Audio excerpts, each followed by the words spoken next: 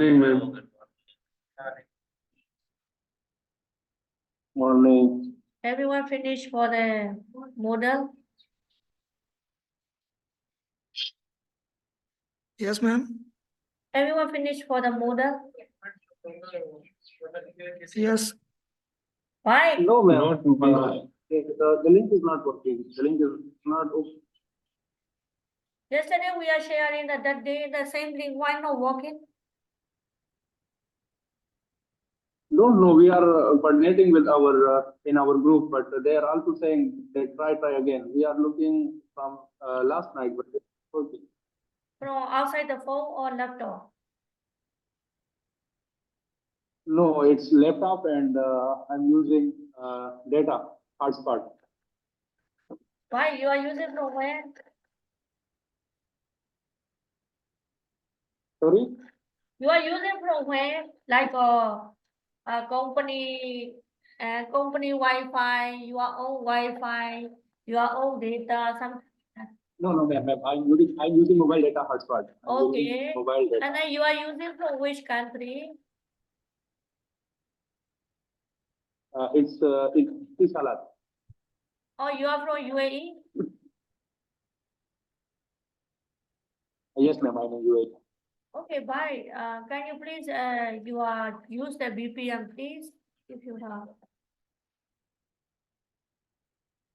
Sorry, ma'am. I didn't take it. VPN. VPN. No one told us about VPN. It is needed. Because everybody can access by. Okay. Let me Can try. you check? Can you try, please? Hello, guys.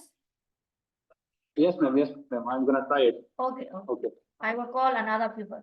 Hello, guys. Why you are quiet? You have a more than 31 people. Now 66. Where 31? Yes, ma'am.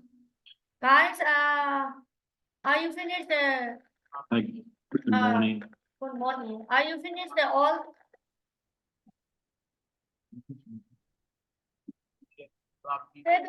Yes, ma'am. Finished. Share 18. Hello. Hello, Good Ikram, morning. Rafiq. Ikram, Rafiq. Why? Can you call your student? You have only 30.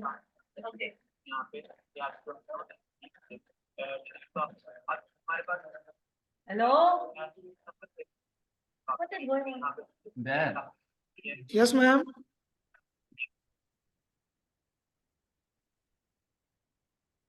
Hello?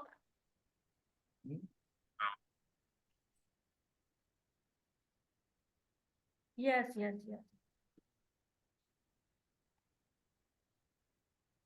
I'm waiting for people, yeah. Guys, We are listening. yeah, okay, 1 minute, yeah, 1 minute, bye. Guys, can you listen? Stop talking each other, Hindi, Urdu, it's so.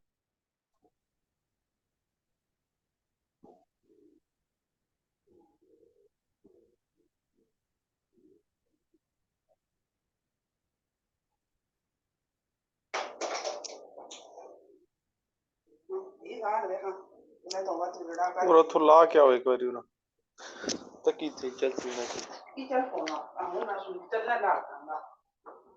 ये button आ नहीं इस side को खड़ो आना नेड़े हो गया machine ने फ्रिज ने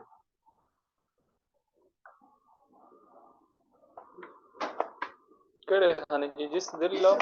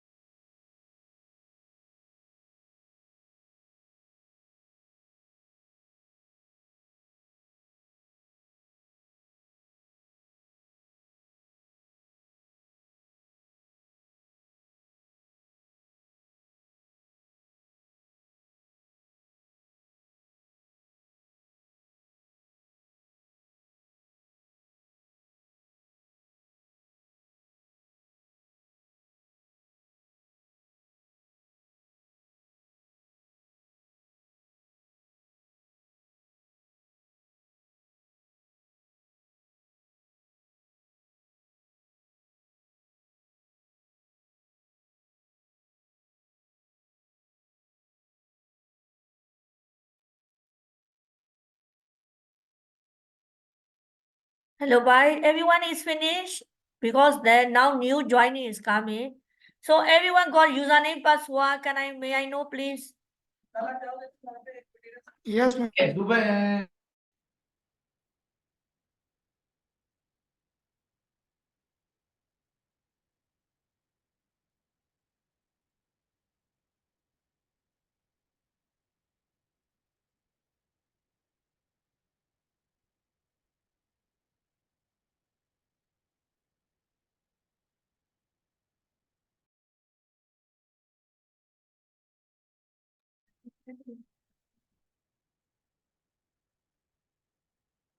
No speak. No speak. You speak on mute.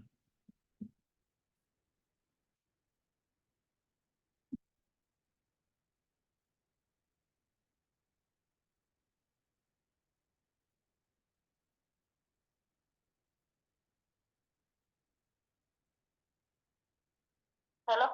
Tulia, please come here. You are student. Please come here.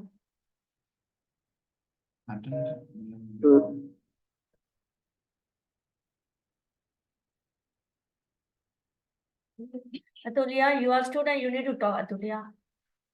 I don't have patience for that. They are very aggressive. Can you talk, please?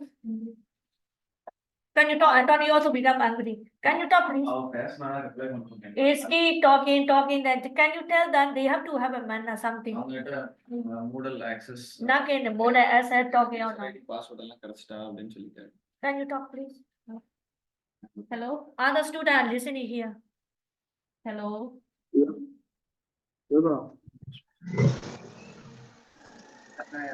Can you hear? Hello.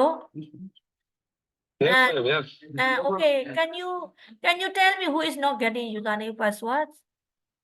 Me, sir. Me, ma'am. I Oh. didn't get. Okay. Me also, ma'am. Okay. By your name is Kashika. Yes, ma'am. By you are from the Caprio. Hello. Where did you? No, ma'am. You are from? Yeah. Pakistan, but I'm living in Abu Dhabi. Oh, okay. Bye. To whom you are giving money? Ma'am, Sarah. My coordinator is Asif. That is the one I told you, Mr. Asif.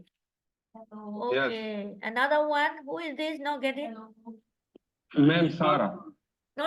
Another one. Not only you. I think someone is telling me. I didn't. Sorry? Ishfaq Khan. Ishfaq Khan. You are also from Mr. Asif? Yes, ma'am.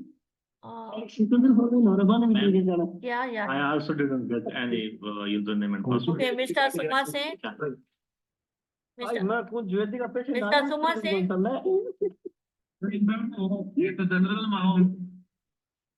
Guys, if someone is talking with some each other, Yeah, don't Ma'am, interfere. I am. No, yes, I know. By 1 minute. Yeah? Don't interfere to talk. There is 10 people, 100 people talk. How can I explain that someone is having problem? And then you will tell me you are not understand my English, but everyone understand my English. Yeah, ma'am. But there's something interfere to the between us. How can I explain to you? I'm asking only these two. Anything? Anyone? Sir, sorry, ma'am, I am.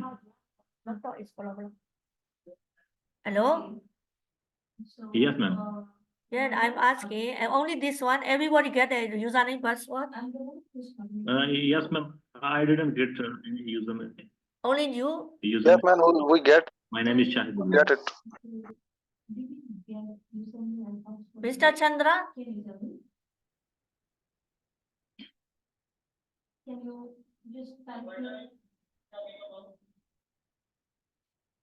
Hello.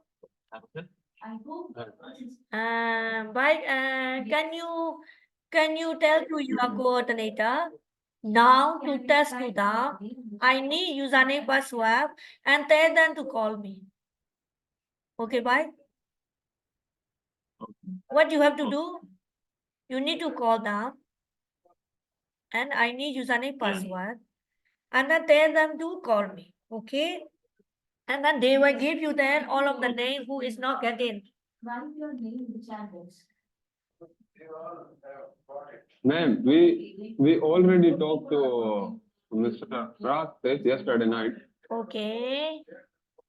So he said that he will inform us like 1 o'clock, 1 p.m. Oh, okay, my dear. So let me call him first. Okay, you just hold. Let me call him first. Okay. Oh.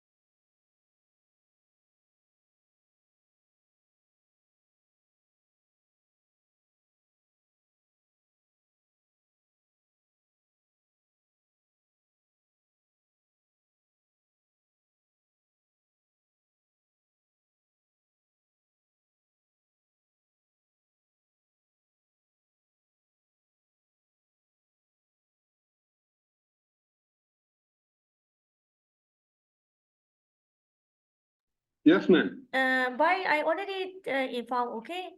Can you please follow up with him? Actually, ma'am, he told me that he will inform me in 1 o'clock. Oh, okay, okay. Okay, Yeah, I because he said that we will follow up with the UK time, like not the UAE time. So that's why. Oh, okay, don't worry. Because the problem is in my list, I saw only Mohammed, Kashid, or Rahman. There is no Kashid Khan. I just How many times I need to explain it to you? okay. Already. Yeah, that's the problem. Yeah, and then I cannot give the wrong username password. It will be problem. And then I checked with you the email. No, you remember that? Now you are asking it as a doubt. No, I didn't got any email. No. I checked with you. What is your email? What is your date of birth? I checked yesterday. No. You remember? Yeah, Okay, I give him everything, man. Yeah. This is the problem. Okay, don't worry. Don't worry, yeah.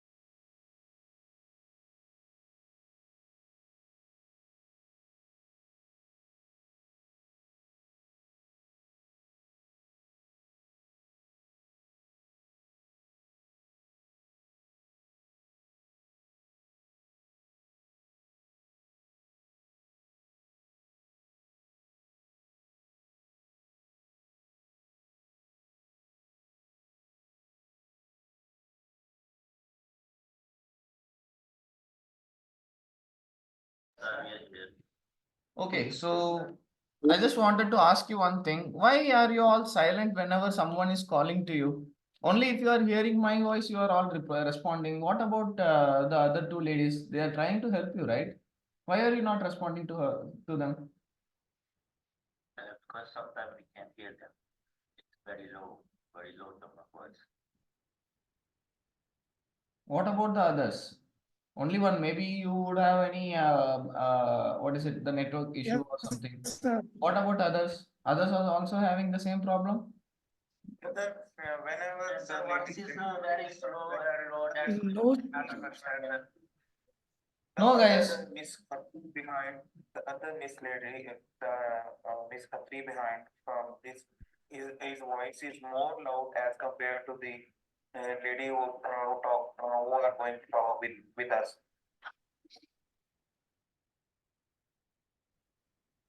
See, you were telling that you are not able to understand Catherine. So now next I brought someone else whose voice you could understand, whose accent is all same. But still again the same response, you are not responding, and someone is asking about the English test. How many times yesterday did I teach you how to do the English test? Correct or not? Yes, sir. Yes, sir. And also I gave you yes, sir. an assignment just as a homework, right? See, Yes, there sir. is the question, there is an answer. Yes, sir, What right. you are going to do is just you are going to write down the answer, write down your name, write down your registration number, write down the center number, and then scan it as a PDF and then upload. How much time it is going to take? Only for printout, okay, I agree. Some rural areas they'll not have any printer or something like that. So for those guys, I have done it. The people, those who are in the working field, or else those who have nearby printers or else Xerox shops, it's really easy, guys. Only like it's not even like a sentence. It's just a one-word answers. True, false, true. That's all. At least that is right, right? See, it's a very simple thing. Yes, sir. Show your interest in it. But here I'm not even able to see any interest. Okay, let me check now. Okay, I'm going to check how many people has uploaded. Sir, I didn't upload it to be honest because I had the internet connectivity last night. So I'm trying to do it right now again. Yeah, so I didn't do it. But I attempted the quiz like 7, I think, No. yesterday. I'm not talking I about. managed to do it. Yeah, it's okay. Quizzes is okay. Quizzes are the next. Now I'm asking about the English test submission. Have you done it? Yeah, English test submission, I couldn't do it yesterday, but I will do it today, inshallah. Okay. I Like, had the connectivity problem of the do you, internet. Yeah. do you have the printers? Because I told about the English test. You need to first of all scan it, and then you need you need to first of all take Mm-hmm. a print out copy of the answer sheet, and then you need to write your answers in that. Okay. Again, scan it, and then you need to Okay. upload it. Okay.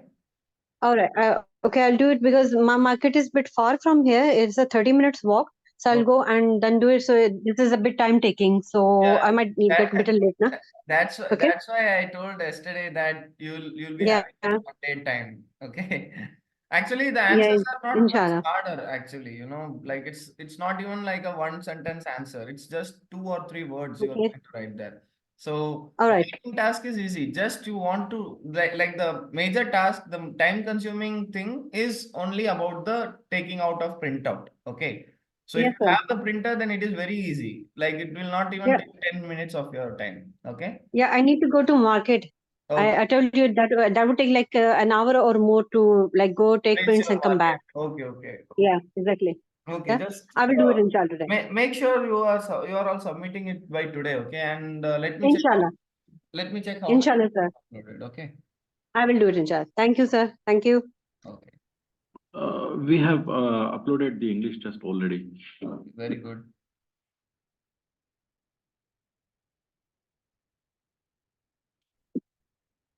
Let me check batch by batch. Okay. I'll just check it in front of you.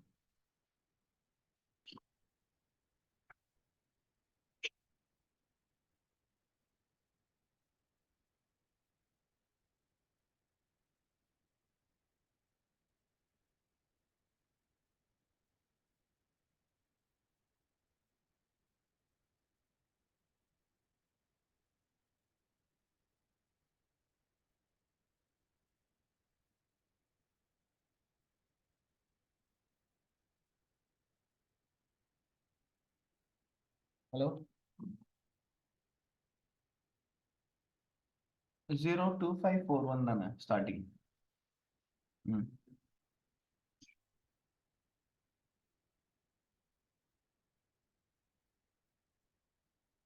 Cool.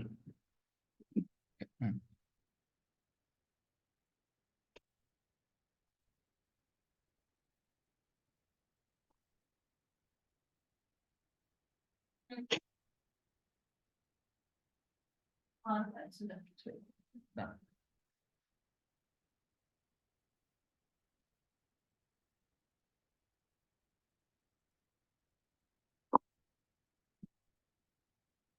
Excuse me, sir. Yes. Sir, I got this email from NEBOSH, but those who didn't get the email from the NEBOSH, then process will be what? Just message like the students, those whose names are not yet like those who are not yet got the registration, just send a message in your group to your coordinator, okay, like with your name, okay, with your name and your username here as per the NBIZ model, okay, your name and the username. No, don't give the password, your name and the username, okay, and then Right. and then collect how many people has not yet got, and the coordinator will be forwarding it to us, and then we'll look onto it, okay? Okay. Yes.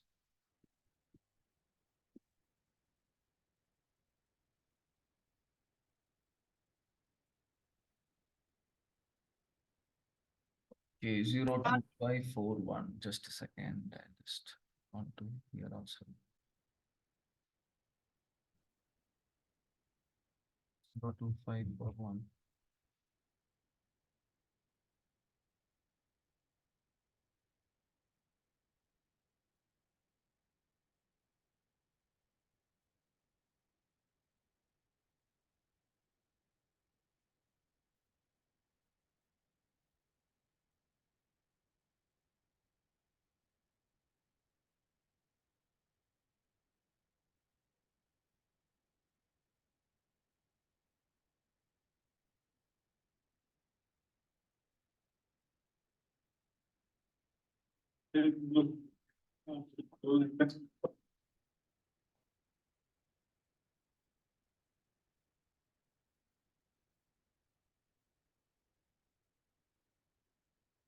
Okay, so how many of you have submitted? Abdullah Malik, Muhammad Farhad, okay. Alsan Abrar, Muhammad Kashif Ul Kamar, and Abdullah Ijaz. Abdullah Ijaz. Okay. Do we need to upload separately the reading and writing test, or do we? No, need to- even because I'm, no, even upload it together. it's okay. It's okay. If you have uploaded all at the same time, then it is also fine. If you have uploaded it as a separate thing, it's also fine. Okay. So why guys only this many people? 1, 2, 3, 4. If you can see as Mohammed. Guys, only 5 people has uploaded, but this batch, let me check how many people are there.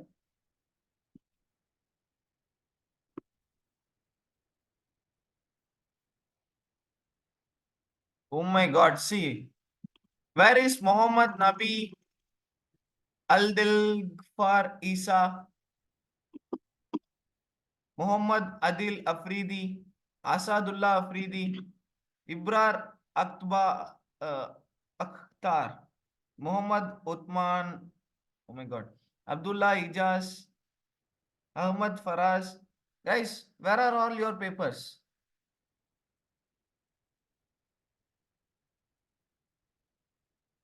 Hello? And this Muhammad Nabi Abdel Ghaffar Esa, he has never even came to the portal. See? What is this? Excuse me, sir. Yeah? Hello. Yes, tell me. Can we change the email address? No. Sir, there is an email address. Can we change No, you and can. put our email in this? No, you cannot. Excuse me, sir. Yeah? Sir, as I can see on your shared screen that I have uploaded my academic writing test, English test. My name is Abdullah Jas, and you named me also in who have not submitted. No, no, no. I was just looking onto the attendance. No, don't look. Don't compare that. If your name is here, don't worry. Okay. Okay, But sir, thank you. but what about the people those whose name are not there? See how many participants are here, but see, only I am able to see only 5 people. What is it, guys? See, definitely I'm going to say you, if you are not uploading your English test, if you are not doing your quizzes perfectly, it is going to impact on your interview. I am mark my words, okay? I can give it as a written statement also. If you are not uploading here, definitely it will be affected for your interviews, okay? And don't complain it to me if you have got the fail mark. I have been very friendly to you guys. Okay. So those who have said that because of certain circumstances, okay, I can just excuse them. But this is what is this? Only there is a total of 20. So it's not even covering up like 5%. Hello, sir. Yeah. I have uploaded my assignment, but it is not showing on screen. Which batch are you? This is 02541 batch. I have told you, you need to also note it down, your batches. Okay. You need to check your batch. See here, 02541. You need to always check. Which batch are you in? Tell me. See, this is the batch. 02537 then. Okay, okay. I'll go one by one. Let me finish this 02541 students first of all. Right. Okay, sir. Okay. So 02541, I'm really very much disgraced because of you. See, these guys have never Muhammad Ayatasham Najam, Muhammad Qasim, Hidayat Ur Rahman. These guys have never even access to the course materials, but they are active. Guys, I will tell you one thing. All of this will be included with your performance, your involvement in the class. If you have not involved, see, if I'm seeing this never anywhere, definitely I'm sure, telling it to you, sure, you will be getting fail mark in the NEBOSH, okay? Don't think that, yeah, I'll just switch on the Zoom meeting and then hear what he is saying. No need to do any activities. No, it doesn't work like that. You have to show your involvement here. It's not like once if you have got the registration, okay, Kalioli, I'll just write the exams, give the papers and get the pass mark. No. See, this is the report that we will be showing it to the people. Okay. This is the report. In front of you only, I'm opening the report. Okay. So this report, I'll just directly forward it to the NEBOSH. Okay. This is what the process is. So while we are submitting your reports to the NEBOSH and they are seeing your interview, immediately they will mark your names and make you fail. And you will wonder why I am failed because of only 1 or 2 marks. Definitely. Okay. 45 mark is your pass mark, in the sense you will get, instead of 45, you will get 44, 43. Just with 2 marks, you will be getting fail mark. Okay. And then you will think, what is the reason? The reason behind it is you are not showing your involvement in the activities. Okay. So I am repeating it again and again. Just think. Hello. Yeah. Tell me. Sir Ji, what does it mean like access to course? What? I am not able. What does it mean? Tell us. You have not. If I want to write an answer sheet with my hand, Okay. is it difficult or not? Answer sheet you cannot write. The main exams you are talking. Sir, I am asking that I am not able to take printout because shops are far from me. That's why I gave you one day fully, right? Right? I am approaching today and tomorrow, but not any shop open. Why, is it a holiday, government holiday or what? Sir, one shop is available for me, but it is not open but closed. That's why I'm asking that if I write answer sheet with my hand, it is issue or not. Okay, just write it and submit it, please.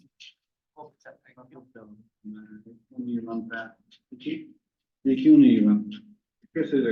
Okay, so next I am going to move on to the next batch now. 02542. I'm going to look on to 02542 now. So 02542, just be prepared.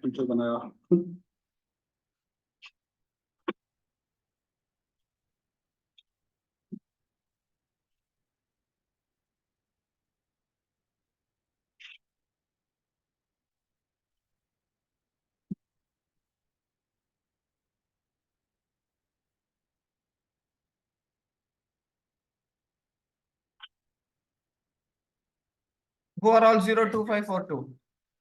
Yes?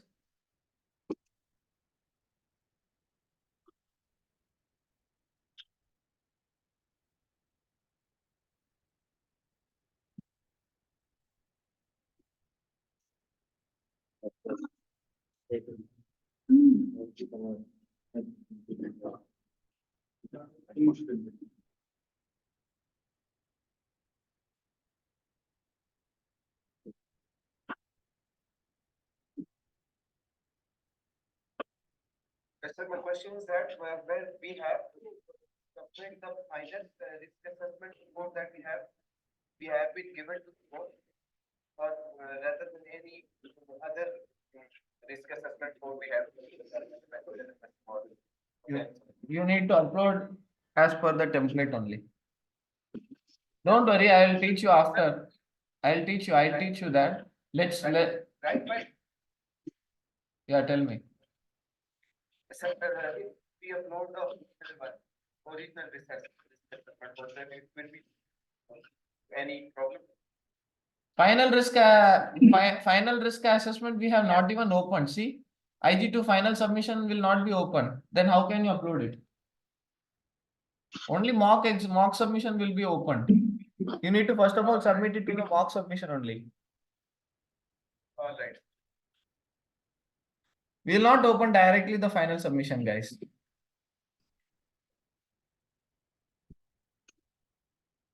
Wow, who's this? There are 02542. Nobody has submitted.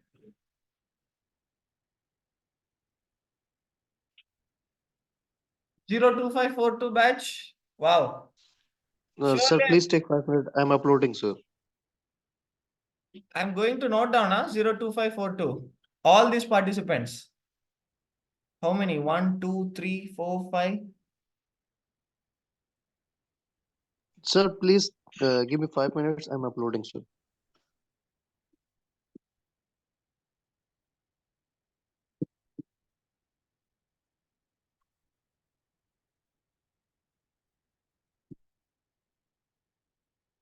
So these many participants are being noted. The whole batch is noted. It's very easy for me. 02542. Okay. Sir, I'm uploading. Please give me 5 minutes. Okay.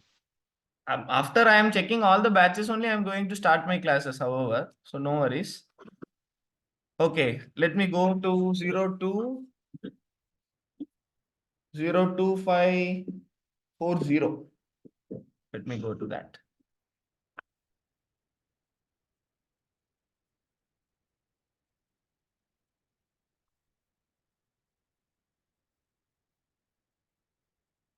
Zero 2540 now.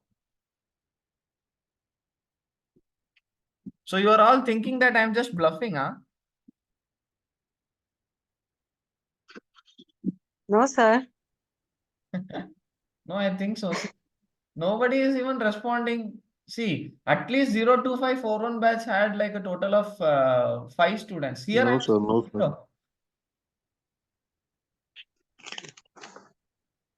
Sir, I am working on it.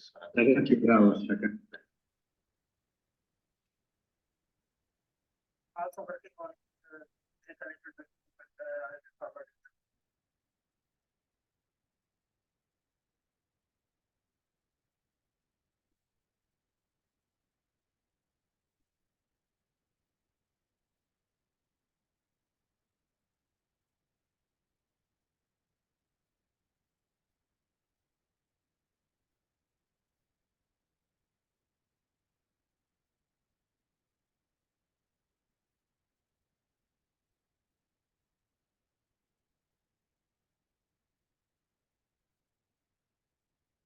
Okay, wow. So 02540 also.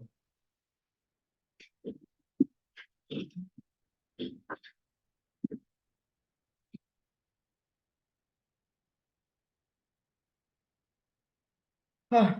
02540 also, really?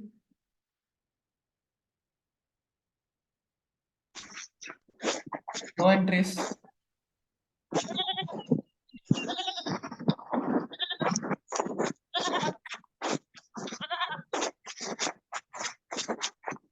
Whose boat is that?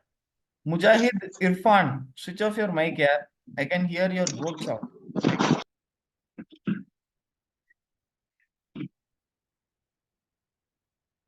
Okay, 02540 also. And who else?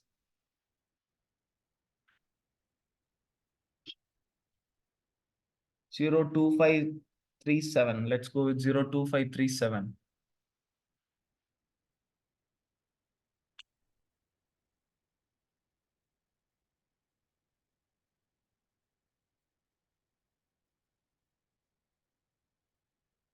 If I check the quizzes, then I think I'm going to be mad. I'm going to fall down. 02537. No, sir. Is it that better? This batch will make you happy. Let me check. Yes, sir.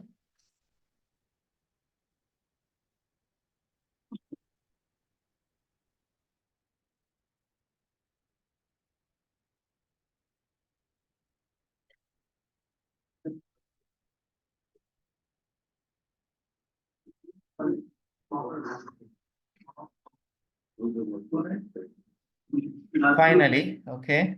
4 submissions. That also Subhan Babar has done 3. It means like all over Subhan Babar and one more guy, Ikram Ratif. What who is it? Ikram Rafiki. These 2 guys has only submitted.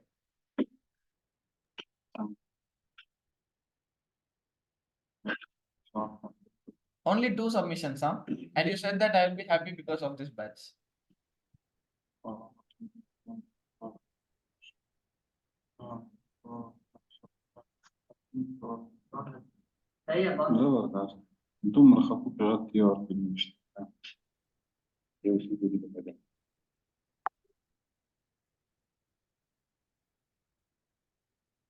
You can see it in front of your eyes. How many students have submitted?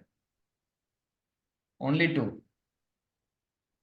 And if I check the list of participants, let me check. Wow. See, this is the list of participants.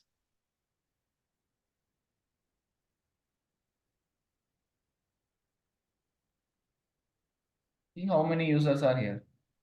And only 2 submissions has been uploaded. There is a total of 33. I don't see my name, Tahirul. There is a total of 33 students. Sir, where is Tahirullah? Hello? Yeah. Sir, where is Tahirullah? Tahirullah, Yes, sir. you want your paper or what? No, I don't want my paper, sir, but this, my name is not mentioned here. Here? Tahirullah. Yes, sir, the previous best student. Previous batch student means you need to know which batch are you now. Tell me. Batch number 02435. 2435. Yes, sir. There is no 02435 batch by. I have already I told think you. If you are doing research, then you need to come to the new current batch. Don't go to the older batch. And this is why you are all getting the absent mark or fail mark. Sir, I'm already yesterday previous day join your this Zoom meeting, but I think where I go? Which page, sir? Reset my paper, sir. For reset my paper. You are a research student, right? Yes, sir. I received one reset. Did you get the new user ID and password, username and No, password? sir, I do. I go to consultancy, but he told me no. You tried to old user. No, who told you that? Who told you that? Arvin and Nanish. You need to first of all mock them, okay? Because this is the reason. Wait, I'll call you. Wait 1 second. Who told you? Danish, No, Anish. Anish, and who is Yeah, your coordinator? Sir, I don't know about the continental. I don't go to class. But this one is one Anish. This Euro Gulf safety constitute. Eurogulf. Wait 1 second. Euro Gulf Okay, wait. Safety Institute.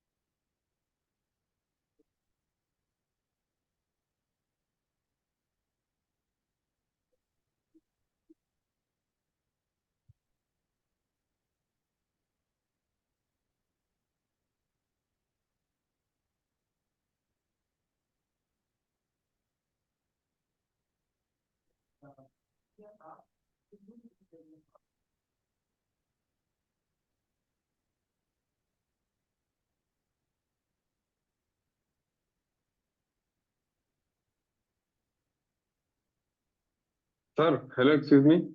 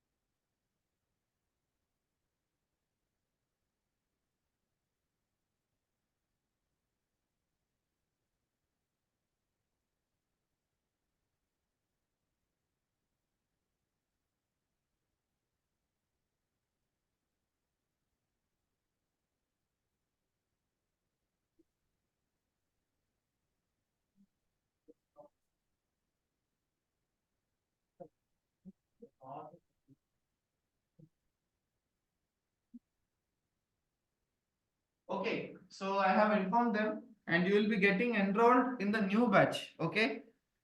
Never ever. Yes, sir. And I'm telling you, for all the research students, not only for this guy, you need to make sure whether you are in the old batch or else the new batch. Because the research students, you are not going to write your exams on the older batch, right? Now you are going to write exams for May 8, right? You are not going to write for April or March. Correct or not? Yes, sir. Exam is on May 8, but this batch is same like old batch. Yes. 0 to 4. So you need to make sure about that. All the research students, those who are doing the research, you need to make sure about that, okay? Yes, sir, but what he said, he told you that this username and password in the previous batch is okay? No, it's not okay. He will give me another new Yes. new user. He will enroll you in the new batch and he will tell you the batch. Okay. And sir, I have also the same problem. Who is your coordinator again? Asik sir, I already contacted with him every day. But he said you are registered already. So I told him why No, I'm not in the you are bank. IG1 or 2? For IG1. IG1 receipt. Yes, sir. Okay. Just talk about this when Catherine comes here. Okay. Okay. So there is one, sir. There is one Rzali is a new batch student. He's my class fellow. I think he's not in this list. Maybe he will be in another list. Sir Rzali. Yeah. Sir, I can see my name here is active, but I didn't receive email and password till now. Who is your coordinator again? Sir Adil, sir, I asked him many times. What did he respond? Sir, every time he says tomorrow you will receive, receive it is technical fault. But till now I didn't receive, and I am seeing here my name is active. Yes, your name has been enrolled here. It means you should get that. Okay. Okay, sir. See, from our side, we are all perfect. See, this is from our side. Okay. Your names, Yes. if you are able to see here in the sense, your name has been enrolled. Your user ID and password has been already given from us to your coordinators. Now, only thing you need to follow up with your coordinators. Okay. Okay, sir. Thank you, sir. If your name is not here, then next question is, are you a receipt or not? If you are a receipt, then you need to make sure that your name has to be here, not in the older batch. Okay. Okay, sir. Okay. Thank you, sir. Yeah. And sir, there's one main thing. I have received one email from EEC. Any other? That is from NEBOSH. That is from NEBOSH. It's okay or That is okay. That's all. That's all. email also. Only one email you will be receiving from NEBOSH. Sir, 02536 is a new batch or old batch? It's a new batch. 36 02536? Yes, sir. No, it's Yes, sir. it's an old batch. The new batch number? 0253 starting from 02537 to 02542. But I am enrolled in 36, sir. You are a recent And I student? have uploaded English test in 36. You are And an I have also received an email from you are an old student or not? Tell me. I am old student and I am here for So that's your problem now. YouTube. I'm telling that since 10 minutes. If you are an older student, you need to be enrolled in the new batch, not in the old batch. Check here. It should be written as May 8. Are you able to see here? May 8 exam. Yes, no, Sir, this one is not there. Sir, here is May 8 also, but the batch number is 02536. Brother, if it is written as April means, see, it is a common sense here. You are going to write May 8 exam. Then why it's enrolled in the April? April means you are in an older batch. You need to talk to your coordinators about this. Enroll us in the new batch. Why are you not doing that? Sir, I told you here there is written May 8, but the batch number is 02536. Okay, if it is written as May 8, then that's the batch. Let me also check. That's new batch. Wait, let me check. Somebody is saying that it is written as April. Someone is saying that it is written as May. What shall I take now? Can I share the Wait. picture, Wait. Whatever you are saying, that's what I am also saying. 02536, right? It's the May 8 batch. That's the my batch, huh? Okay, this is May 8. No worries. Okay, And sir, Yeah? sir, we are attending classes like me, I'm attending classes from the beginning. Okay. So now I'm not even in the batch. So whenever I'm enrolled in the registration, for how the NEBOSH will know that I have attended the classes because I'm not even in the batch. What's your name? Kashif Khan, sir. Kashif Khan. Yes, sir. Okay, and I'm a research student. you are a research student? Yes, sir. Yeah, that's why I'm saying, na, Kashif Khan, you need to be enrolled in. Who's your coordinator? Asif? Asif, yes, sir. Okay, so you are taking the IG1 or IG2? IG1. Okay. However, you need to be enrolled here for the IG1. So you need to tell your coordinator that please kindly enroll me in the new batch. Okay. Yeah, sir. If they enroll me in the new batch, so the NEBOSH, how they will know that I have attended the classes? Because I know it will affect the whole, like the interview and everything. Yeah. Because if they see that I didn't have attend the classes, but I do have attend all the classes. See, now you have told me, right? It is all a recorded session. This is the Zoom meeting. So it's all recorded. Plus, as soon as we are getting your enrollment, your name is been noted now as Kashif Khan. We will be marking your attendance. Then what's the problem? Tell me. Correct or not? Okay, sir. Yeah, correct, sir. Sir, what about me?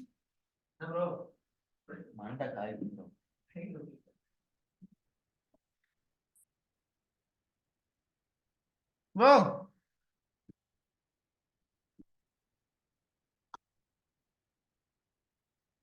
Okay. So this message is common for all the research students. Okay. So yeah, Okay, sir. let's go now with 02538. 02538. This is a new batch, sir. Yes. Okay. And you no need to worry about the new batch or old batch. Just you need to make sure whether it is written as May or April. If it is written May, in the sense you are correct, you are in a correct batch. If it is written as April, no, it should be May. Okay. Should be mine. Sir, but what about the classes? What about the classes means? Sir, we already attend all classes, but this I just now told now, brother. For individually, if I am telling all the question answers, in the sense, when will I complete everything? Tell me. No. Just now I told an answer for that. Correct or not? Okay, correct. You also were there listening. Again, you are asking me the same question. Sorry.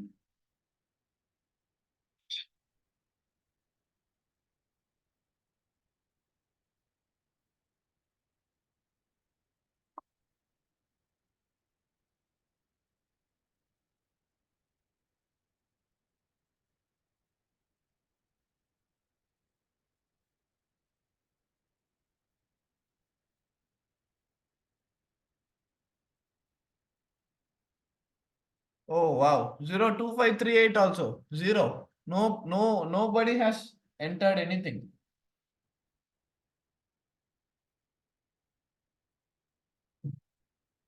Guys, I'm noting everything, huh? 02538 also.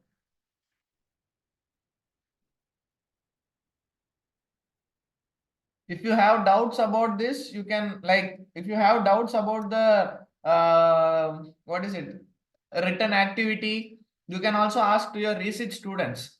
Now you know their names. Ask them, consult, brother, why have you Kashif Khan, can you please explain everyone so that everybody can listen your experience?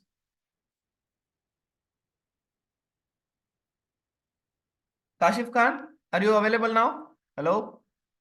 Yes, sir, I'm available. Sir, whenever I'm enrolled in the new batch, my classes will be automatically attended. Like all classes will be attended, like you will do all these things. So the main thing is this.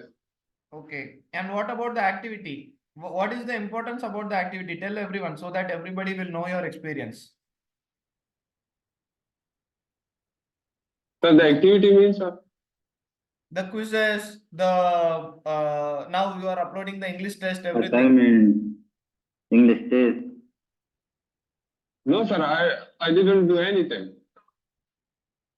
Yes, his past experience. And tell everyone, why did you get failed? Tell everyone. Excuse me, sir. Yes, Because of, Can we submit today the assignments? yes, submit. See, you have time and I'm giving you the time. I'm ready to give you the time. But only thing, what it is, you need to upload it. That's all I'm asking. What is the, so what the last date of? Last date will be your, yes, tell me. Someone is asking, excuse me. Sir, some people are in the meeting, but they are not ready. Please allow them. What is it? Sir, some people are in meeting room. Can you please allow them to join the meeting? Only one person is there, Muhammad Ilyas. Just now he came. No, sir, at least about 3 to 4 people are messaging in the group. No, brother, only Muhammad Ilyas. See, I am admitting him. That's all. If I'm getting notification, then I will admit, na.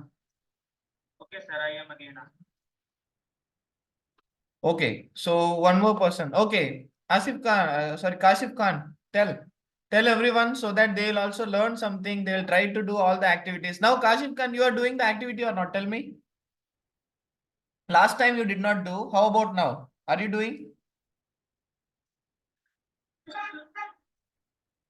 Hello?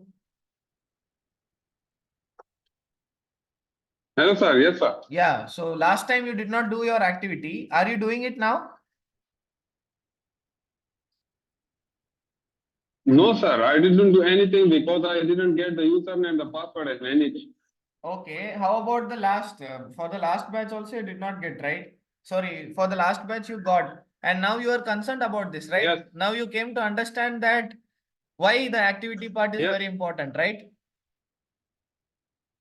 And can you tell everyone, like, if you are interested, Yes, like, sir, understand. yeah, can you tell everyone about your experience for IG1, how many marks you got, plus what have you learned from the past to the present? Can you tell?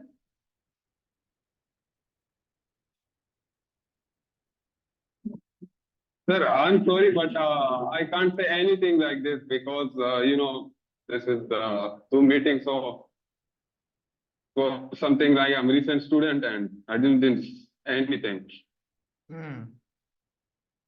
Okay, so this time don't miss Yeah, anything. sir, because And Zoom meeting and yeah. yeah, and so this time don't miss anything. Whatever I'm saying, try to complete all these things, because guys, I'm not joking, okay? I'm not trying to terrify you, only same Yeah. as like school students, okay? Like for engineering, if we will say na in like in the engineering colleges and all, like if you are if you are not attending your classes in the for example, what is it called? Yeah, internal marks. There will be a total of 20 internal marks, 20 marks of internal exam. So if your performance is low, the internal marks will be reduced. Like teachers will be horrifying you, but they'll give you like they'll have some grace mark. Okay, like 15, 16, they'll give it to you. But for the NEBOSH, it is strictly not evaluated by my side. Okay, they'll be asking us the report. Since the reports we can try to alter, but the machines will not alter, right? But the AI, the softwares that we are using, it cannot alter. It will look all of your presence. When are you active? When are you not active? What activities you have performed? Literally, it gives me all the reports. So if you are not attentive in the in here, each and every batch, each and every users, your reports will be submitted to the NEBOSH. Okay. Now they will be evaluating your performance. And that's why it takes like 60 days to get your result. Even if it is like correction, even for graduate, like what is it? Like engineering, PhD, for PhD results also, it does not take 60 days. But see, for NEBOSH, it is taking 60 days for getting your results. What is the, why? What is the reason behind that? It's because all of your activities, all of your quizzes, even your English uploading test, everything has been evaluated. They are not telling you guys to perform the activities 100%. They are giving a grace of 65 to 70%. And they are not asking you to get 100 marks, 100 out of 100. They just at least want the students to try the activity. That's what they are requiring. That is what their request is. Okay. And that's what I'm conveying it to you. So try to understand me and complete all the things. Inform it to your group members also, because your attendance has been marked. People, those who are not attending the classes, at least as per NEBOSH regulation, it is mandatory to attend 60 hours of the class. Okay, 60, not 16. 60 hours of the class it is mandatory. And that's why each and every session has been recorded. We will send all of these records to the NEBOSH, and they will evaluate how many hours a student has been sitting in the class. Okay. So, Yes, sir. So it's up to you now, guys. It's up to you now. Okay. If you want to pass NEBOSH successfully, you don't need to do the receipt. In the sense, you can come, you can enjoy your class, you can do certain, see, I'm not giving a very big homework in your home, right? Whatever the activities we are doing, it's all covered in the class. So what's the big deal here? Tell me. Inside the class itself, we are covering. Rather than going on with the class, we are discussing things, we are learning certain things, and we are going to implement those things in the exams. So what is the big deal here? Tell me.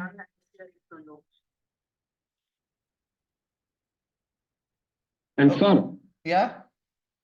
if somebody didn't attend the classes or they failed to submit the question papers or the quiz, anything, so the NEBOSH, the result will come the same for the malpractice, or it will be mentioned that you didn't attend the class or like this. The result, it telling you only pass or fail. Okay. But the students, especially those who are getting the 44 marks and getting fail mark, they'll not give up, right? Because only 1 mark grace mark, and they will apply for revaluation. And for application of revaluation, it costs around like 400 dirhams as per UAE. Okay, 400 dirhams. So they are doing the revaluation. Okay. And in that revaluation mail, they are getting that you are not attending, like the papers are all okay, interview is okay, but why have you not attended the class? Why have you not attended your activities? This is what their comments are. So the malpractice email, this is something different from this. Yes, malpractice is because you have made some copy from ChatGPT or Google. You are just copying and pasting it to your answer sheets. In the sense, it will be malpractice. But this is not malpractice. This is absence of the student in the class. Involvement, absence of involvement of students. Okay. Okay, sir. Yeah. Got it. Thank you. I hope you all understand the seriousness now and start doing the activity, because you don't have days much. May 8 is your exam. Okay. Now it's now it's April 24. So if you are thinking that at the last I'll do, suddenly I'll tell you one day as a last submission day, what you will do? Tell me. I can make the last submission day even tomorrow. I can upload all of this, but I'll not do that. After IG1 mock exam only, that will be the last date. Okay, I'm telling you the date. So be prepared, plan accordingly, and submit all of your work. Okay. When I'm giving you the IG1 mock, you need to submit your mock. I am telling you, in the sense that will be the last day for submission of all of these things. Okay, all of the activities. So be prepared for it. For now, I'll not say. It will take time because I have not yet completed the course also. We are still hanging on with the element number 7. So let's finish the course and I'll tell you the last date. Okay. So be prepared, guys, and work seriously, because we are now literally approaching, this is, I guess, 5th or 6th day of the class, right? So be constant. Sir, sorry, sir. I'm really sorry to disturbing you again and again. But I just want to one last thing. I got the sir email for the malpractice, the last session. So it means that I have attended all the classes, I have done everything, but the problem was in the malpractice. You have got It is yes or malpractice. no? Shit. Because the did risk assessment was passed, but I didn't get the result for the IG1. And after that, after 1 month, I got the email of the malpractice. Okay, so if it is malpractice, then Cat.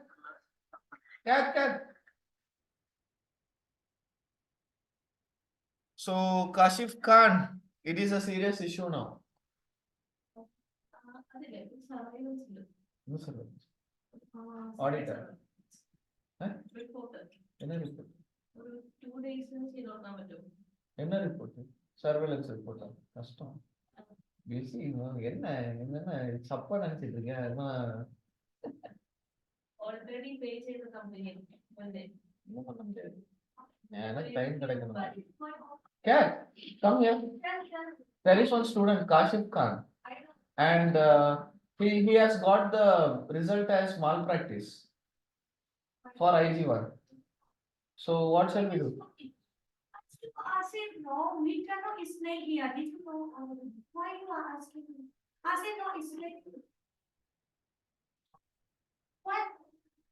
He asked Asif, but that Asif has told that you have been enrolled. I didn't enroll. What are you talking about? Hello, Kashif Khan, did you get any mail that you have got the registration or something like that? No, sir, nothing. Okay, so you need to talk to your coordinator as soon as possible, okay? Yes, sir. Last night I talked to him. Every day I'm talking to him, but last night when I talked to him, he told me that he will tell me 1 p.m. after 1 p.m. Today 1 p.m, right? Yes, sir. Today 1 p.m. Okay, so wait for his call, get the instructions from him, and follow those instructions, okay? Okay. Okay. So anyways, we shall, okay, so we'll just go with the last one, 02539, okay? I hope at least this batch has completed the task. 0242539. Let's go with that. Excuse me, sir. Yes. Sir, Mohammed Kubair here. Sir, still waiting for my login ID, password. Who is your coordinator? Sayyid Israr. Who? Sayyid Israr.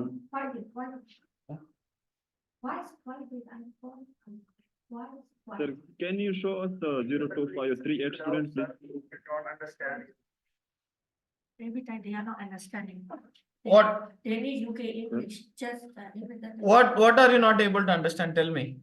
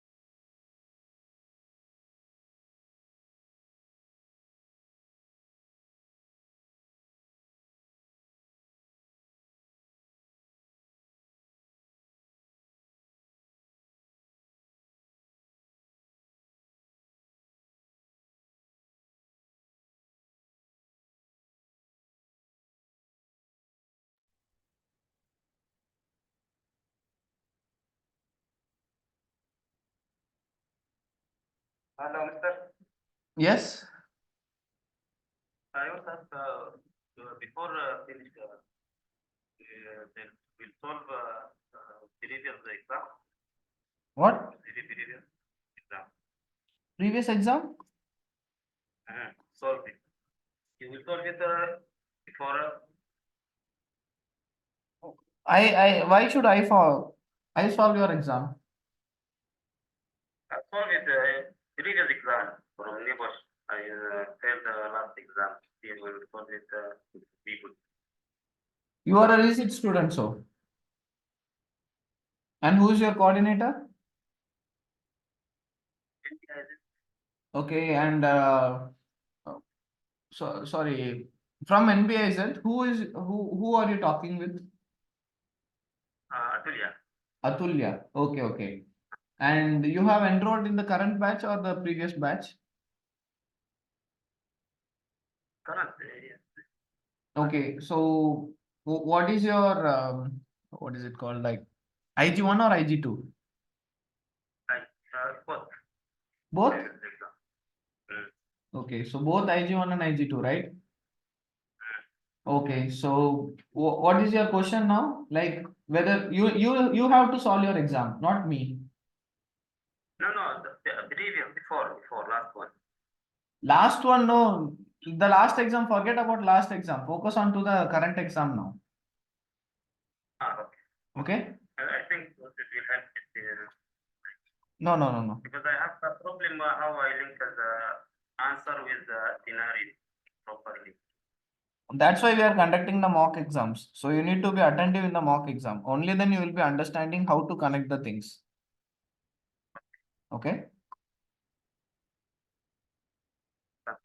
Okay. Okay, so almost we have covered all the batches, and actually I'm only happy with 02541 batch, but not much happy because they only 5 students has uploaded, at least 5. And talking about the other batches, 02539 has uploaded only 1 paper, and the rest of the batches are 0. So it's all noted, okay? And still you have time. So let me check tomorrow also. If the same thing repeats tomorrow, definitely it will be noted, and you can see that in your result. Okay. Can you show again 02538, please, sir? 02538. Yes, sir. And I what? will go to consultant. After that, I will go to consultant. And what do you need to see there? Sir, my name, Tahirullah. Tahirullah 02538.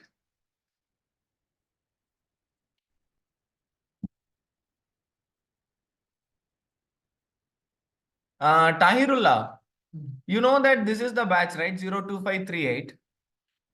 Yes. Then your name will be definitely here. Sir, you don't see my name, sir. See, Tahirullah, if you are getting this 02538 batch means from here only we are supplying it to you. Okay. How can I explain you guys? Okay. Okay.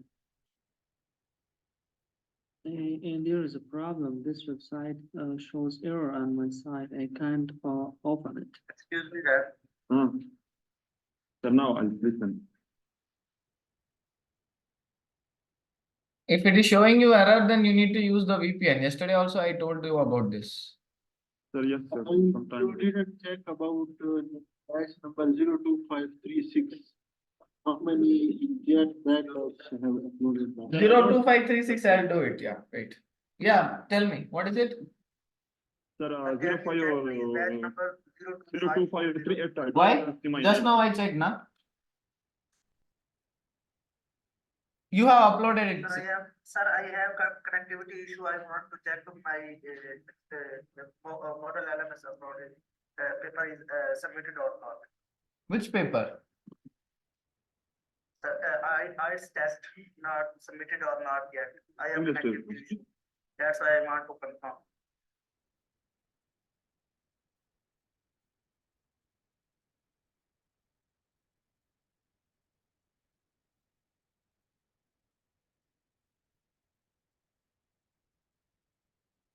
What's your name? Muhammad Iftikhar.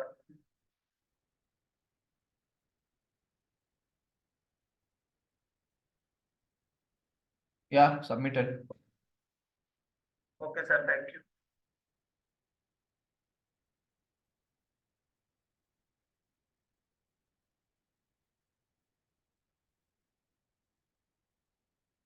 Your Bishop, Yes. please provide the link of model elements. Here is the link. Sir.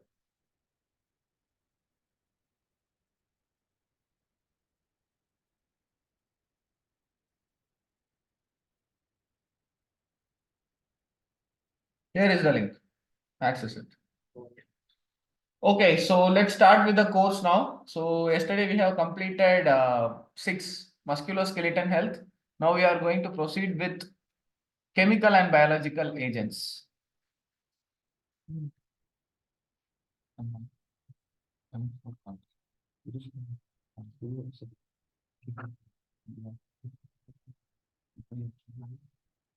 Excuse me, sir.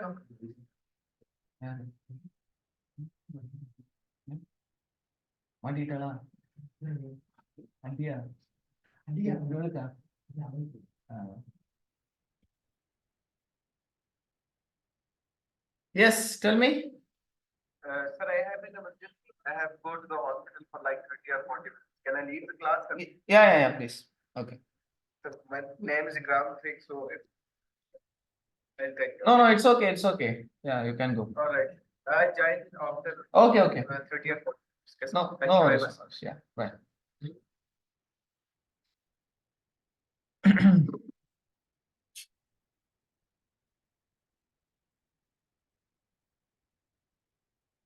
The website is not secure. I think this is the problem. You need to buy STC in order to make it work. It's only not working for you. May I know your name? My name is Vijay. I've tried like many times also with the VPN. Where are you? But Where are you currently? Which country? I'm in Saudi. Saudi? Okay, so you need to try to use the VPN because that is the only, and plus, are you using the mobile net or else company Wi-Fi? Which one? Which bandwidth are you using? Mobile internet. Mobile internet, then it should be accessible. Because lots of Saudi people are able to access Saudi, Qatar, Oman. So which VPN are you using? Can you tell me? It's one VPN. It's Super VPN. Can you tell me which device are you using? Android or iOS? I've tried it both on my laptop and mobile. No. I'm asking about is it an Android or else is it an iOS? iPhone? Android. Android. So try.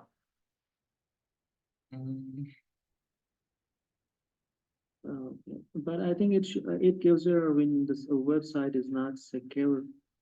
Yeah, that's what I'm saying. Nah, it's like for the Saudi, they have some things. So try Proton VPN. Okay. Try Proton VPN. What about the attendance? Is it affect our marks? Yeah, definitely. Attendance Like how much? you cannot see in the in here in the model. You can see here in the Zoom. Okay, so how much is attendance marks? Attendance, for example, there is a total of 60 hours. Okay. So out of 60 hours, only 4 hours will be the concession, such as you need to be attending 56 hours of the class. Oh. Okay. So how many horses have been till now? So far, it's like maybe 40 hours. Today, if we complete today, it comes with 40 hours. Okay.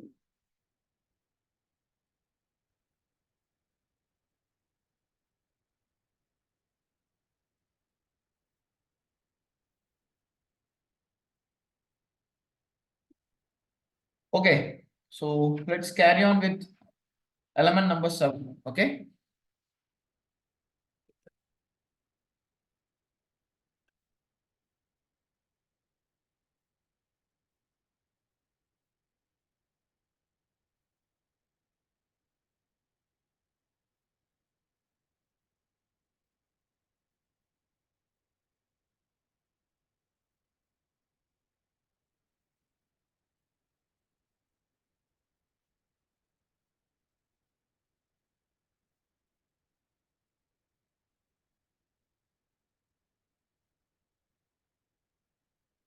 Okay. So element number 7, it's all about the chemical and the biological agents.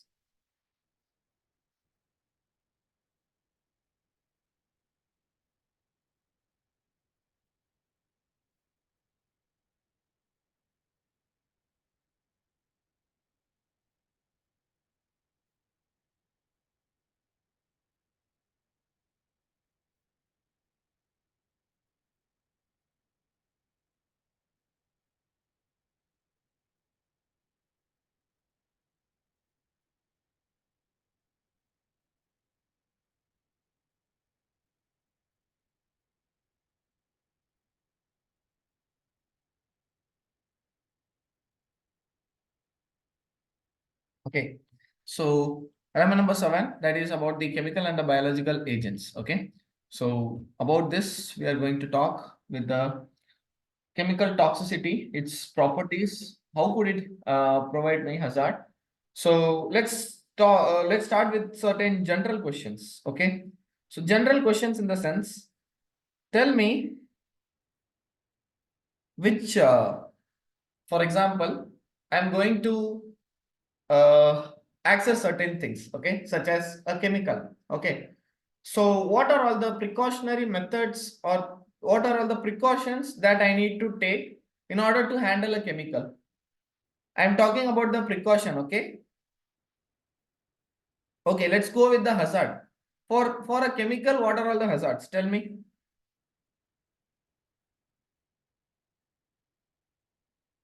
Hand damage from chemical.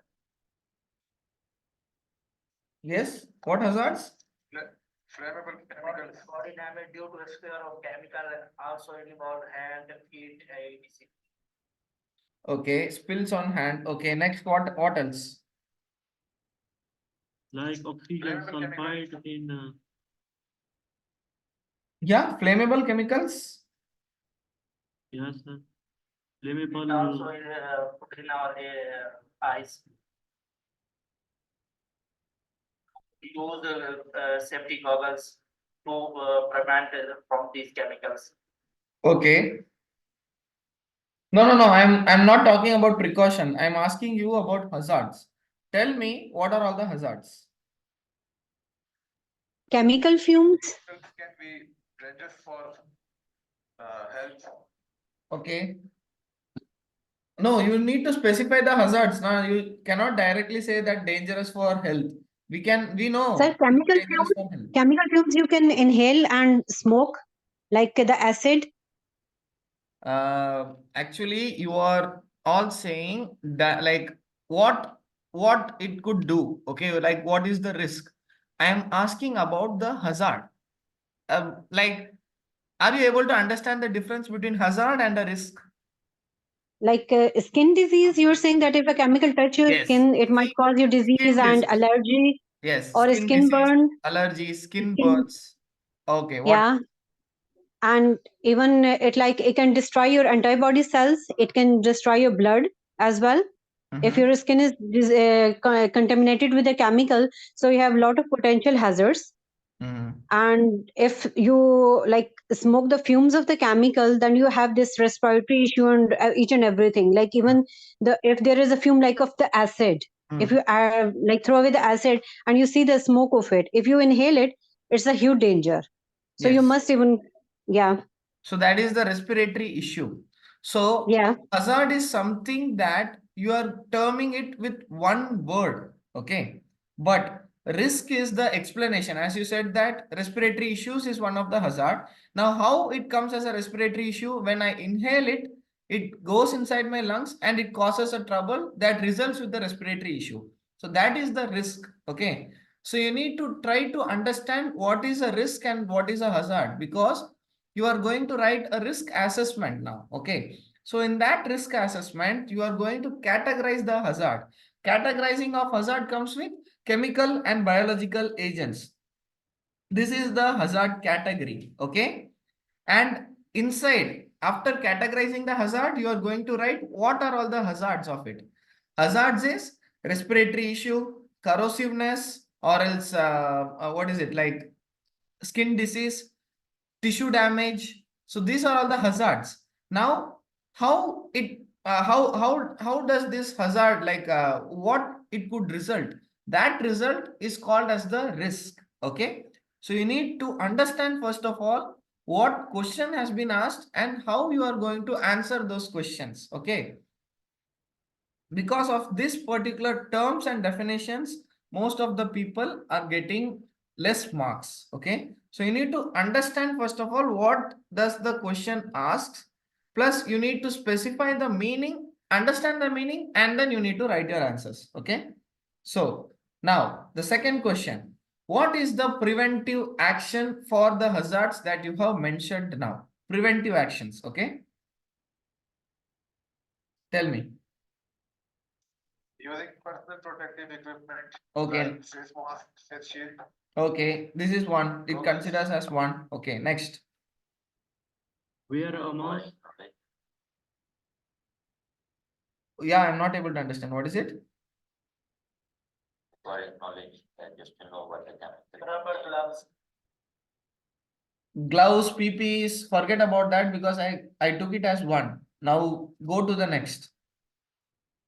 SDS or SDS.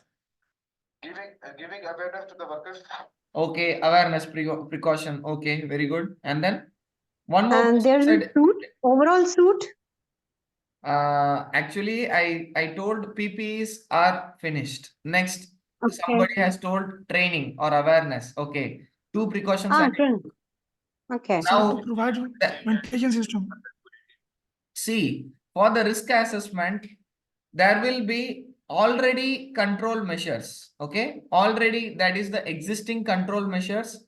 Plus, you need to tell in the assessment, like you need to write the assessment like further control measures. Okay, so already existing measures, just note it down. Okay, the existing measures should be like 4. Okay, give at least 4 existing measures, and further control measures you need to make a total of 6 further control measures. Okay, so let's go with the further. Okay, now further I have considered as 2 now. One is PPE, one is awareness. Okay, now I'm going for the third further control measure. What is the third measure now? Third prevention.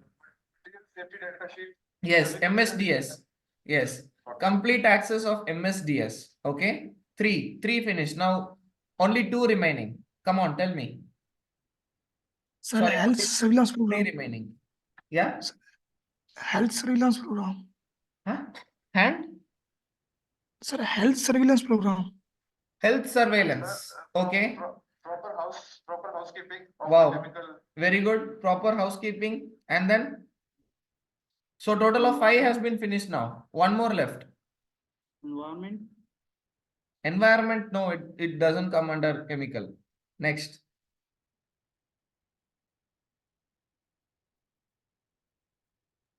Proper inspection. What? Inspection.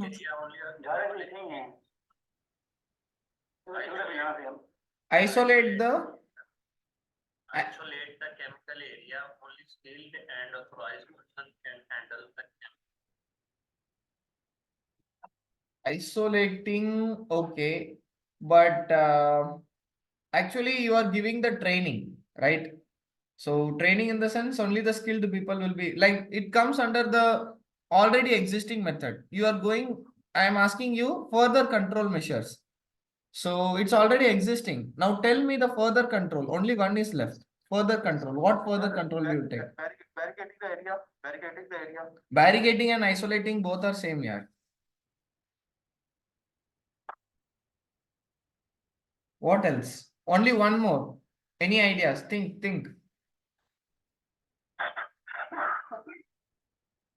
Think. One more.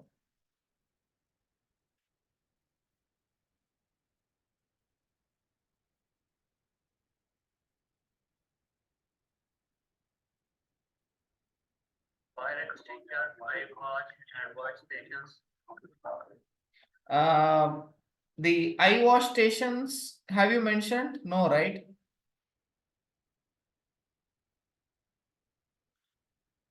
Eye wash stations has not yet been mentioned.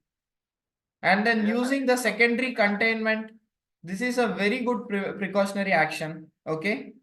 And then, okay. So these are all the preventive actions. Okay. 6 preventive actions you have told. Okay.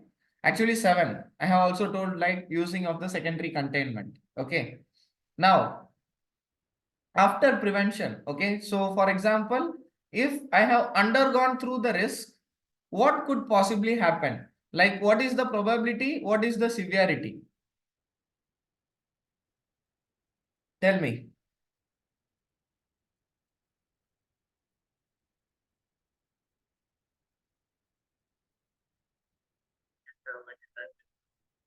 See, I have took 6 further preventive actions. Okay. And there is an existing control actions also. 4 existing control actions, 6 preventive actions I have taken. Okay. Now I need to estimate, for example, this is a chemical and biological agents I have took as a hazard category. So in the questions for IG2, there will be a statement like consideration of likelihood and severity. So how likely is this hazard and how much severe what is the severity rating you will be giving it, you will be giving to it, because you have took 6 further actions. So can you make like 0, like the likelihood and the severity, can you make like 0? Hello? Who is talking? Sumer Singh, switch off your mics and talk. Okay, yeah, you are telling something. Tell me. That is very unlikely to reduce it to 0. Yes. Okay, but you cannot reduce it to 0, right? Usage of chemicals. The likelihood and severity. I'm asking you, what are all the points you will be giving? Because it is very important, guys. It is one of the checkpoint for IG2 risk assessment. You need to give the likelihood and the severity rating also, such as minor, like for the likelihood. One likelihood, one severity. No. We have a 3. 2, 3, you need to give like 2 or 3. Okay. For example, for each and every risk. Okay. For each and every risk, you need to consider the likelihood and the severity, because it will be there in a table. Okay. What is the likely, like consideration of likelihood and severity? There will be a table. And in that table, you need to write what are all the points you are giving, such as 1, like low likely, 2, very likely, 3, likely. So likewise, you need to give the points for the likelihood, and same for the severity. For example, 1 as low, 2 as moderate, 3 as major, 4 as catastrophic. So likewise, you need to give the risk rating also. Okay, it is very important. Most of the students are getting the not met comment only for this likelihood and severity. So I don't want you all guys to repeat the same mistake. If you are seeing the IG2 template with the likelihood, consideration of likelihood and severity, you need to give the what is it? The severity and likelihood points. Okay. You need to consider the points. You need to tell. Okay. So now already existing, like next column, if you go, there will be an asked. Okay. It will be asked as for your what is it? Yeah, already existing, or like already existing, there is the risk. Okay, like chemical risk is the risk, chemical and biological agents is a risk. So now for this existing hazard, what was the preventive action taken existingly, and after further control measures, how are you going to reduce the likelihood and severity? So you need to compare both stats. Okay, you need to compare it and then you need to write your answers. Okay, so what are all the requirements for it? Where can I find the requirements? Any idea? It's there in the Moodle. I'll show you. Okay, you need to, while you are completing, yes.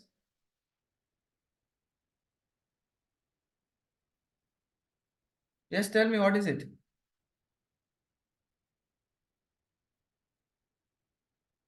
Hello, someone was calling, excuse me. Now, where is he?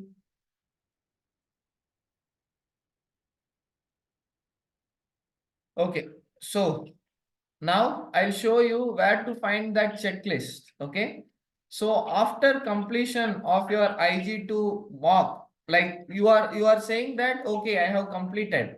So you need to check by yourself whether you are including all these points or not. See, additional IG2 notes. I'll show it to you also.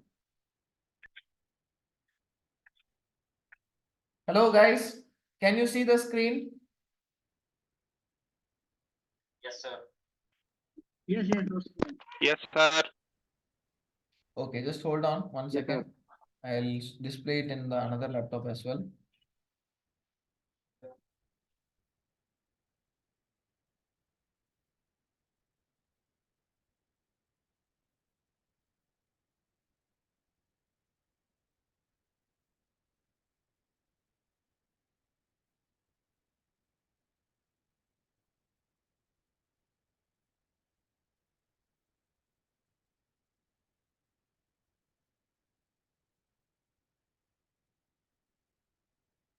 See here, IG2 notes checklist for IG2 submission. Can you see here, everyone? गाड़ी में नहीं है तो mic off करो भाई. Who is this?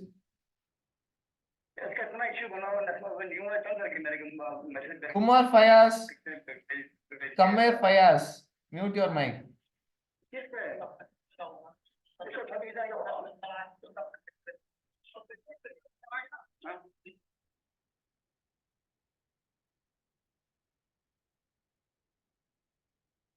Okay, so can you see here additional IG2 notes checklist for IG2 submission? You can see here, right? Hello, I'm talking to you guys. Don't be so dumb.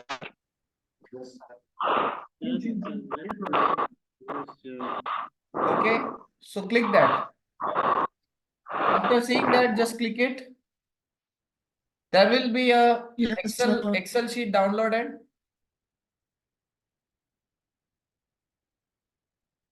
Okay,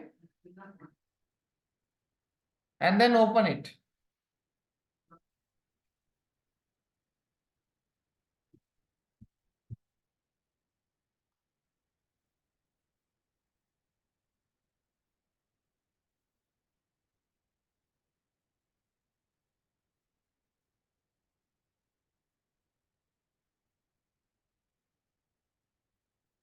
So this is what everyone has to make sure before submitting your IG2 exams. Okay, this is the checklist.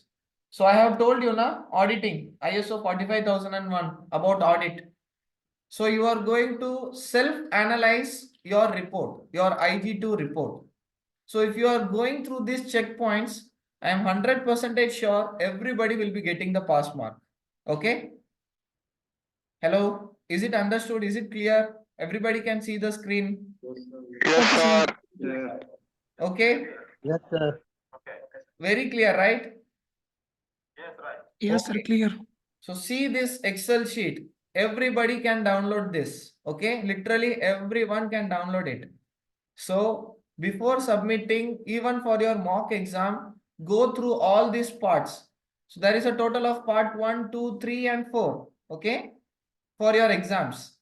So total of 4 parts will be there for your exam. Okay, so you need to go through one by one. Name of organization, give it. The site location, give it. How many workers are employed, give it. Products manufacturers or serviced provide. So you need to give it. So everything I have written it very clearly. Okay. This is what your checkpoints will be. You need to go through all these checkpoints and make sure whether everything you have written it correctly or not. Okay. Clear now? Okay, sir. Yes, sir. Yeah. Understood. Okay. So if you are going through this checklist before submitting your IG2 exams, 100% sure you will be getting definitely passed. Definitely, mark my words. Okay. Definitely. Inshallah, sir. Everybody will be passed if you are going through this checklist. Okay. Yes, sir. If you are not going through Inshallah. this checklist means you will not have any idea about how to write the exams, how to clear it. And in order to specify the thing, I have mentioned it here. Okay. So I'll give you one homework now. Okay. So go through this checklist today. Okay. You need to just read it. No need to write anything. No need to do anything. Just read the whole checklist. And tomorrow you need to ask me doubts. Okay. Doubts Yes, in sir. this checklist. Okay. Done, sir. Done? Done, sir. Everyone. Is it clear for everyone? Yes, Yes, sir. sir. Yes, sir. Okay. So you need to read Yes, the sir. checklist and then ask me the doubt tomorrow. Okay. Doubt in the Okay. sense how to do this, how to do that, plus what is it like? You need to ask what is it.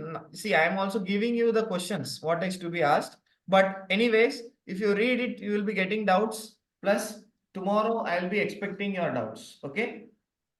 Is that clear? Clear, sir. Yes, sir. Yes, sir. Yes, sir. Okay. Okay, guys, just take a small break of 15 minutes and then come back. Okay. Okay, you give us half an hour. Okay, sir. No, sorry, half an hour not possible. Because after that, I'll be also giving you a lunch break of 1 hour. So just take a small break of 15 minutes and then come back. Okay. Okay, sir. Yes, sir. That's correct.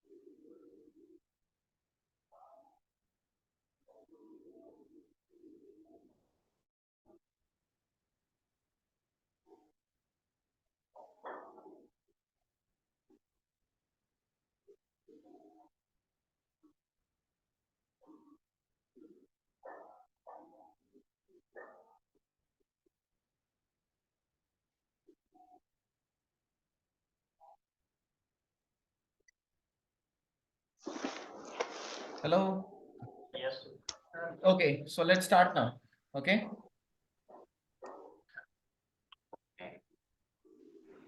Okay, sir. So, yes. So we have discussed about the chemical. Okay. We have now discussed about the chemicals. Okay. And now we are going to talk about the biological and both biological and chemical related to the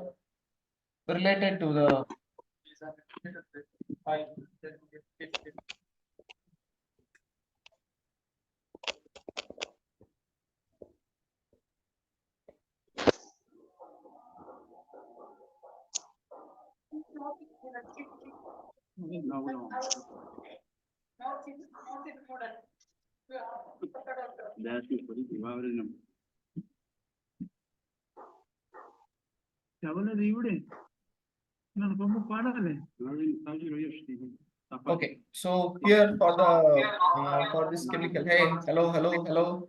Switch off your mics. Don't talk with someone else.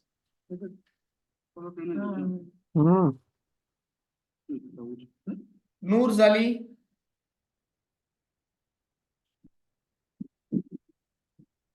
Noor Zali. Yes.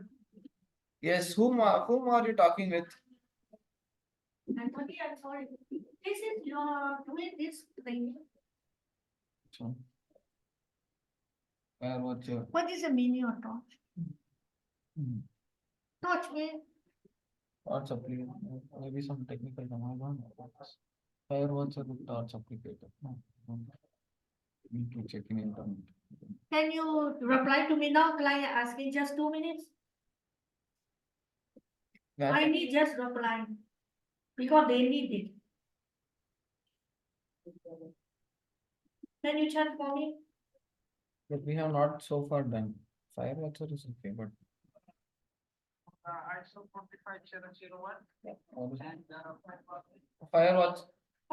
Kuya only fire one or this torch one?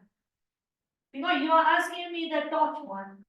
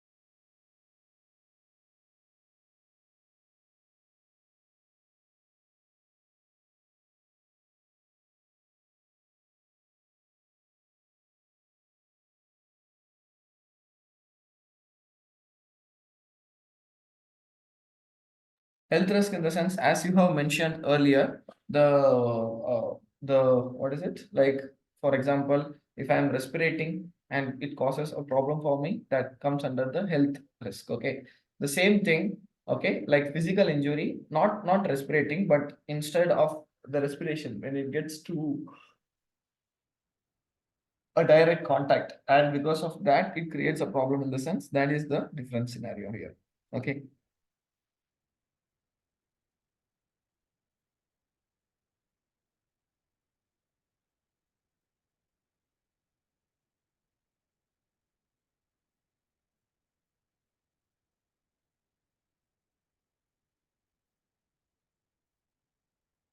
So that's what we will be checking there.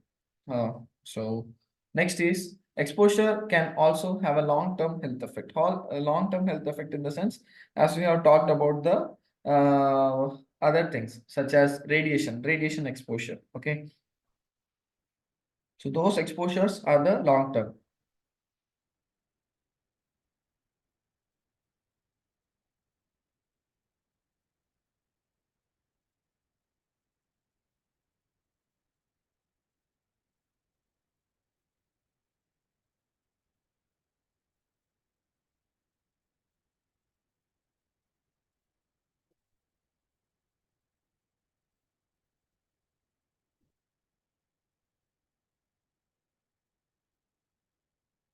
So exposure can also have a long-term health effect. Plus, in some instances, most apparent, it will be the exposure can be gone through years. Okay, such as lung cancer caused by the asbestos.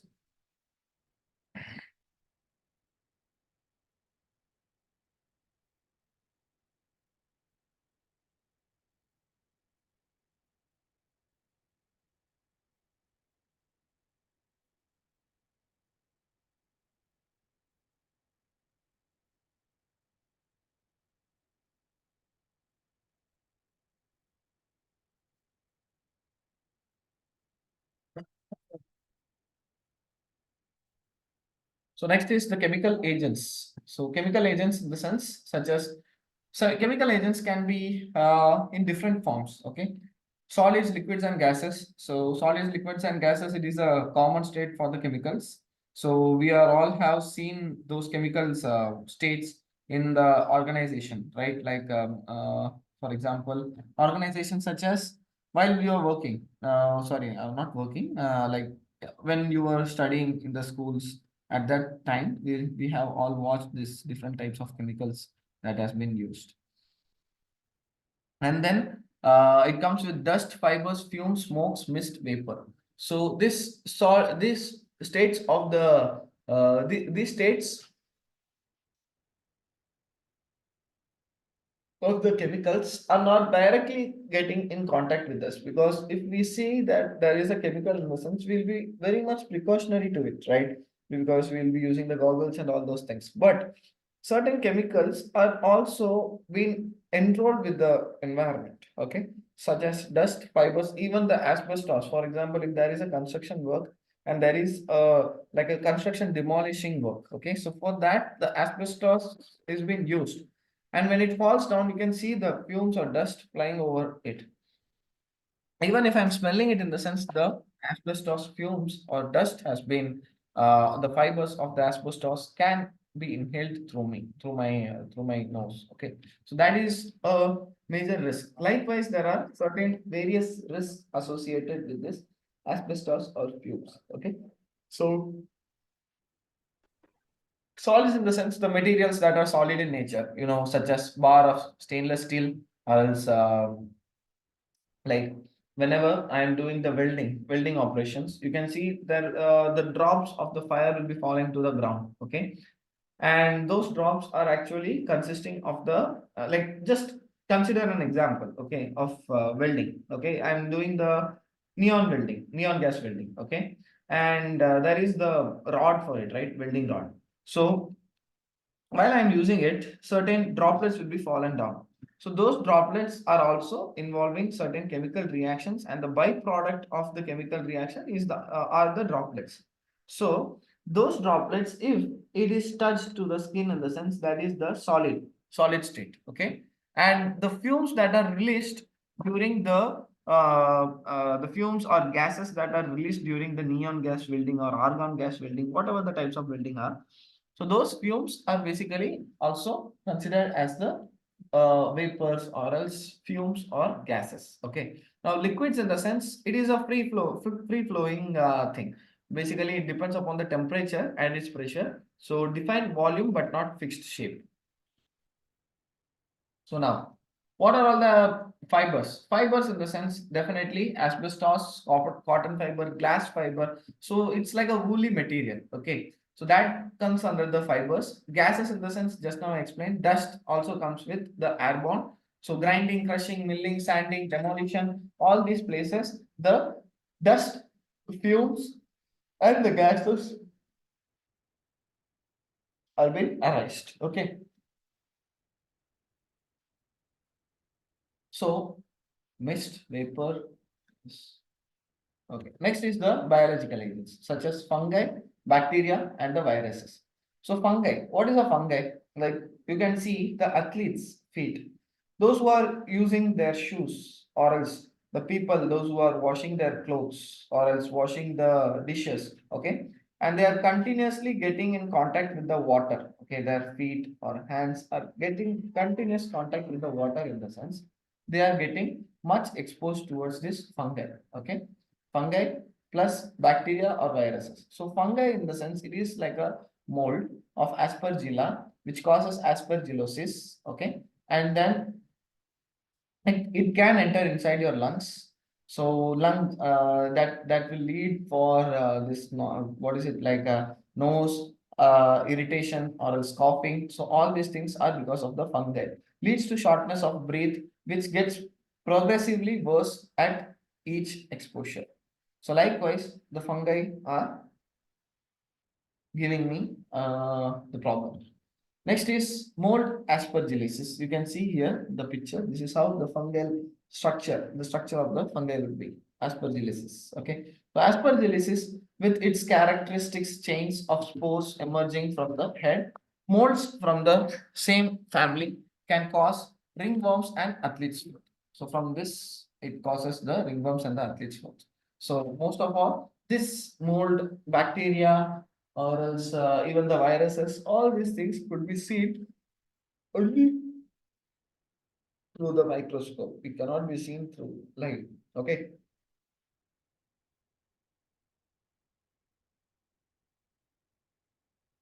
So bacteria are single cell organisms. Most are harmless to humans and many are beneficial. So most of all, like what is it called? Bacteria are somewhat helpful. Actually, the tablets that we are consuming now, it consists of lots and lots of medicines are being prepared by certain helpful bacteria. Okay, so there are certain bacteria that causes diseases also. So examples of harmful bacteria are Leptospira, Bacillus anthracis, Legionella pneumophila. So this is the bacteria that causes danger. Okay, like that is harmful for us.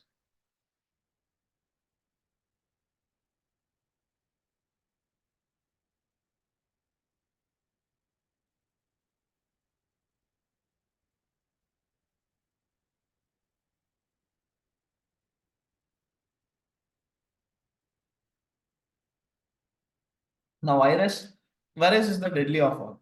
Virus has the ability to transfer through genes also, such as hepatitis, HIV, and the human immunodeficiency, immunodeficiency virus, HIV, which causes acquired immune deficiency syndrome, AIDS. So this too can be transferred genetically as well. So smallest known type of infectious agent it is, and then it will be invading throughout your cells, invading through your cells, and it will be stagnated here. Okay.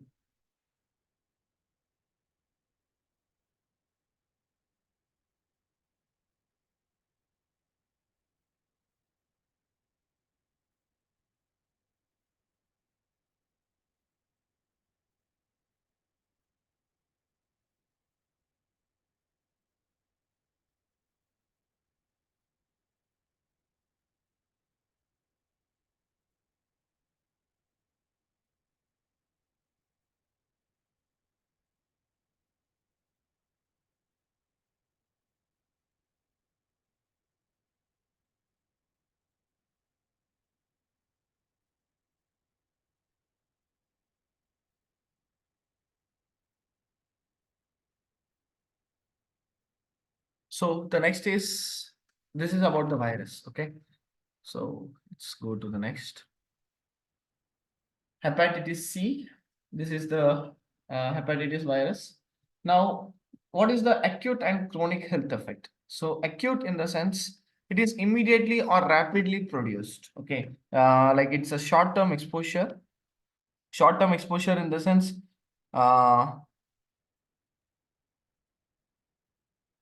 so short-term exposure, most of all, once if it is reaching your body in the sense,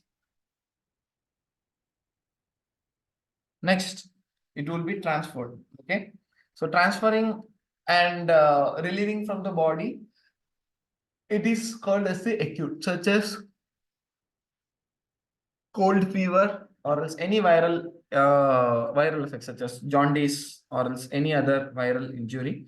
So those, all those comes under the acute effect. And then the chronic effect in the sense like exposure of solvents, dizziness, carbon monoxide, level of oxygen in the blood causing fainting, all these things comes as the acute effect, like immediate effects. Okay, the same for the chronic effect, but for the chronic effect in the sense it will be stagnated for a long time. Okay, so chronic effect is an adverse health effect and it is a prolonged or repeated exposure to an agent. Continuously you will be getting exposed to that agent, especially the people those who are suffering through sinus health effects. Okay,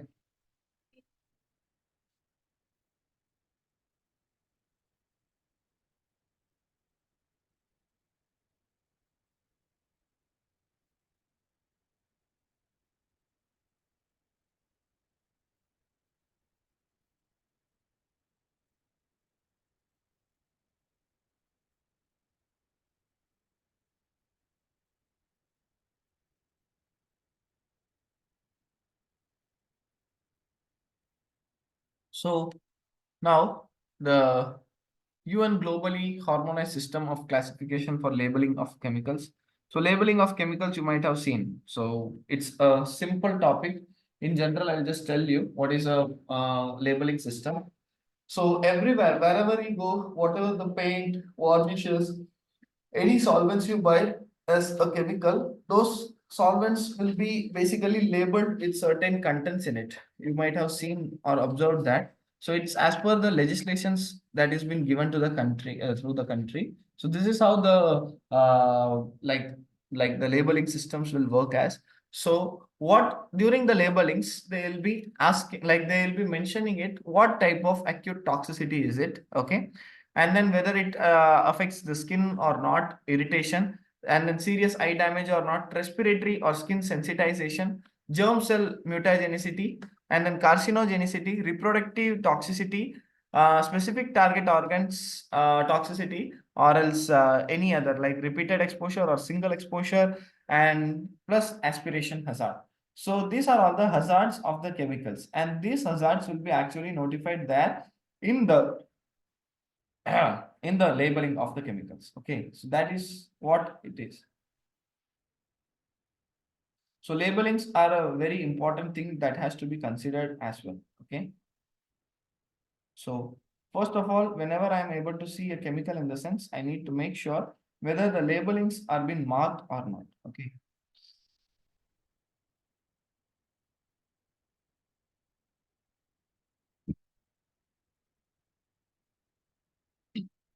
so labelings, you need to just be sure about the labelings.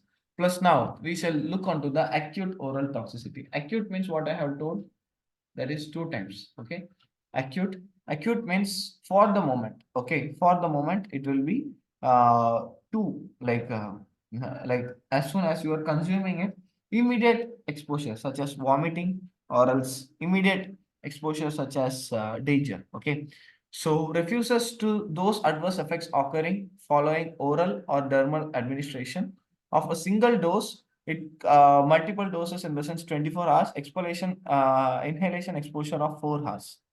So once if it is consumed, then it is okay, but if it is been consumed as a multiple doses, then definitely it is going to be a hectic. So the pictograms you can see here, like danger, fatal if swallowed, fatal if swallowed, toxic if swallowed, harmful if swallowed. Likewise it will be mentioned. So the toxicity here is like how much, like milligrams, okay? Like less than or like more than or equal to 5 milligram per kg, in the sense it is mentioned as fatal if swallowed. So likewise, it will be mentioned. May be harmful if swallowed. So less than 2000 to 5000 milligram per kg, there is no symbol for it, and it may be harmful if swallowed. So that's how the acute oral toxicity is mentioned. Skin corrosion. Now we are looking onto the skin corrosion. So most of all, it will be like a chemical that is been poured to your hand, okay, and that indication basically comes for the skin corrosion. So skin corrosion is basically what, because of the visible dead cells. So certain chemicals such as H2SO4, HCl has the ability to corrode your skin, okay, and if it is currently, like for example, one drop of the constant like acidic chemical, if it is touched to your hand, in the sense, immediately it will start reacting with your skin and it will put a hole onto your skin, okay. So that is the skin corrosion, okay. Skin irritation means there would be certain allergies like structures form, like a rose color. So like same as the fungal injury, but you will feel much pain than the fungal injury, okay. So that is the skin irritation. So serious eye damage or eye irritation, in the sense, is the production of tissue damage in the eye or serious physical decay of vision. Plus eye irritation is the production of changes in the eye following the application. So serious eye injury, immediately as soon as it is been dropped to your eyes would be lost. Like you may lose your eyesight, okay. And if it is like partial, in the sense, immediately what you need to do is run towards the eye wash shower, eye wash kit, and then just try to wash. You need to show the water to your eyes directly for at least 5 to 10 minutes. Okay, so that's the preventive, like precautionary, like after, like a reactive action as soon as you are facing the eye accident.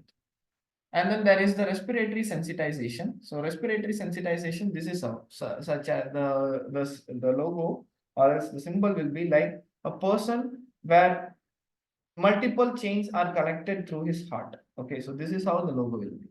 So respiratory, in the sense, like most of all inside, once if it is inhaled, immediately it may have the like inhalation of the substance and it causes certain injury, like not respiratory, what is it called? I'll not be able to breathe properly. I'll be feeling somewhat cough, and then the next day it will be like a cold fever, something like that. Okay. Skin sensitization, in the sense, much sensitive to the skin, okay. So substances which will lead or create an allergic formation for your skin, in the sense, that is the skin sensitization. Most of all, it will be given as an exclamatory mark, okay. Germ cell mutagenicity, it's also related to the health, okay. So the hazards may be because of the descendants inside the person. And then carcinogenicity, again, the genicity terms, you can see it will be created, like it will be within your body, and it may cause the cancer cells. It may arise the cancer cells, such examples. Okay, so that is about the carcinogenicity. So next is reproductive toxicity, and this reproductive toxicity is most of all affected because of the radiations. So it will be mentioned there. So your sexual function and fertility in adult males and females, it will be toxic in the offspring. So genetically based inheritable effects of in offsprings come under the classification germ cell mutagenicity. So specific target organ toxicity are like hazard statements. So cause damage to the organs, may cause damage to organs, plus the warning signs, in the sense it has the respiratory inhalation may cause the respiration irritation, or else even the dizziness it may lead with. So next is specific target organs. Specific target organs also, it shows with the center of the heart, and it is like a chain connected for a human body. So it will be targeting specifically for your targets, for your organs. Okay. So now, how are these chemicals? What are all the routes of entrance for these chemicals or biological agents? Both. So routes of entrance could be ingestion, absorption, inhalation, and injection. Now let's go one by one. What is ingestion in the sense through food? Okay, certain microbes or bacteria or else viruses can be inhaled. Inhaled means through respiration. Ingestion means when it goes through your food. Absorption means through your skin pores.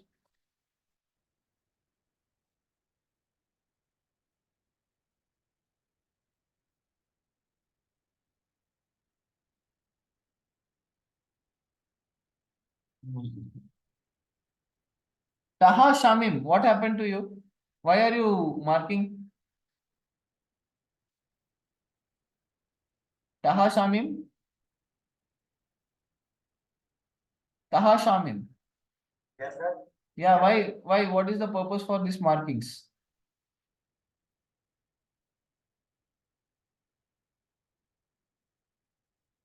Huh?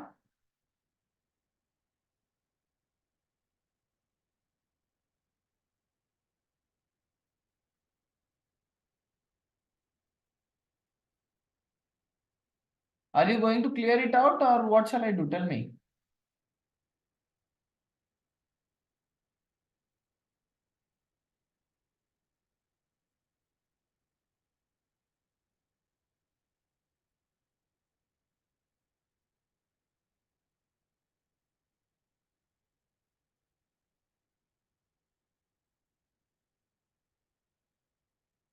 Kindly repeat your question. I'm asking, why have you marked this green color? What is the purpose for drawing this lines?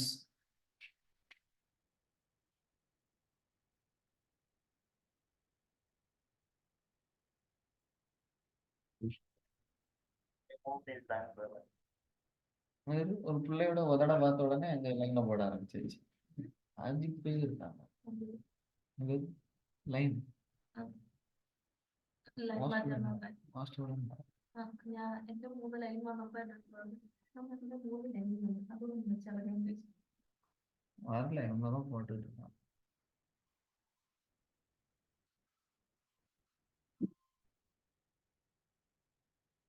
Yes, Kath. Yes.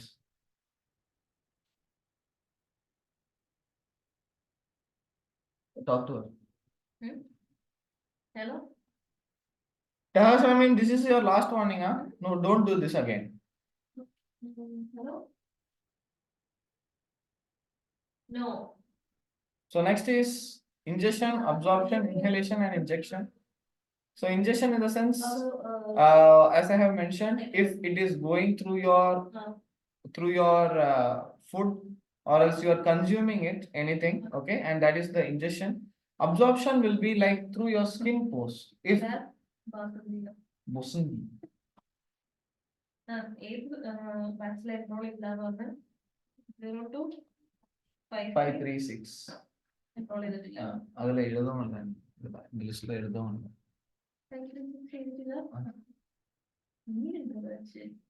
2536 தான் starting. Okay.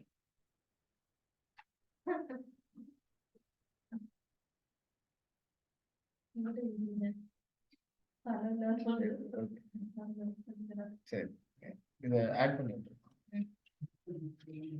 Okay, so absorption means it will be going through your skin pores, most of all the chemicals, because you know the skin pores in the sense like it will be like absorbing your like what is it called, like through your sweat. Okay, so through the skin pores the sweat will be coming out, right? So same likewise our skin will be absorbing certain outer atmosphere. Okay, and that's why, you know, like if I am covering up my skin with a plastic or else a rubber paper, a rubber sheet in the sense, immediately my body will be releasing through my skin pores also my body will be releasing. Okay, so the non-contact of the air, because of the non-contact of the air, my sweat pores start to work and you will be feeling that sweat is coming, but no, your skin pores has been blocked. Okay, so through the skin pores the skins are being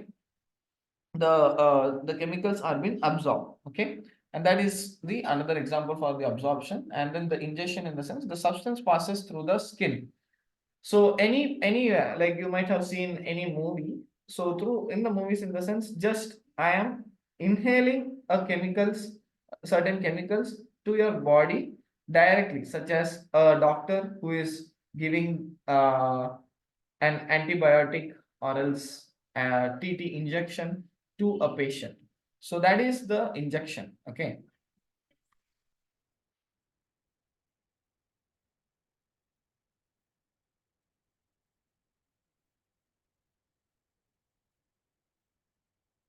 So that is the inhalation, ingestion, absorption, and the dermatitis. So dermatitis is what caused because of the skin contact. Most of all, you could have seen this for the people, those who are hammering, those who are doing the hammering job, or else any construction worker. So those people will be having this dermatitis. Okay.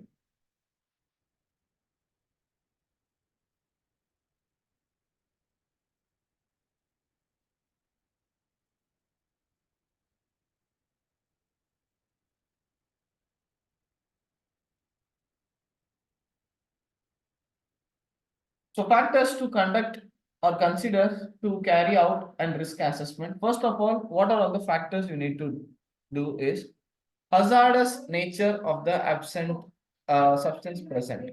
So whether you need to understand whether it is corrosive or not, or carcinogenic or not, and then the potential ill health effects.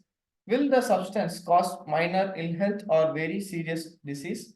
And then physical forms that the substance takes in the workplace, such as solid, liquid, vapor, dust, and fumes. And then routes of entry of the substance. So is it harmful by inhalation, ingestion, skin absorption? And then the quality of the hazard substance present in the workplace, such as includes the total quantities stored and the quantities in use or created at any one time, for any one time. So these are all the factors to consider when carrying out a risk assessment of the health risk. So factors to consider, like other things, are concentration of the substance. Basically, the chemicals that I'll be using now, it must be a concentrated one. Okay, if I'm not using a concentrated one, in the sense it is acidic in nature. Okay, so frequency of exposure, how often I am getting exposed to, duration of exposure, means will exposure be very brief or not, and then control measures that are already in place, such as ventilation systems and the PPEs or not. Okay, so this is what the factors to consider when carrying out a risk assessment.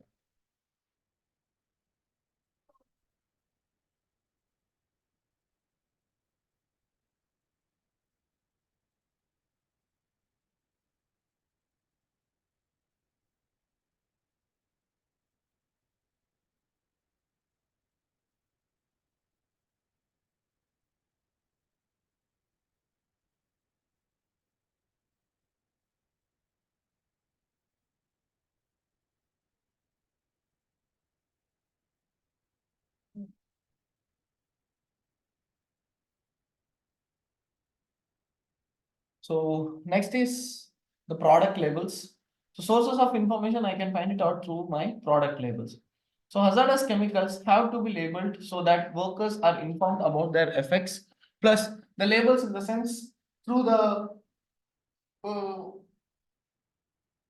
so just now I have mentioned that all the chemicals plus the paints, varnishes, whatever the solvents or powders I'm using, it will be labeled with what type of chemical it is. So let's see now about the label. Okay.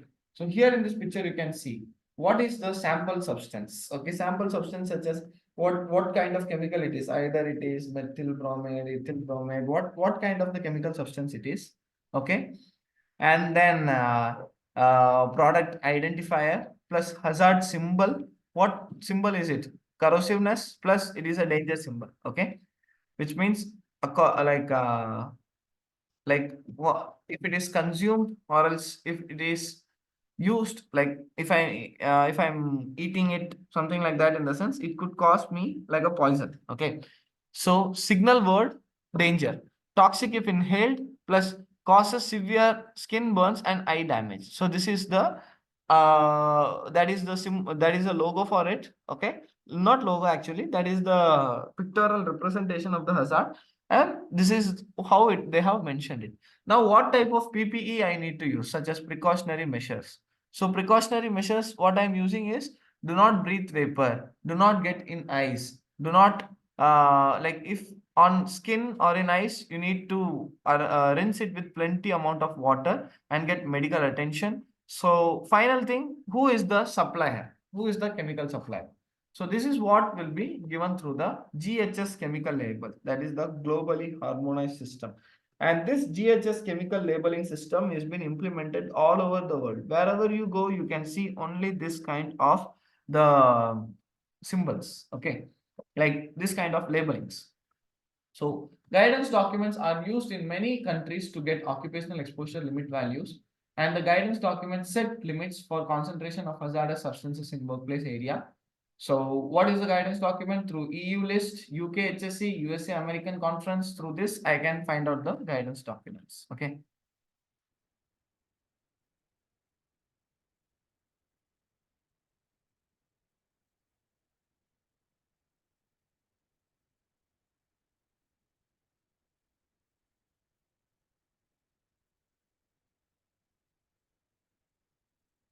So now let's look onto the manufacturer safety data sheet. So MSDS. So what is the MSDS? First of all, through the MSDS, what all things I can identify? So identification of the substance or preparation and supplier. Okay. So who has supplied it? What is the preparation? What is the composition of the chemicals? Everything I can find out through the MSDS. And then what is the names? What are all the compositions? Same as I'm looking the ingredients of any material that I am purchasing. Okay, same like that. The MSDS is specifically used for the chemicals. Okay, and then the hazard identification plus first aid measures separated for the various risk and practical, like specific, practical, and easily understood. So this is about the manufacturer safety data sheet. So firefighting measures, accidental replace measures, handling and storage, exposure control and personal protection, physical and chemical properties, stability and reactivity, toxical information. So all these informations I can get through the MSDS, manufacturer safety data sheet. So this is how the labeling should be. Plus it derives with you, it derives to you about the compositions plus the supplier register also.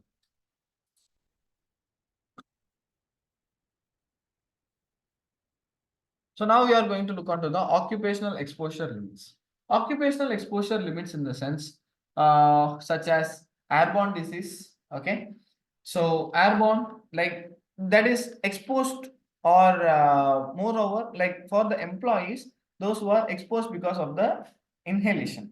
Okay, so inhalation in the sense, while I am inhaling the airborne diseases that, or the airborne substances that I am inhaling, that is called as the exposure, environmental exposure, we can also say, plus the occupational exposure. So occupational exposure in the sense the workplace where I am working, so the surrounded atmosphere with the specific airborne substances that has breached the exposure limits. Okay, so actions to take if an OEL is exceeded in the sense: stop the process, remove employees from area, make area safe, investigate the cause, and then access existing controls, monitor procedures, check workers' health.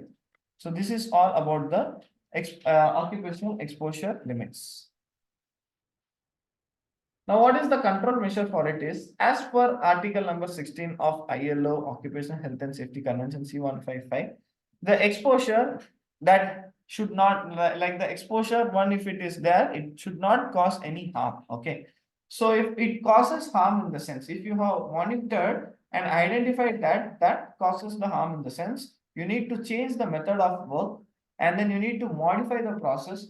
You need to substitute the hazardous substances. Instead of hazardous substance, what you need to implement, or else what bypass I can do is replace it with the non-hazardous substances wherever it is possibly, okay, only for the possible location, or else practicable, or else we can go on further with the other hierarchy of control methods. Okay.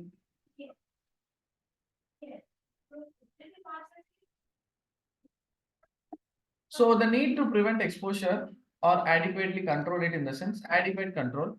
So if exposure cannot be prevented, employer should adequately control the exposure. So how to adequately control the exposure in the sense? provision of high level of inherent health and safety systems, plus controlling exposure at its source using personal protective equipment. So by this, we can try to control the exposure. But however, if it is there in the sense, no, we cannot control.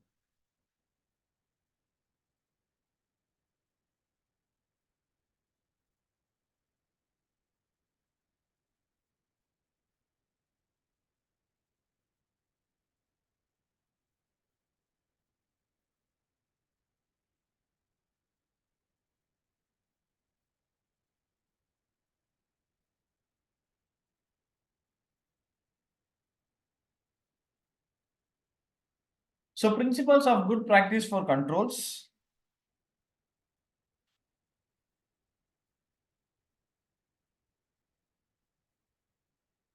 So identify the health hazard and risk.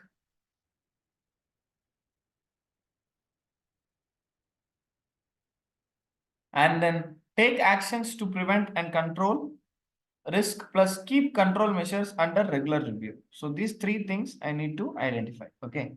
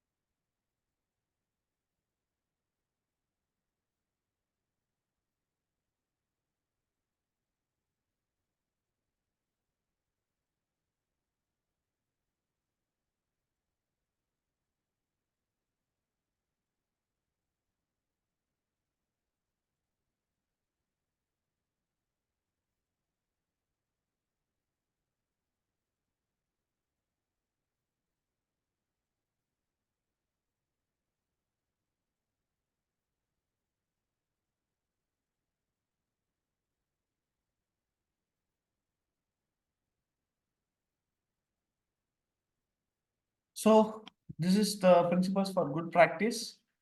Let's look on to the principles of good practice for control of exposure.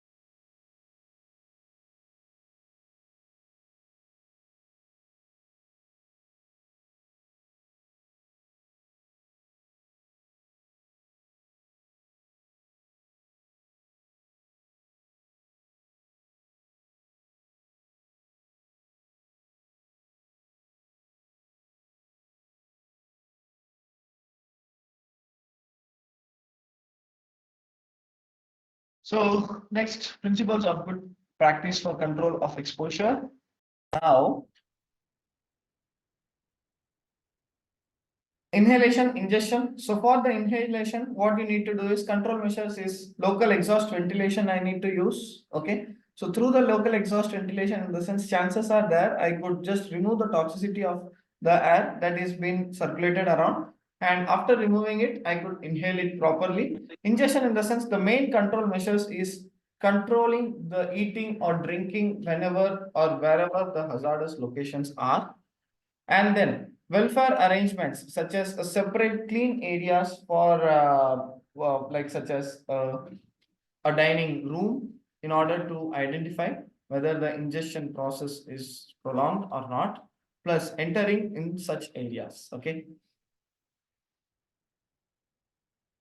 The principles of good practices for control of exposure. Skin contact care will need to be taken to identify such substances. And then some substances such as acids and alkalis will cause skin cellular damage. Plus controls include clean working regimes and the use of suitable PPE to protect the skin and eyes. Okay. So this is what the skin contact comes with. Principles of good practice for control and exposure. Control exposure have to take into account the nature of the hazard, the frequency and duration of exposure, the number and type of people exposed, plus if the risk is low, what you need to do, plus if the risk is high, what we need to do, such as the procedural controls, plus the regular cleaning if the risks are high. Okay, plus even if it is low, it must be considered as a regular routine for it. Okay, so if the risk is higher and likely in the sense, most of all, it must be robust and reliable control measures must be implemented. Okay.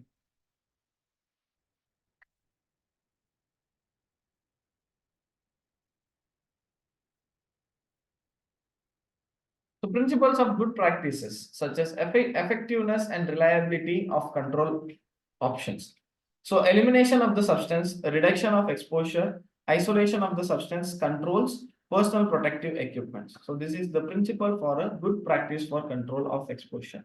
Now, use of personal protective equipment such as what is it, like combination of control measures and personal protective equipment provides more effective protection of workers. An example is local exhaust ventilation. The LEV will provide a degree of effective removal of the contaminants. Okay, so this is all the principles of good practice for the control measures.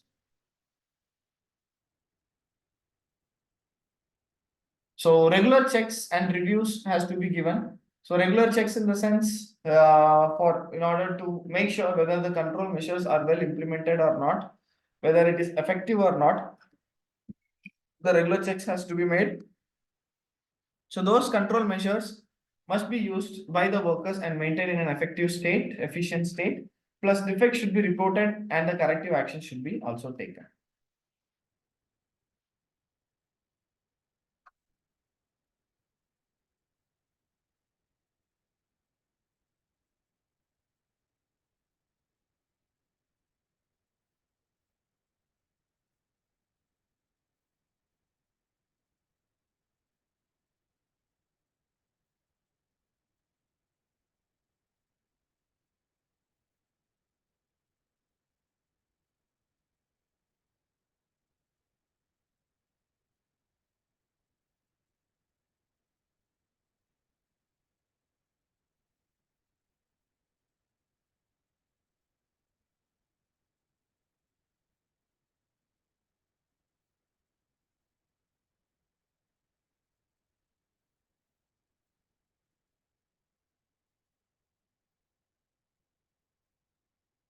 So next is local exhaust ventilation. So local exhaust ventilation has certain components. So why local exhaust ventilation? Because we are going to reduce the inhalation hazards.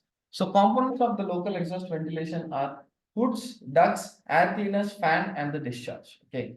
So hoods, starting from the hoods, ducts. So we'll just discuss about this.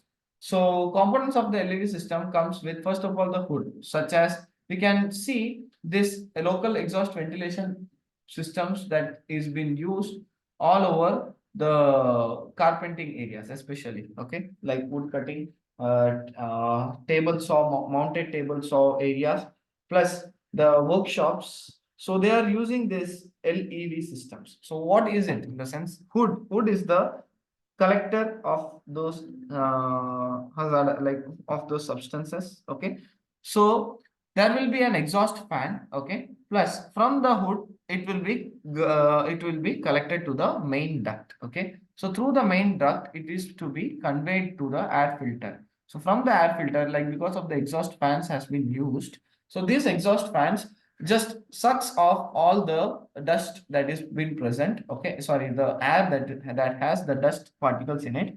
So while sucking it off, the dust will be transferred, such as the dust will be gone to the air filter, and from the air filter, the air filter will be filtering all the dust, and there will be the dust bags. Okay, like filter bags, and those filter bags, the dust will be collected, and then the free air, the dust free air will be circulated towards the atmosphere, and it will be discharged to the atmosphere through the exhaust fans. Okay, so the purpose of the exhaust fan, or it also comes under the centrifugal pump. Okay, So centrifugal pump basically inhales and exhales, like such as what is it called? There is an input and there is an output, right? So it consists of the inlet valve. So inlet valve is literally connected to the main duct portion, and then the outlet is being connected to the discharge to the atmosphere. So while it is inletting, letting it in, so the dust airbags will be collecting the dust from it. So this is how the LEV system works. And you can see here in the picture, this is the pictorial representation of LEVs that has been used near the table mounted saw. So circular saw plus LED fans and motors. So motors in the sense it's actually a centrifugal pump that has been used here. Okay. So in basic, this is how the LED systems will be working. So just take a lunch break, okay, and come back at 2 o'clock. We'll discuss about the factors that reduce its effectiveness. Okay. So go for the break, everyone. Okay, sir. Yeah. Okay, sir. Thank you. Okay, sir. Okay, sir, thank you.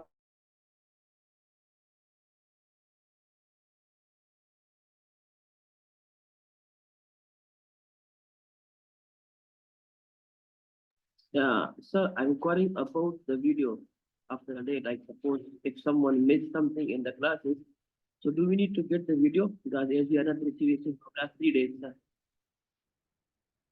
No, there is, we have not yet sent the video. So video will be sent only after only after the classes has been finished, because it is all saved in the cloud. It is all recorded in the cloud. So we need to restore it and then send it. Sure. So Only for the special it will be purposes we'll be expected to sending be it. that- Yeah. Sorry? Only for the special conditions or special purpose. If there is any requirement, we will be sending it. But so far there is no requirement. Right. Yeah, I got your point, but the thing is that suppose sometimes we are just like late to get the classes, and sometimes we miss something in the classes. So this is the way only we can get anything from like which we missed it for there. Okay. So why you are late now? Tell me. No, I didn't. I'm not late, and I'm more. No. In the whole, I'm saying, see, you are showing your commitment here. You are all taking a professional course. You are all taking NEBOSH, and the schedule has been like, see, the schedule is from 9 o'clock till evening 6 o'clock. Okay, but still, I am calling you at 9:30. I'm giving you enough amount of breaks. So what is the problem here? So you need to come and attend the class, right? So we are trying our best, but sometimes the network is issue. Sometimes another issue we are facing over. That's why I'm just asking her. Okay. Anyways, it will be sent to you to your coordinators only, but not now. After the whole class has been completed, because we need to retrieve it from the cloud. Sure. Thank you. Okay. Okay.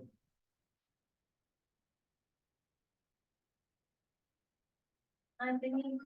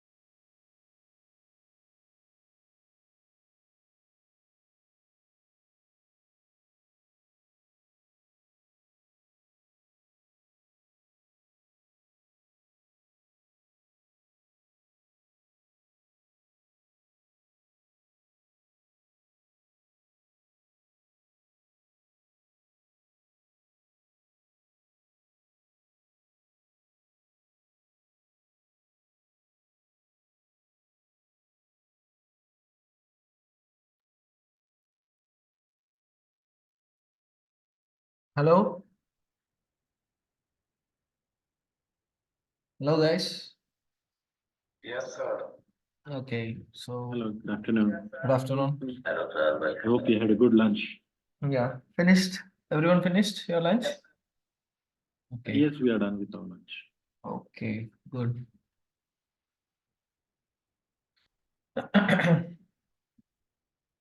So now we are going to look onto the factors that affects the LEV systems effectiveness. Okay, LEV system means I have told you, like, most of all the contaminated air. Okay, contaminated air in the sense the dust, the fumes that has been released to the environment directly. Instead of releasing it to them directly, we are going to use the LEV system, local exhaust ventilation. So through which the dust will be collected from the dust hopper. Okay. And then the dust-free air will be finally released to the atmosphere. So this is what the LEV system works with. So yeah, so what are all the factors that basically affects the machine? Like for each and every objects that I'm using, definitely there will be certain things like certain disadvantages, or else certain things will not go in the right path. So that is the thing. So poorly positioned intake hoods, that affects its effectiveness. And then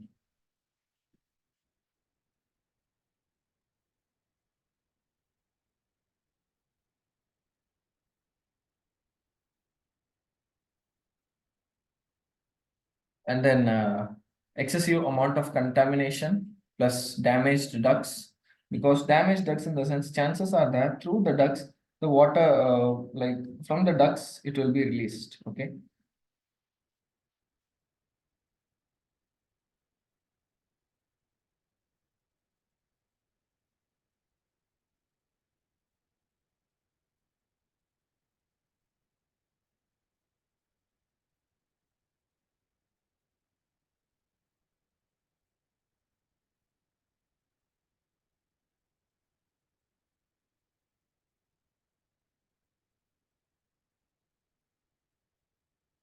so that was about the damaged ducts. Okay,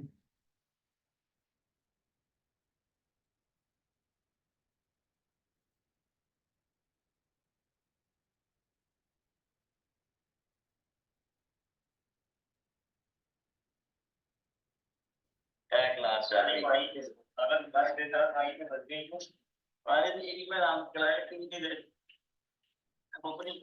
literally for example, the damaged ducts are most of all done because of the misplacement or else poor maintenance of those ducts. Okay,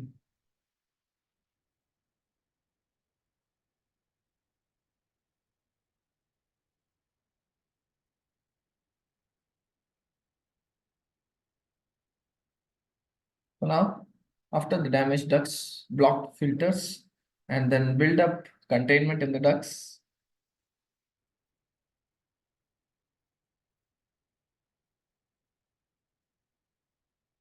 Build up containment in the ducts, and then sharp bends in ducts, plus unauthorized additions to the systems. So all these things comes under the damaged conditions.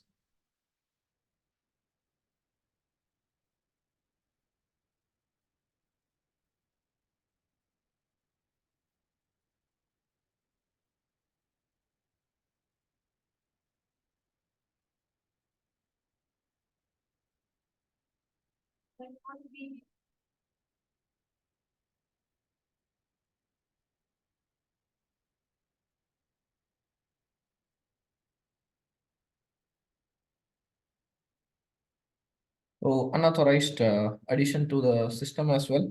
Unauthorized addition in the sense which is not been recorded. Okay, so that's the unauthorized addition.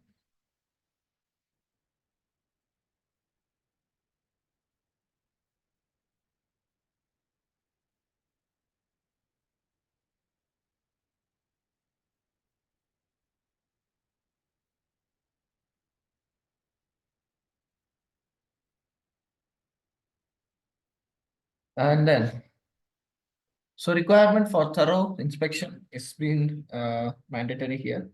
Requirement for the thorough inspection in the sense for LEV especially. So LEV system should be thoroughly examined at suitable specified intervals.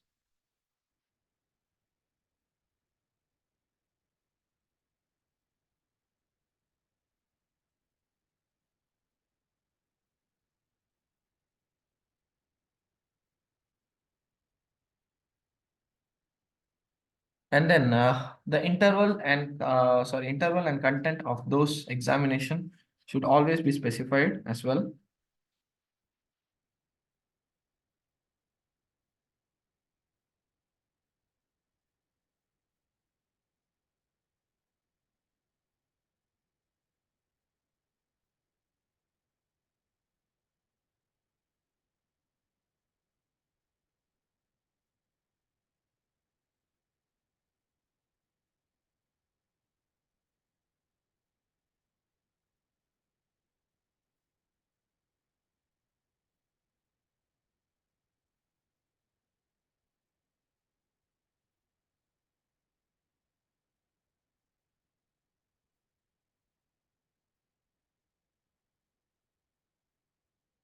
So yeah, so requirements for thorough inspection. First of all, you need to examine the location. So LEV system should be thoroughly examined at suitable specific intervals, such as we have talked about this, like PPMs, right? So preventive maintenances.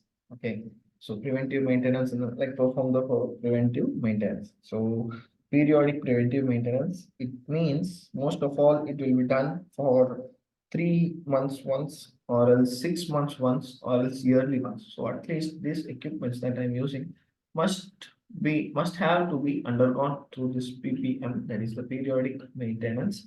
Okay, periodic preventive maintenance. And then for example, in the UK, the control of substances that is hazardous to health. Recording in progress.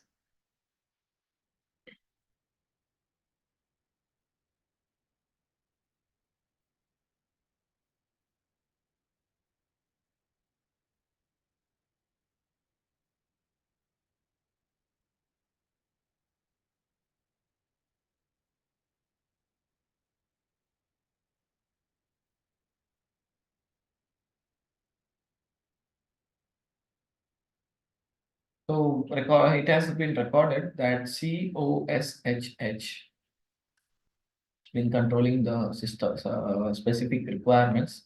So at least every 14 months it has to be inspected. So that is what the COSHH requires. So for example, it's not mandatory that you need to do for 14 months once. You could just go with at least 12 months once. Okay. So records of examination must be kept available for at least 5 years. So it is a retented document. Okay. So 5 years once it has to be retented. At least 5 months once the documents has to be retented.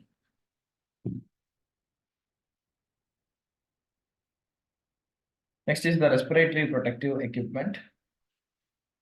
So respiratory protective equipment is any type of personal protective equipment specifically designed to protect this respiratory system. Self is contained breathing apparatus. It is also called as the SCBA. So now what is an SCBA? SCBA in the sense, basically there are two types. Okay, one is emergency breathing apparatus. So emergency breathing apparatus will be most of all used for any emergency situations or scenario. Okay, so SCBA in the sense, for example, if I want to be in a place, if I want to shift to a place where I'm going to be involved for more than, okay, so more than the expectations, for example, 1 hour or 2 hours. For that purposes, I need to be using this SCBA. Plus the other reason is this SCBA apparatus gives you confidence about, like for example, if it is a residual risk, okay, and you need to undergo that risk, there is no other options in this sense. Most of all, the SCBA will be preferred. Okay, so that is the breathing apparatus. Respirators in the sense filter the air, as you can see in the picture. Those are all the respirators most of all for the places where high smoke or else any other gas or fumes comes arises, those places will be using the respirators. Okay, so respirator are basically used to remove the containment of it. Okay, are basically used to remove the containment from the air. They cannot be used as an environment where in an environment where there may be a lack of oxygen. So as they can only filter, they cannot say add the oxygen. So 5 main types of respirators are there: filtering face piece, and then the half mask respirator, full face respirator, powered air purifying respirator, and powered visor respirator. So those are all the respirators that has been used for the as the respiratory protective equipment.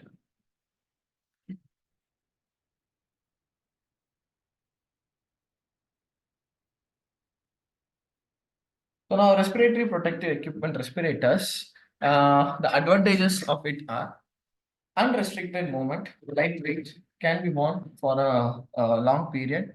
Limitations include requires careful selection, requires regular maintenance.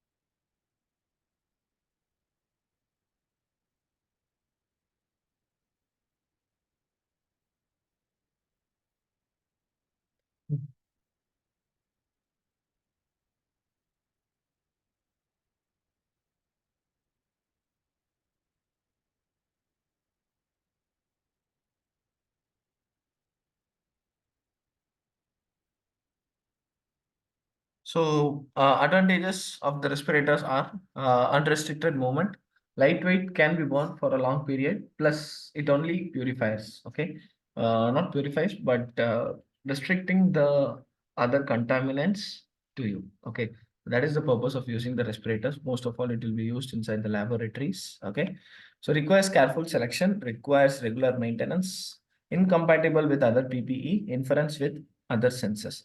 So that is about the respirators. Breathing apparatus means it comes specifically with the oxygen cylinders. Okay, plus based upon the sizes of the cylinder, the respiratory apparatus can be classified. Okay, so provides a separate supply of air to that which surrounds the person. There are 3 types of breathing apparatus: fresh air hose apparatus, compressed air hose apparatus, and then also self-contained breathing apparatus. Okay, so those are all the 3 types of the breathing apparatus.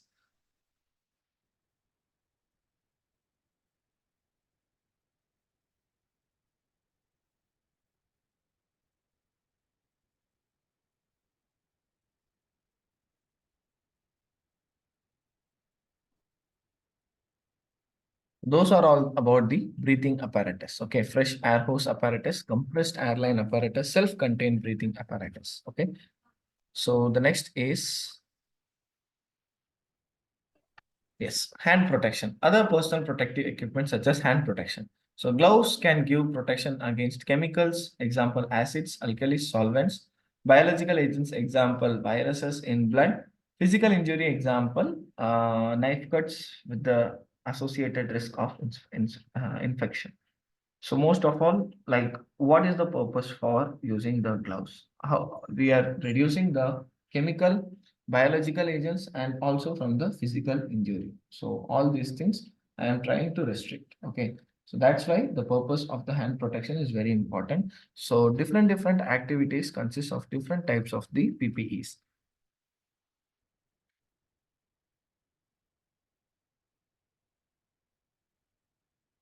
So other personal protective equipment such as eye protection, Safety spectacles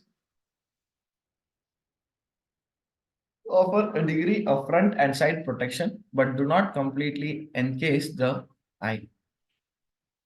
Safety goggles, in the sense, completely encases the eyes, as you can see in the middle picture.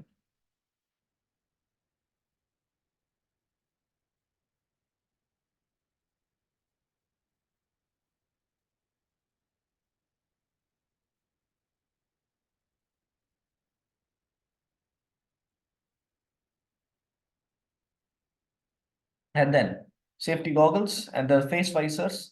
Face visors, in the sense, you are just covering the covering up your whole face. That is for the face visors.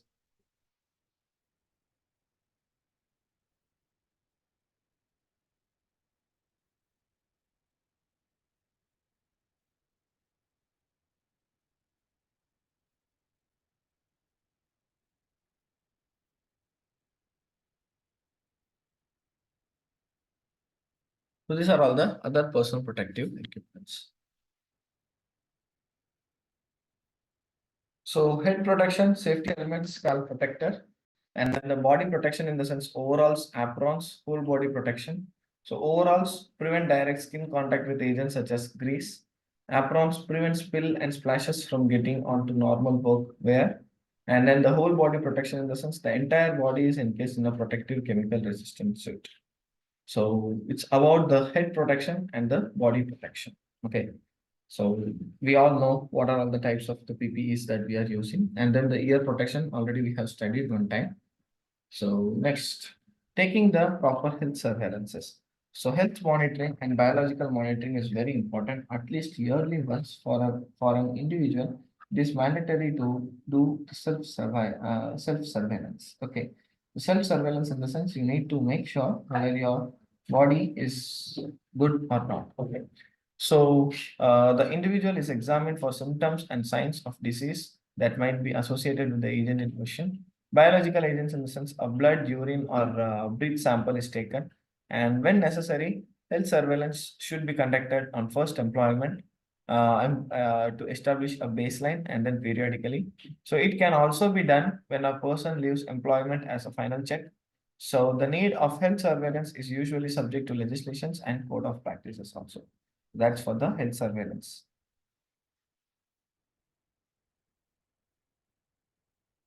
Now let's talk about the specific agents. Specific agents, in the sense, asbestos acts as a specific agents. Okay.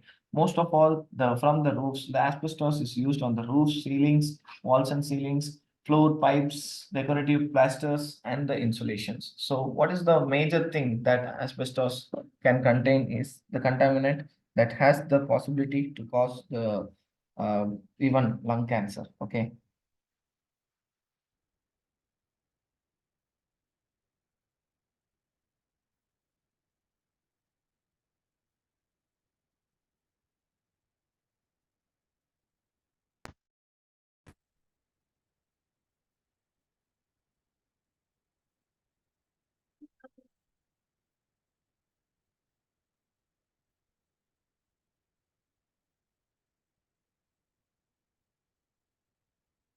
So what are all the health risks of the asbestos, such as asbestosis, and then lung cancer, and then the mesothelioma, okay, and then the diffuse pleural thickening.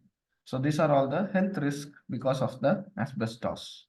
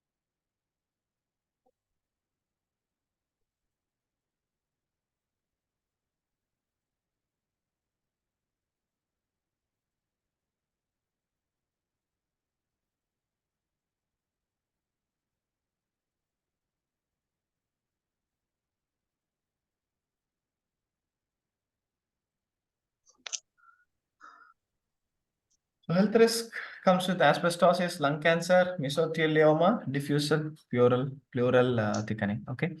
So asbestosis is basically for the lungs. So once if it is attached towards the lungs in the sense, next it will be leading to the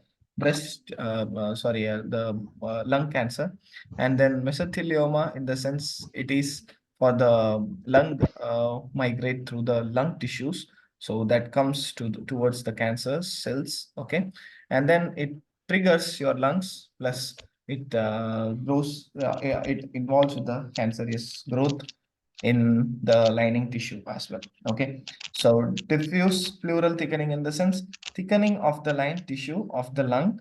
So of the lung, sometimes, most of all, it causes the breathing difficulties, and also it leads to the fatal.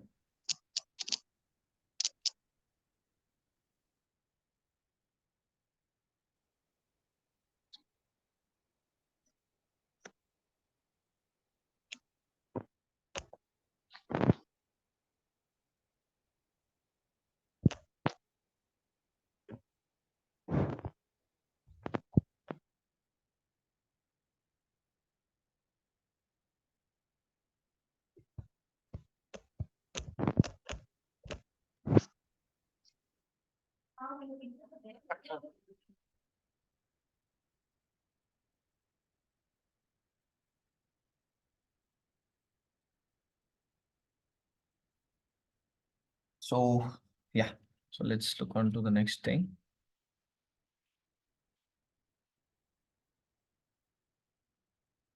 So controls of asbestos, what we can do, such as, so local enforcement agents, basically the local enforcement agents gives us the authority in order to control it. Okay, so usage of the correct PPEs, and then the workers should be using the correct PPEs, and then monitoring the level of asbestosis. Okay, so monitoring what, because basically there will be the task conducted, right? So based upon that, we just need to monitor what is the asbestosis considered with.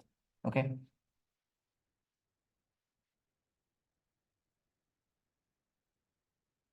And then the sealed enclosure should always be removed, and that asbestosis dust levels have dropped before safe limits and clearance has been given.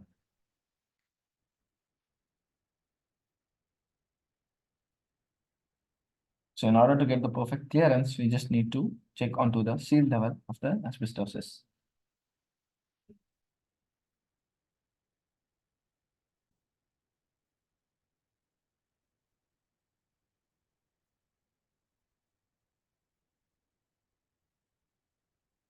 Recording in progress.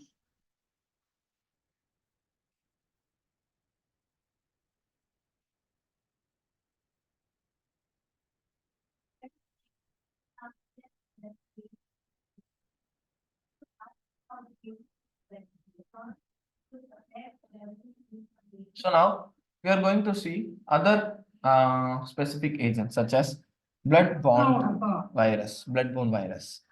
Sorry, blood-borne virus. So these are there are many viruses, okay, such as blood-borne virus, human immunodeficiency virus, HIV, AIDS, hepatitis A, B. All these things, basically, it comes with, for example, if my generation is having, in the sense, the next generation, it will be transferred to the next generation also. Okay, so that's basically the blood-borne viruses are.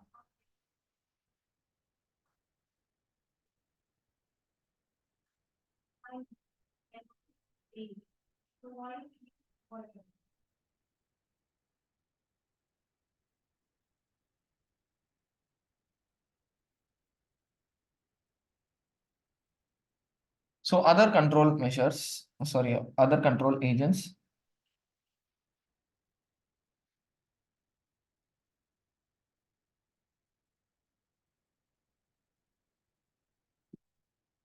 So the other control agents are using of the PPE, correct disposal of potentially contaminated material, plus disposal of sharp objects, and then vaccination where appropriate, plus procedures to deal with accidental exposures. So these are all the other controls that we need to do.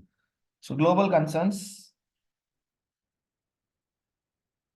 environmental concepts has to be involved in there.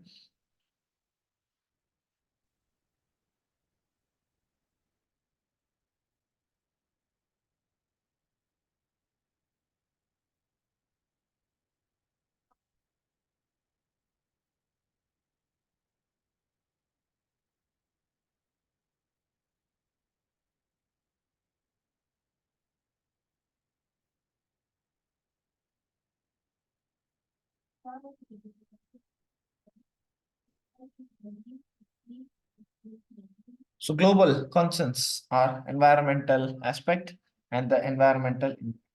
So what is the difference between an aspect and an impact? Most of all, aspect in the sense an element of an organization, activities and services which interact with the environment.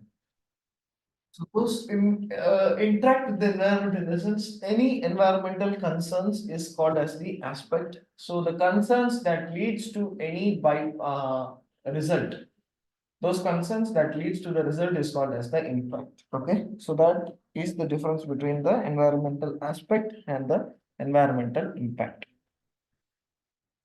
So industrial effects on the environment, polluting activities include untreated effluent awarded to run away, and then the chemicals used as farms leaks into waterways, plus poor handling of chemicals and the inadvertent spillage. So all these things are the industrial effects on the environment. So environmental protection plus what is the pollution? So pollution is the release into or onto air, water or land for any substance. Plus the harm includes to the health of human beings, including offenses to the senses, harms to other living organisms, harms to the environment of the quality of the environment, including the air, water or land damage properly. So this is about the environmental protection. Okay.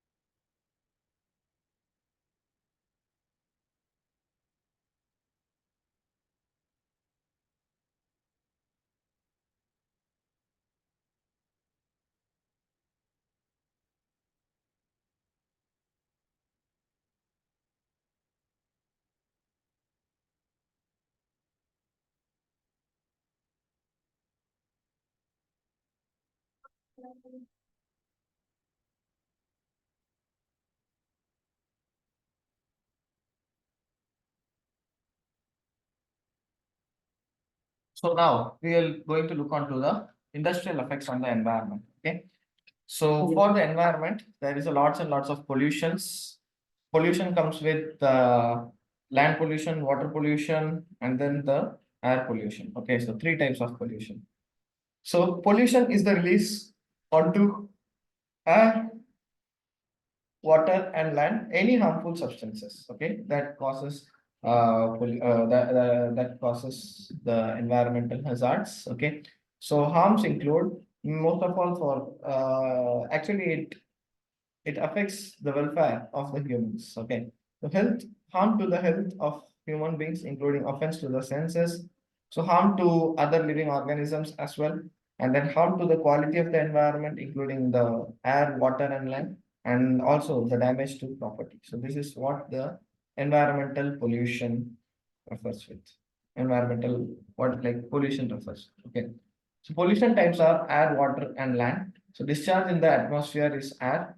Leakages of stored tanks plus any sewage water towards the sewage towards the water is called, or else any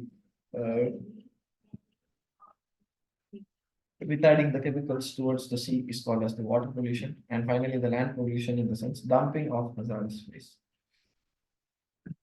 So those are all the pollution types. And finally, waste. Something that is discarded or is going to be discarded is called as the waste. So managing the waste, suggested pollution control strategy is prevent, reduce, respond, and recover. So prevent in the sense preventing pollution by having good system in place, reducing by changing the process, respond in the sense ensuring a rapid response to incidents such as spillages, recover in the sense reviewing systems in places where problems have occurred.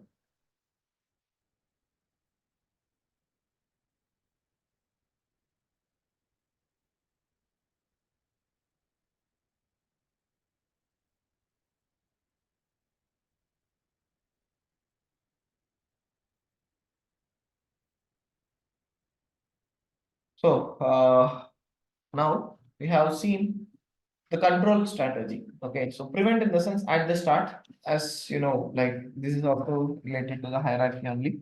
So prevent, you need to try to prevent of the pollution at the start itself by taking the environmental concerns, the procedures and all these things, plus reduce in the sense by changing the process, reducing the for example, reducing the land pollution. We have took an initiative like not to use the plastics. Instead of that, we are all using the papers. So that is a better explanation about the reducing. Okay. A respond in the sense ensuring a rapid response to incidents such as spillages, and recover in the sense reviewing the system. Okay, so you are just going to look onto the system where the problem has been arised and how it is occurred. Okay, so waste hierarchy. Basically, the waste hierarchy comes with 5 steps. So prevent, reduce, reuse, recover, and dispose. So waste hierarchy. So hierarchy, reduce, reuse, and recover. So most of all, you could have seen this is written in the plastic water bottles. Okay. So preventing, reduce, reuse, recover, and dispose. So this waste hierarchy will be most of all discovered in any places. Okay, any places in the sense, especially for the food industry, they will be using it. 104 plus the packaging industries, plus the places where plastic bottles or moldings has been done. So all those places, it will be mentioned specifically as prevent, reduce, reuse, recover, and dispose. So in this way, in this manner, I'm going to segregate our waste. Okay. So potential reaction between certain waste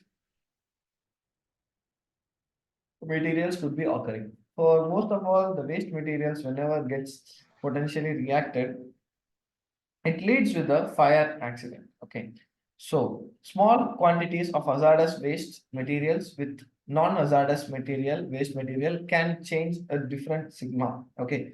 So it is going to change the whole consignment of hazardous. So even a small quantity of a hazard, when if it is mixed with the larger quantity in the sense, definitely it will be termed as the, like it will be converted as the high hazard quality. Okay, high hazard waste. So waste is easily directed to the correct disposal facility, plus data collected and all relevant paperwork for disposal is made similar and quicker. That is the segregation of waste. So by this, we can finish the element number 7. Okay, now we are going to focus on to the element number 8.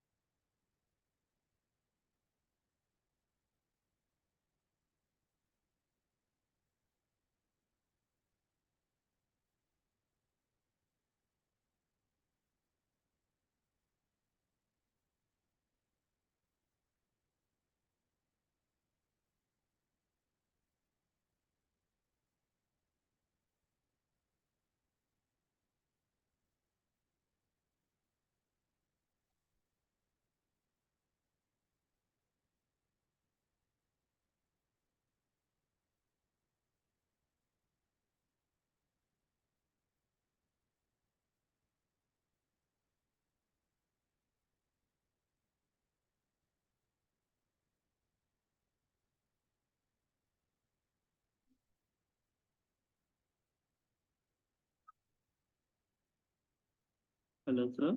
Yeah.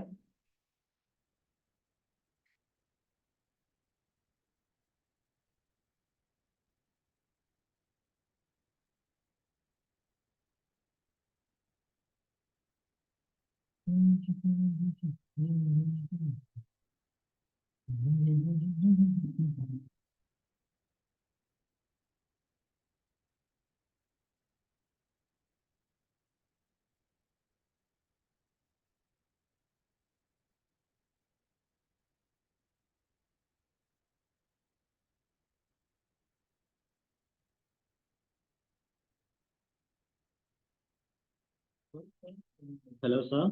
Yes. Tell Sir, me. we didn't hear you. What?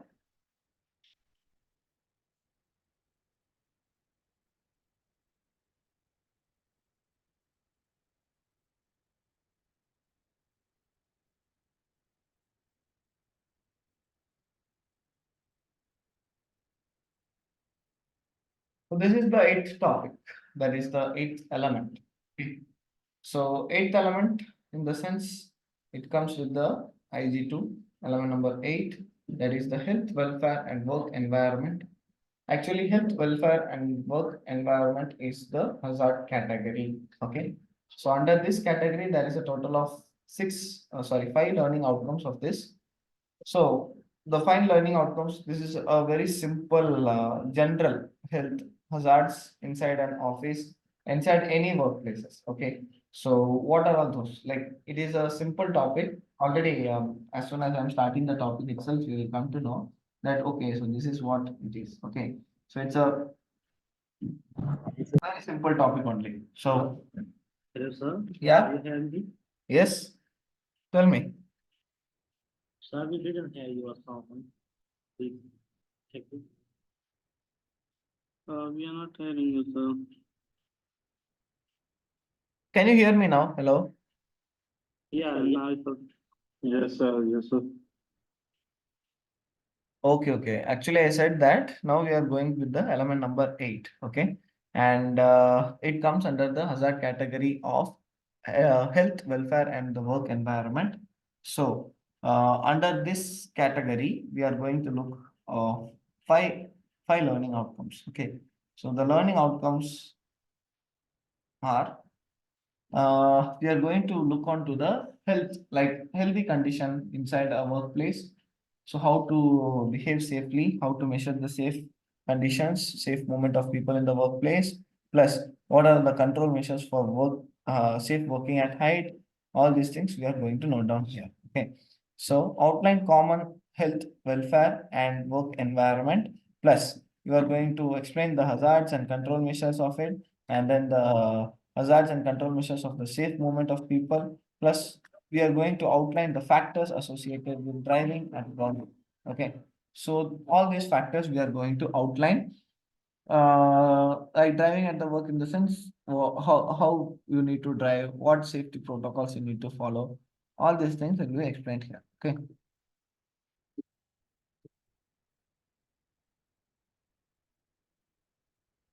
So that's the learning outcome from this element number 8.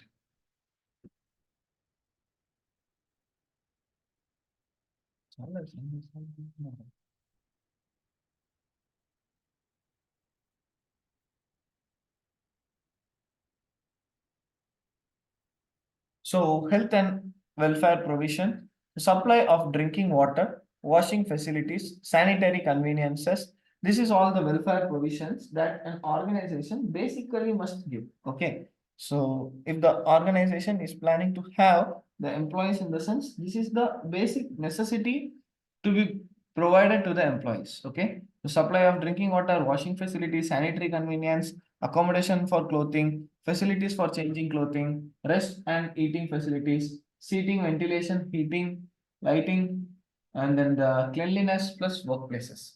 So this is what the health and welfare provision is to be given. Okay. So health and welfare provision, supply of drinking water. So an adequate supply of wholesome drinking water or some other wholesome drinking must be provided to the workplace. Most of all, the supply needs to be accessible to the workers, plus the water is not provided in the form of a fountain. When drinking, vessels must also be provided. So for the form of the fountain water, most of all, the drinking cups has to be provided. Why? Because unhygienic, plus chances are that just now we have learned, we can get the transmission of the disease through inhalation or else through ingestion. Two things, okay? So through this, we can we'll be getting the disease. So this is how the drinking water has to be designated with. So either it should be in a fountain form, okay? And then there is the cups. So we need to use the cups whenever I'm fetching the tap water. So if I am not sorry, if I am able to see this hazard signage board, in the sense it defines that the water is not good for drinking, okay?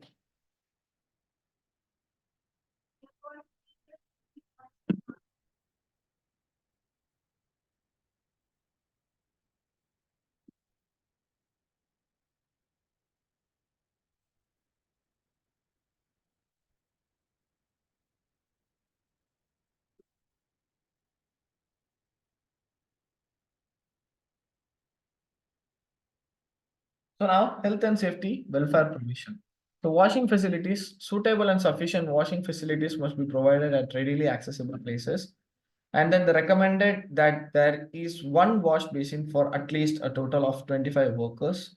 And then if necessary, provisions to be made for people with disabilities, must be a supply of hot and cold water, cold warm running water as well. And then the sanitary conveniences are readily accessible, suitable, and sufficient sanitary assessment.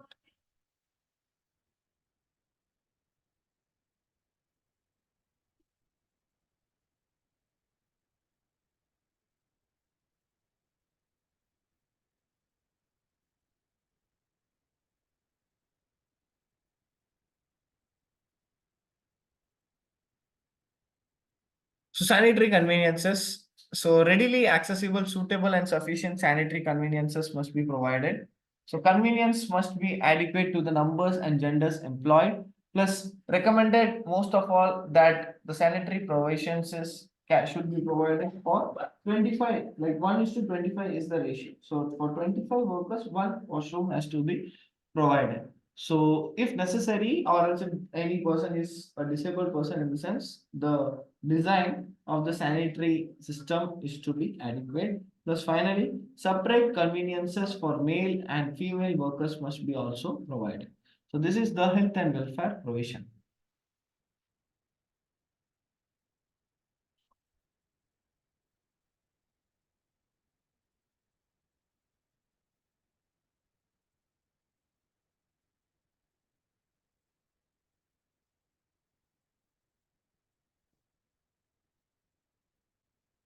Okay, so the next one, accommodation for clothing. So clothing accommodation I am going to give. So suitable and sufficient accommodation in a suitable location must be provided for the personal clothing. The personal clothing, most of all, it means it refers with the things. Okay. So suitable clothing has to be provided, and then the separate storage for clothing has to be also given. Clothing accommodation must be secure. Suitable drying facilities should be provided for clothing whenever it is necessary. Okay. So suitable drying clothing, in the sense whenever you are going to dry, right? Laundering facilities has to be provided. So facilities for changing clothing, in the sense a separate room for changing the clothing, especially for ladies, women, plus especially for the for like at least washrooms. Okay, the changing facilities should be readily accessible at workrooms. Plus facilities should be sufficiently large to enable the maximum number of workers to use them. Okay, maximum, most of all, like if I'm going to a swimming pool, I can see that there will be a changing room. If I'm going to a beach, I can see that there is a changing room. So the purpose of changing room is to change out their outfit to the just to be adaptive for the current situation or location.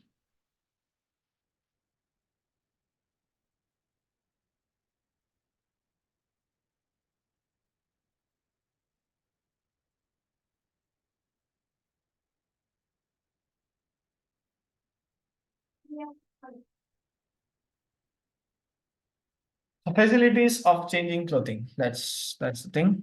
Now, rest of eating facilities, rest and eating facilities. So most of all, rest and eating facilities in the sense like giving the provision for taking the rest to the employees. Okay, that's how the employers are giving the rest facilitation to the employees.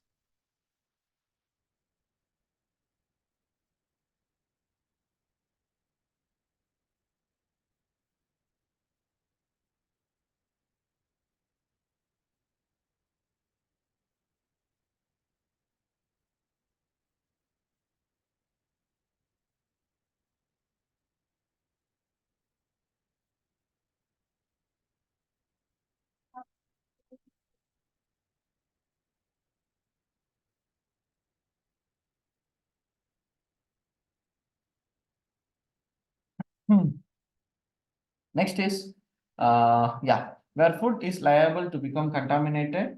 Okay, so most of all it will be contaminated. So in order to release or remove the contamination, we need to make sure whether it is placed in a very good order, in a very good place or not.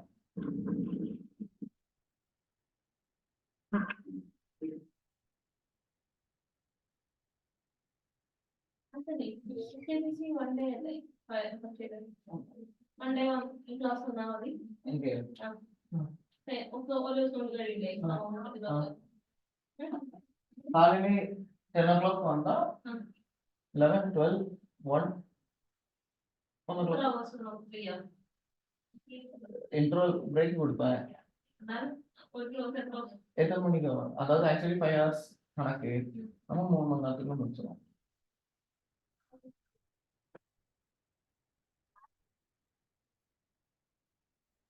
Okay, so that is about the rest and the eating facilities. So work seat in offices or other clean environments may be acceptable as rest facilities provided workers are not subjected to excessive disturbance during rest periods. And then the rest and eating facilities, finally, it comes with seating and ventilation. So seating and ventilation in the sense provision of the appropriate seats. Already we have talked for the ergonomic issues, seating. And then the ventilation in the sense premises must be providing the sufficient ventilation, at least air coolers or else any like suitable ventilations. Okay, especially for the closed rooms, there must be the ventilation. Supplying fresh or purified air via a natural or artificial or both. Steps should be taken to ensure workers are not subjected to unnecessary draughts, and ventilation system should be regularly maintained. That is about the ventilation.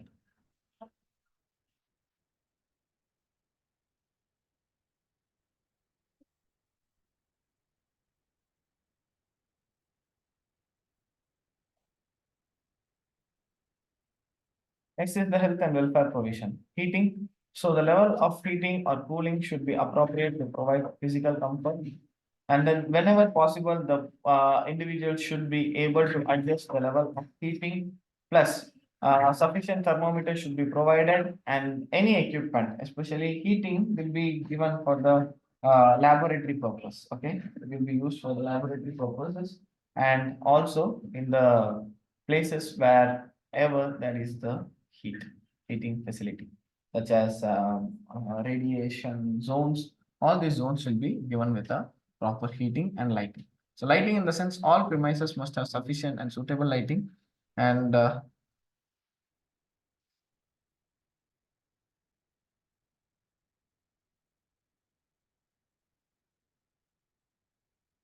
yes, so workplace should as far as possible have natural lighting. So windows and skylights must be kept clean and additional lighting provided to be necessary.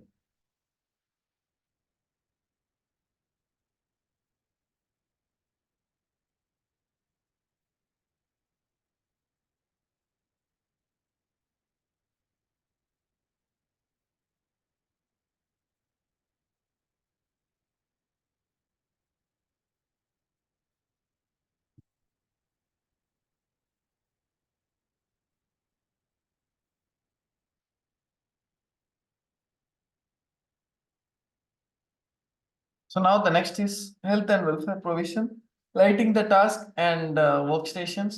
So ideally, a workstation should be designed to make the task the brightest part of the field of view. Combination of general and local lighting. So quality of lighting is as important as its quantity as well. So that is about the lighting, the task and workstation. Okay. So cleanliness, all premises and the equipment used must be properly maintained and kept clean. So the accumulation of waste can be the source of several health and safety related problems. Poor storage of material, including waste, creates a common source of fuel. Plus, waste materials such as offcuts of wood and banding wire left in the gangways and corridors is the cause of many trips and falls. Most of all, the trips and falls are being happening because of the poor cleanliness, like the fall hazards. Okay. And then there is the workplace. All workplace and workstations must be laid out whenever the workspace to perform the work relate without the risk. So each worker should have sufficient unobstructed working space. So workspace in the sense within the organization, it must not be much congested. Okay, it must be very free to work. And then the effects of exposure, sometimes there will be a very bright light, sometimes there will be no bright light, there will be even no light also. So plus extreme temperature will be there, extreme temperature in the sense cold temperature, extreme temperature in the sense even hot, there will be no ventilations. Okay. So for the cold temperature, most of all, it will be used in the food packaging industry, brewery industry, plus the locations wherever the refrigeration is very important. Okay, especially in the warehouses. But for the hot, such as furnaces, boilers, quenchers, all these locations, most of all, the exposure of the heat is more vigilant. Okay. So exposure to extremes of temperature, hot environment, health and safety are dehydration. Okay. So dehydration, muscle cramps, heat stress may arise, heat exhaustion, heat stroke, and other effects. So these are all the hot environmental hazards. Okay. And hot environment preventive measures are provide the workplace ventilation plus shield heat sources such as like using the tint paper that will be used, and then provide the cool refuges when workers can escape the heat, plus provide frequent breaks and job rotation, provide appropriate clothing. So that's all about the preventive measures for it. Okay.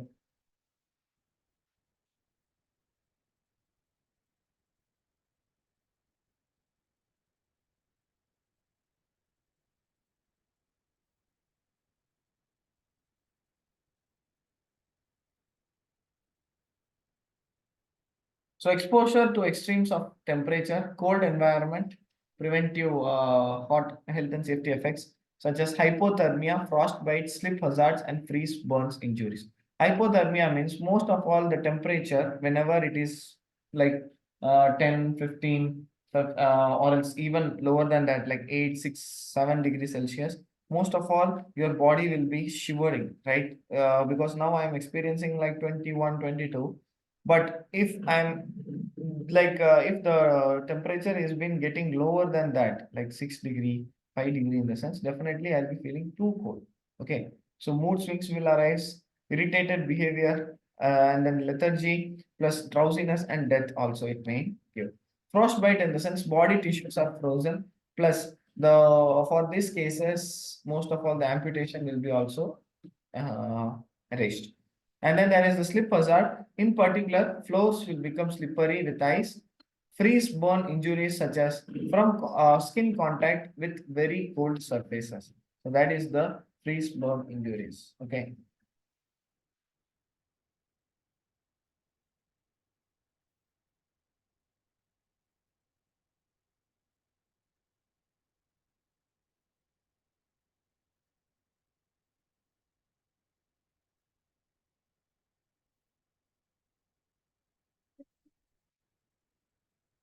So cold environment preventive measures are prevent or protect workers from droughts, shield or lag extremely cold surfaces, provide warm refuges, and then provide PPE, provide frequent breaks and job rotation, provide easy access to hot food and drinks, plus scrap salt or grit icy floors.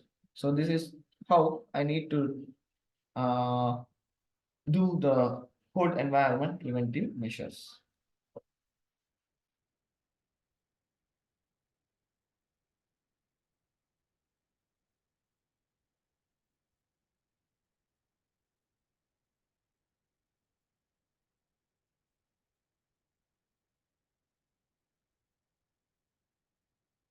Okay, so now that is the working at heights. So how to work at heights? So people working at heights such as steel workers, scaffolders, roofers, demolition workers, welders, pipe fitters, and painters. So most of all, they'll be using three things. One is man lift.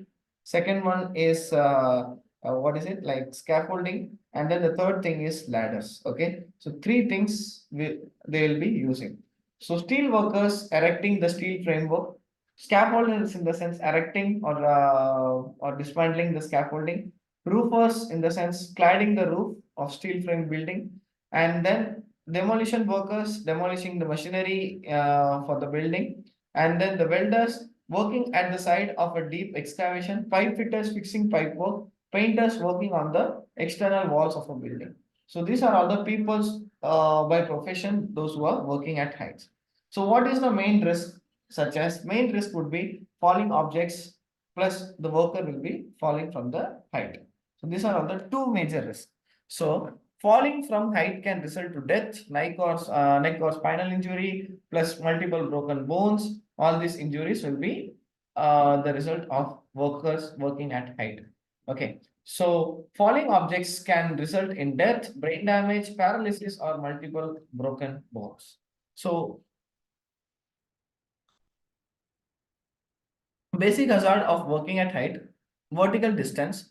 So construction work involves activities to be carried out at a significant height.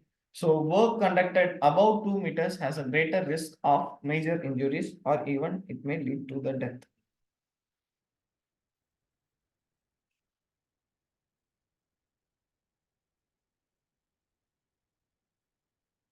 Now, basic hazards of working at height, fragile roofs. Any roofs that has not been specifically designated or designed to carry out load, that is the fragile roofs.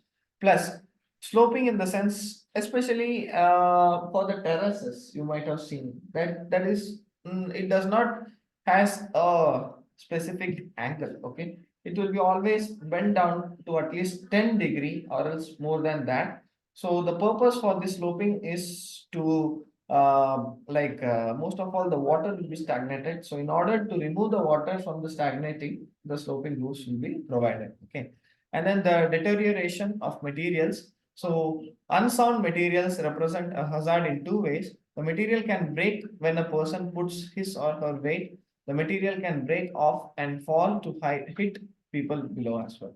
So this is of the deterioration of work of materials.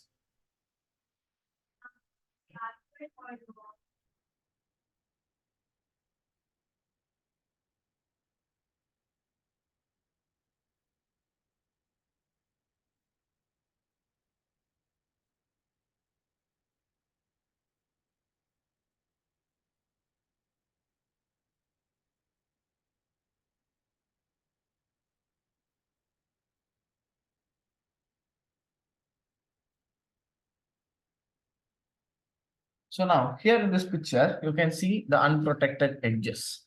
So people, those who are working, especially for the scaffolded platforms, they need to make sure whether the railings or the edge is being protected by giving the handrails. Okay, so roofs, scaffolds, unfinished steel work, and access platforms may consist of the open sides, which is literally hazardous in nature.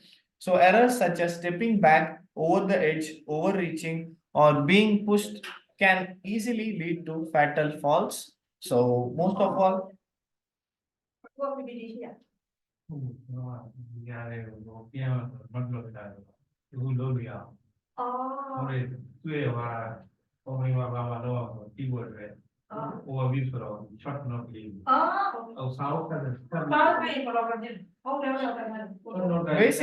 hazards of working at heights, unstable or poorly maintained access equipment.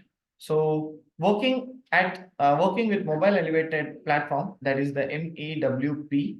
So by using the ladders and scaffolds have their own specific stability. Most of all, stability should be considered based upon the materials that we are using. Plus, scaffolding need periodic maintenance as well. So that's why, in order to look onto those criteria, scaffolding inspectors will be appointed. Okay. So failures to maintain access equipment can quickly undermine their strength. Plus, all equipment equipment being no exception can fall is if not properly maintained, and the defects in ladders may be hidden if they are painted or covered in construction materials.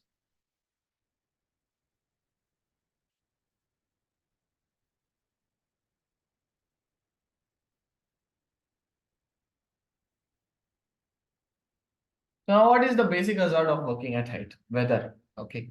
Weather. How does weather affects you?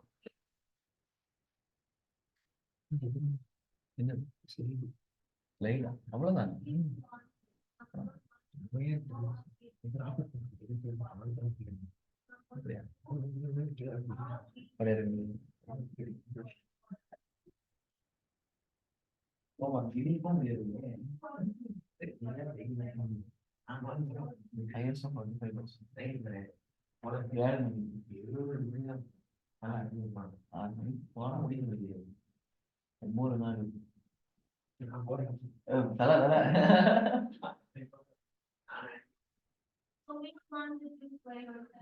So the weather can increase the risk associated with working at height. Rain or freezing conditions can increase the risk of slipping.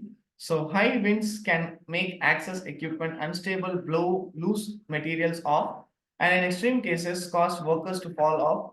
Cold conditions cause loss of manual dexterity can lead to increased risk of muscle injuries. So this is about the weather. Okay.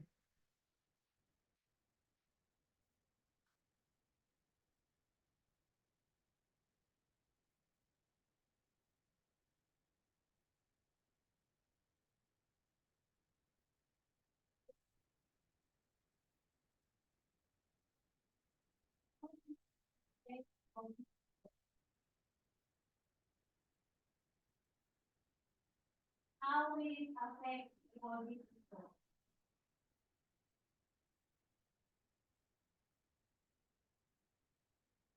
Yes, yes. It's overall responsibility for prevention of accidents. How will it affect body?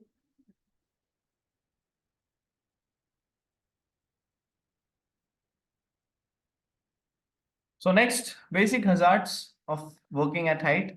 It comes under the falling materials. So falling materials, how does the falling materials happen?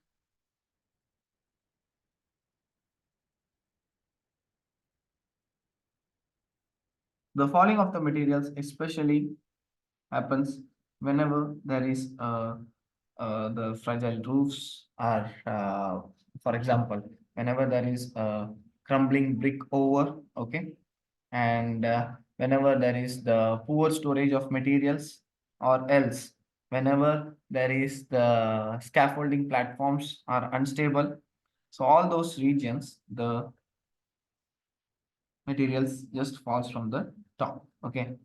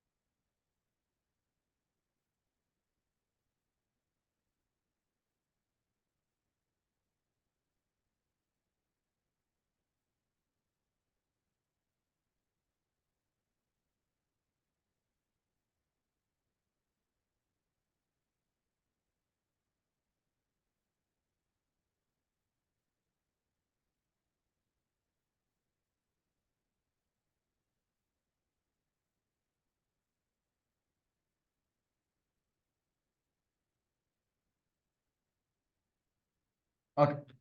So now falling materials deterioration of structure or else any brickwork whenever I'm doing the brickwork, especially during the construction time.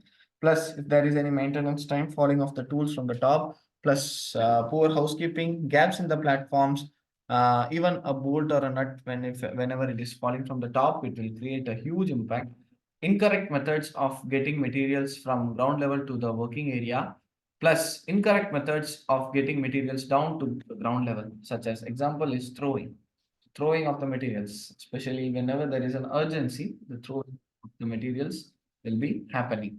So avoiding work at height. So how can I avoid the work at height? Most of all, I need to modify the work process. For example, if there is a light that is to be fixed in the sense, I no need to fix the light for going at the top. Just by using the bendable bar, I can just bend the bar and fix the lights. So likewise, like street lights, for the street lights, okay. So modifying a design in the sense erecting guardrails and steel work at ground level and then using a crane to put the steel and guardrails into the place. So for example, like if I want to do the guardings and like for example, what is it called, like I'm using a scaffolded structure, okay, I'm erecting a scaffold. So instead of using the guardrails after going to the top, like installing the guardrails, what I can do is, first of all, I can erect the guardrails from the bottom, only that part, and by using the cranes I can just transfer the guardrails to the top, okay. That's what it's suggesting.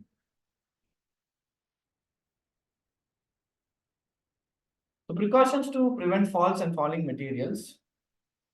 Provide a safe working platform. Guardrails are designed to prevent people falling, while toe boards prevent materials falling.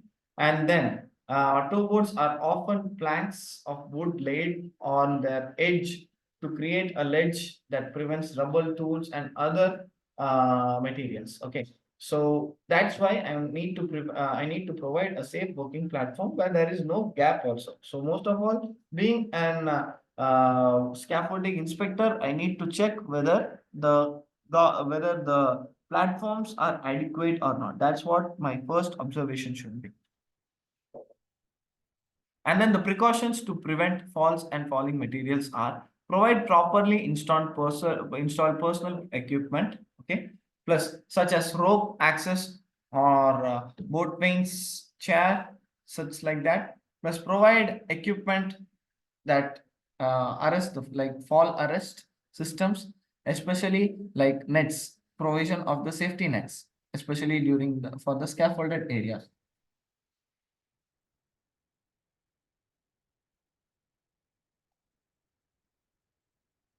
And then there is the ladder hoops. So ladder hoops are attached to vertical or steeply sloping ladders to create a tunnel for safe climbing. Plus, ladder hoops will be given for as like a support, okay, especially whenever there is a confined space entry, or else you can see in the mobile towers also. So mobile towers in the sense for you can see the towers that will be like for giving the network towers, okay. So those towers, most of all, you can see this ladder hoops. So the purpose of the usage of ladder hoops is to give a support, okay, support to the people. So maintenance workers may make use of them to gain access to the roof or the similar areas also. The ladder hoops often used where large process plant is installed over a number of floors and occasional access. Plus, a ladder hoops are designed to prevent people falling away from the ladder through fatigue.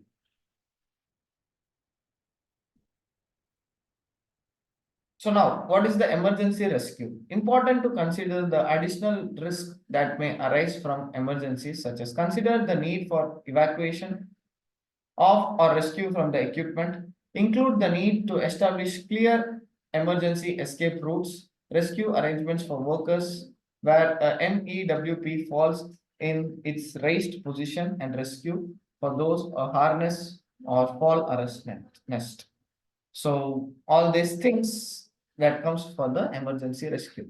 Minimizing the distance and consequences of a fall. Fall arrest comes in two main forms, such as corrective protection system such as safety nets and airbags, personal protective systems such as fall arrest harness. So that is about the minimizing the distance and consequences of a fall. Okay, so I'm designing the fall arrest. Now, despite having all of these things, again, I need to give the people proper training, right? As you mentioned earlier, for hazards, I need to give the proper trainings for the people. So, workers should receive full training and instructions on the use of equipment and systems. Training should also include the checks that need to be made on fall arrest equipment, like fall arrest equipment. Plus, you need to check whether airbags is being properly provided for the vehicles. Okay, so head protection for hazards in the sense loose material kit, like what especially for the head, what are all the aiming things, such as if there is any loose materials falling from the heights. Okay, and then materials falling from scaffolded platform, plus if there is any cranes or goods that has been carried out, plus dropping of fitting from erecting or dismantling a scaffold. And then actions to be taken is, I just need to identify what type of or what quality of the hard hat has to be worn, and then provide workers with hard hats, plus make side rules, plus make sure hard hats worn are worn correctly. So these things I need to make sure very perfectly.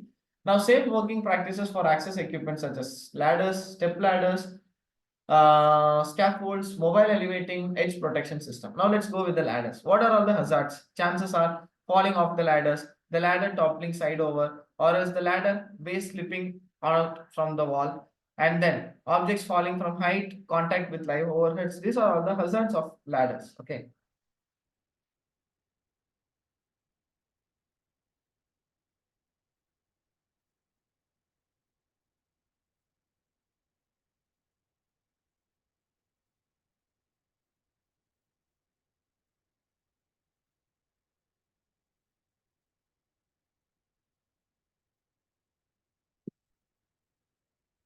Okay, so that is the hazard of the ladders. Okay, so now next we are going to look on to the ladder safety precautions. It is very easy.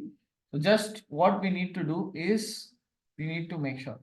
Yes, Asnan Abrar, Ashan Abrar. Tell me, why have you lifted your hand?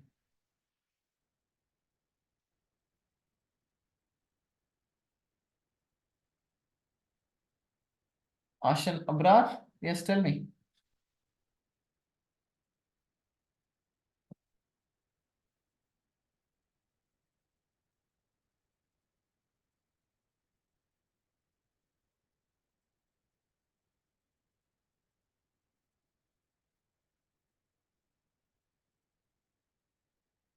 So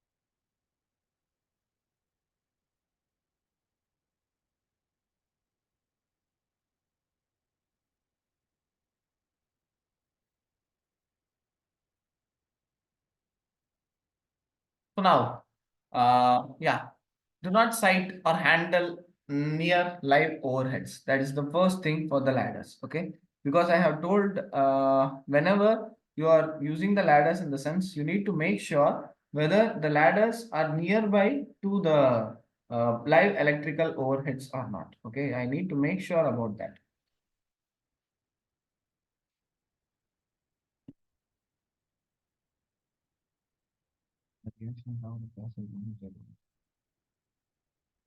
So sight on a solid flat base so that the fleet does not sink into the ground. Okay.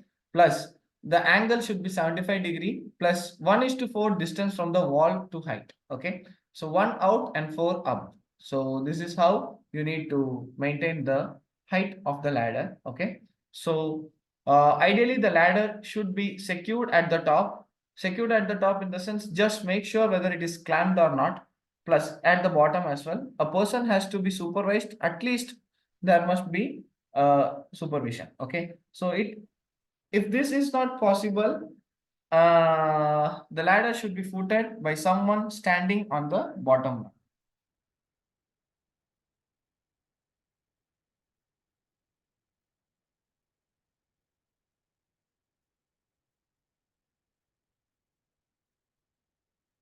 That is the ladder safety precautions. So next, about the ladder safety precautions, such as anchorage. So slide guys, and then 75 degrees. You need to see anchorage. Most of all, anchorage, if it is given, then the ladders, you are pakka safe. Okay. And then you can see on the next picture, this is the improper use of the ladders.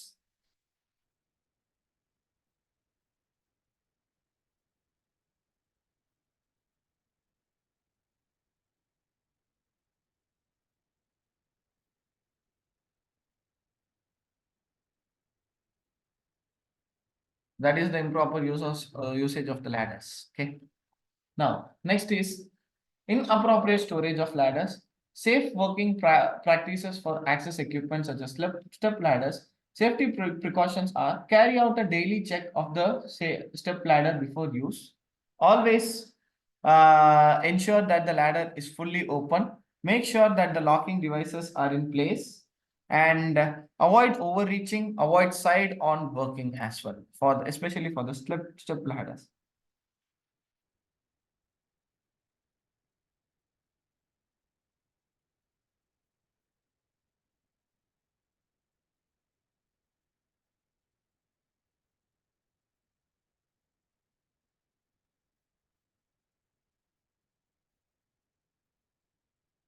So next, you can see this is how the correct usage of ladder must be. So this is the step ladder, right? So you need to access the step ladder, keep it to the front, okay, as a support, and then you can perform your task. This is the improper use of the step ladder, and you can see this is the proper use. Lean onto the support and go on with your task. Correct use of step ladder. Okay. Now, this is about the scaffolding. So before entering to the scaffolding topic, we'll just have a small break of 10 minutes or 15 minutes, and then we'll come back and continue with the scaffolding. Okay. Okay. Yeah.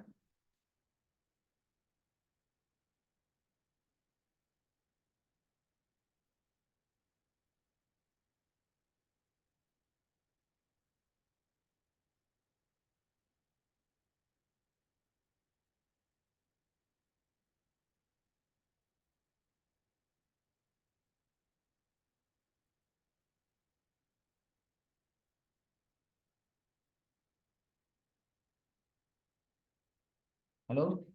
ஏடா ஏடா எப்படி இருக்கீங்க? சுகமா?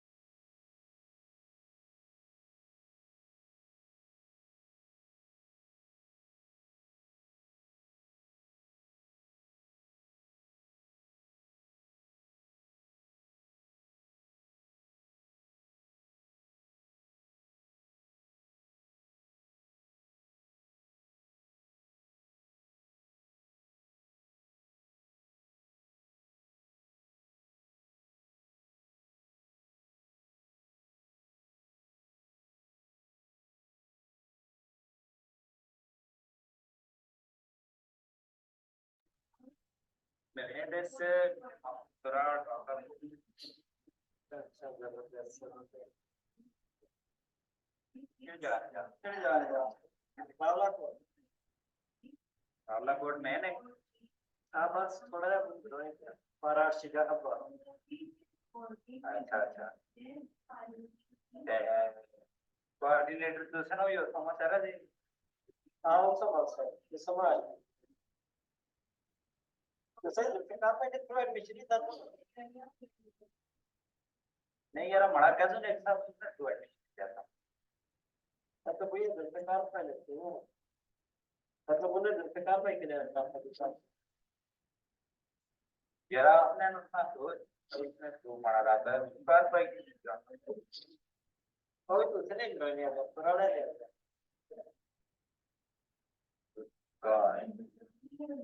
और तो हमें करने की व्यवस्था क्या नाम करते हैं जी बड़ा पर अच्छा जब तक है इतना दस करते हैं आपका शायद पूरा में हमारी कुछ निकालो पूरा व्यवस्था देखिए नहीं नो अच्छा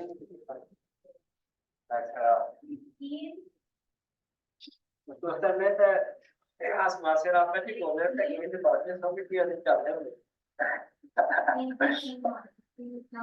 Okay, so now let's start with the scaffolding. Okay, so previously we have seen about the ladder safety. Now we are going to look onto the scaffolding. Okay.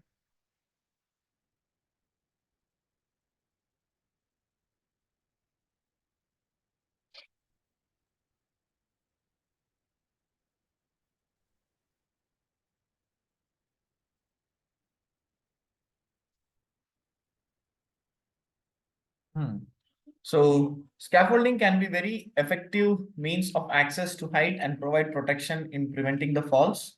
Most of all, we are going to look onto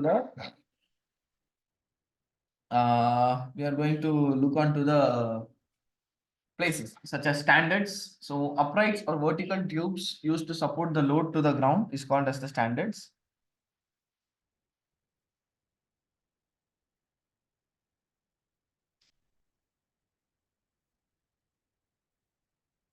So standards in the sense, most of all the uprights. Uprights means you can just see such as the horizontal areas. Okay, horizontal areas are called as the uprights. Okay, and then the vertical areas are called as the, what is it? Yes, the vertical areas. Okay, so vertical and the upright areas is called as the standard. Okay, now ledger, standard is the vertical area and ledgers are the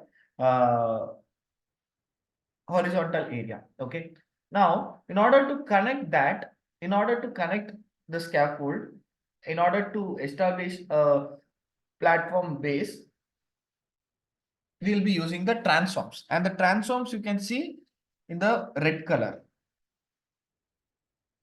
Okay, so the next, so bracing means that is used as the cross-sectional area, and that is called as the bracing. Bottom to top support, sir. Bracing. What? Yeah. What fire, sir? Because it's showing the poster remove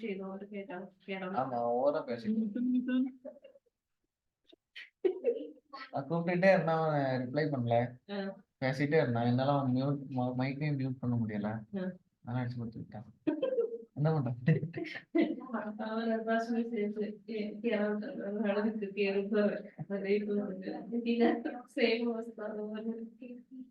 black எல்லாம் பண்ணல மறுபடியும் அவன் accept பண்ணலாம் அவன் வர சொல்ல accept பண்ணலாம் இல்ல வரல. Okay, you are talking about the support, right? Support and the bracing both are nearby to the same. Okay, so bracing in the sense diagonal tubes that gives the structure its rigidity. So in order to maintain its structure, most of all, the supports plus the bracings or the bracings will be given.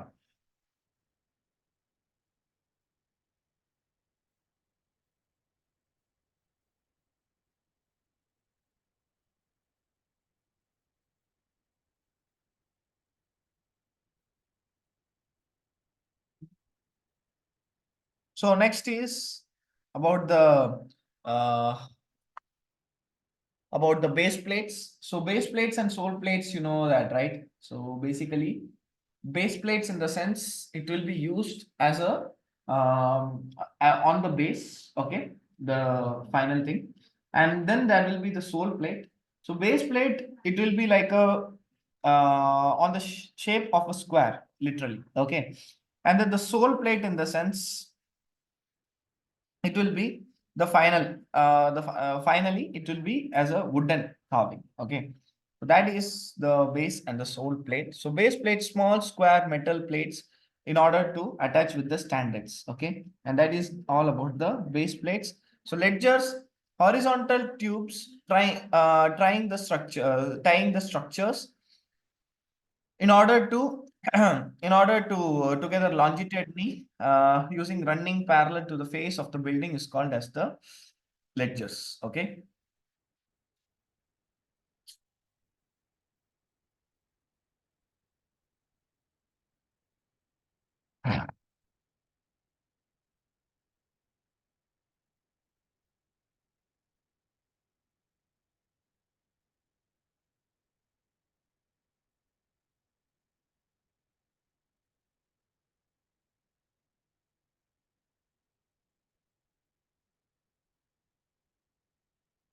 So next is work platform, fully boarded.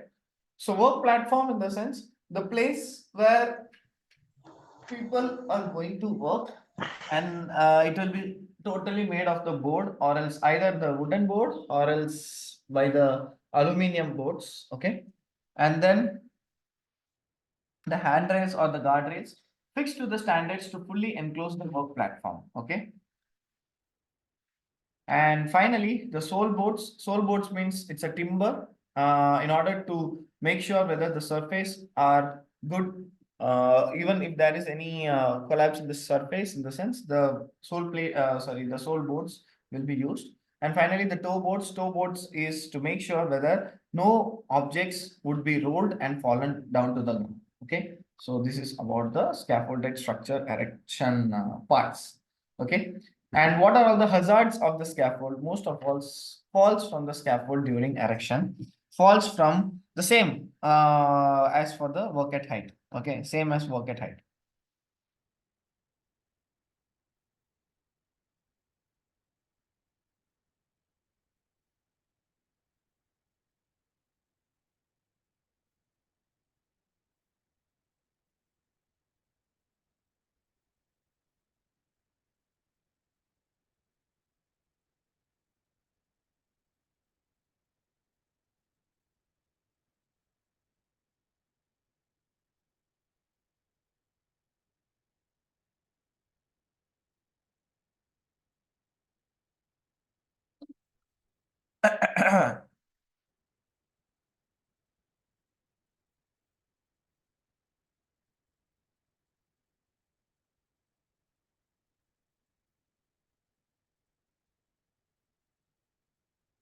So now, hazards in scaffold. So same as the work at height hazards associated with it. So falls from the scaffold during erection, falls from the work platform, objects falling from the platform, collapse in the structure. These are all the hazards in the scaffold. So reasons why scaffold collapse includes incorrect erection, overloading, uneven distribution of loads, poor ground conditions, adverse weather, insufficient or inappropriate ties, plus being struck by the vehicle. So these are all the possible reasons that it would be that the scaffold being collapsed. Okay. Plus, if there is any accident, okay, most of all because of the daytime accidents or else nighttime accidents, the scaffolds falls. So debris netting, so fixed to the sides of the scaffold. So that is in order to make sure whether nothing goes wrong or else there is no fall, because despite of having the handrails, but still the nets will prevent the falling. Okay, like the impact of the falling. So safety signs are used to provide in order to make people aware more about the scaffold safety. So protected scaffold with decorative output so that people are aware about the scaffold. And then there is the marking. So why the marking in the sense, especially in order to notify that there is a hazard present here. Okay, in order to notify that there is a scaffold, plus that's why there will be the reflecting taggings plus the lightings, the appropriate lightings will be also provided here. Okay.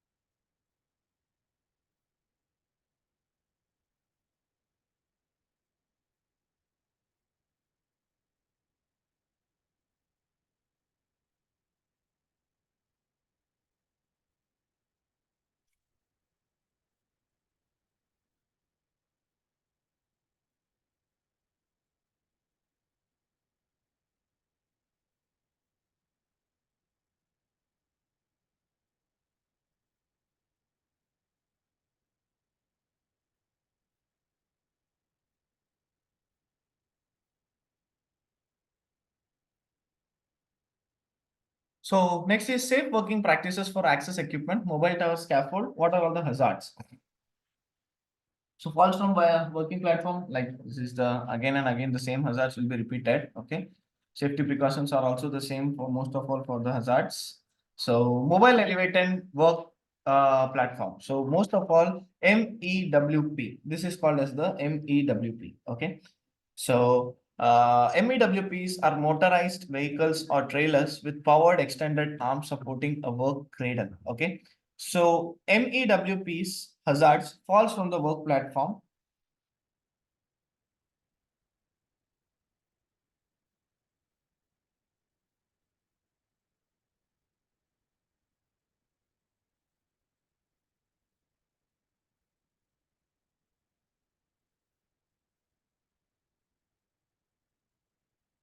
So falls from the work platform, objects falling from the platform, collapse of the MEWP, overturn of the MEWP, contact with live overheads, and unauthorized use. Same as the working at height hazards only, like, but still here, chances are because it's not like a scaffold, like you need to access it.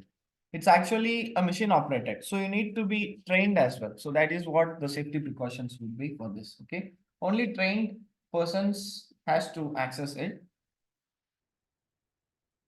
And then vehicle sighted on firm stable ground, sufficient clearance from obstructions and overhead, barriers around MEWPs, controls of the MEWP should be inside the cradle, plus not driven with the cradle races, plus must not be overloaded, must be inspected, use should be restricted to trained persons only.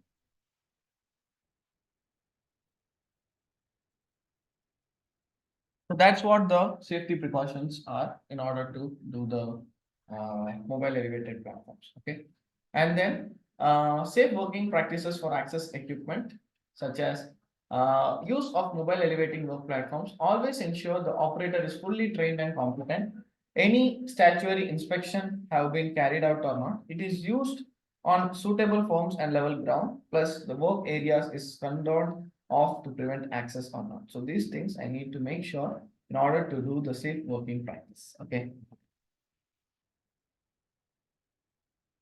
So mobile elevating work platform. This is how the scissor lift, man lift, plus finally edge protection system. So edge protection system, you know that, right? Like you need to use the guardrails, plus inspection of access equipment. Scaffolding should be inspected whenever whenever it is firstly erected, plus if there is any alterations that has been made, plus if there is any substantial alterations made, plus if there is any of the stability, whenever the stability affects, then also it has to be inspected, plus the periodic inspections such as weekly ones. And whenever it is inspected, most of all after inspection, it has to be given with the taggings. Taggings in the sense such as green, and it comes with yellow, and it comes with the red. Okay, so green tagging is basically called because like green tagging is basically used in places for notifying that the scaffolding, this scaffolding is safe to work. Okay, people can work in the scaffolding like that. That's why the green taggings will be used to notify the people. Okay, same for the red, but red in the sense it is unsafe to use, or else the scaffolding is not yet inspected. That is what the indication of red means. You are not, you should not access the red color tagged scaffold. Okay, and then the final one is yellow. Yellow means if the people are working in the scaffold, in the sense it will be notified as yellow tag. Okay, so this is how the tagging systems for the scaffold works. Okay, so inspection, yeah. Basically, sir, this scaffolding. Yeah. The yellow tag is working on platform, where the full body harness. Yes. Red tag basically it means inside is dismantling and erection time. The red tag then other people is now Yes, actually, red tag means it is unsafe for you to work. Okay, it is unsafe. For example, a scaffolding erector will be working there whenever it is a red tag. Okay, but the people, for example, scaffolding erector will just erect the scaffold and his job is done, right? But for example, painter or else carpenter or else any other visitor, engineer, they are not allowed to access the red tag. Only a scaffolder erector who is erecting the scaffold, he can access that, not us. Okay. And of course, yellow tagging means men at work. So scaffold, if people are working in the scaffold on the working platform, in the sense, yes, it is indicated as the yellow tagging. Correct.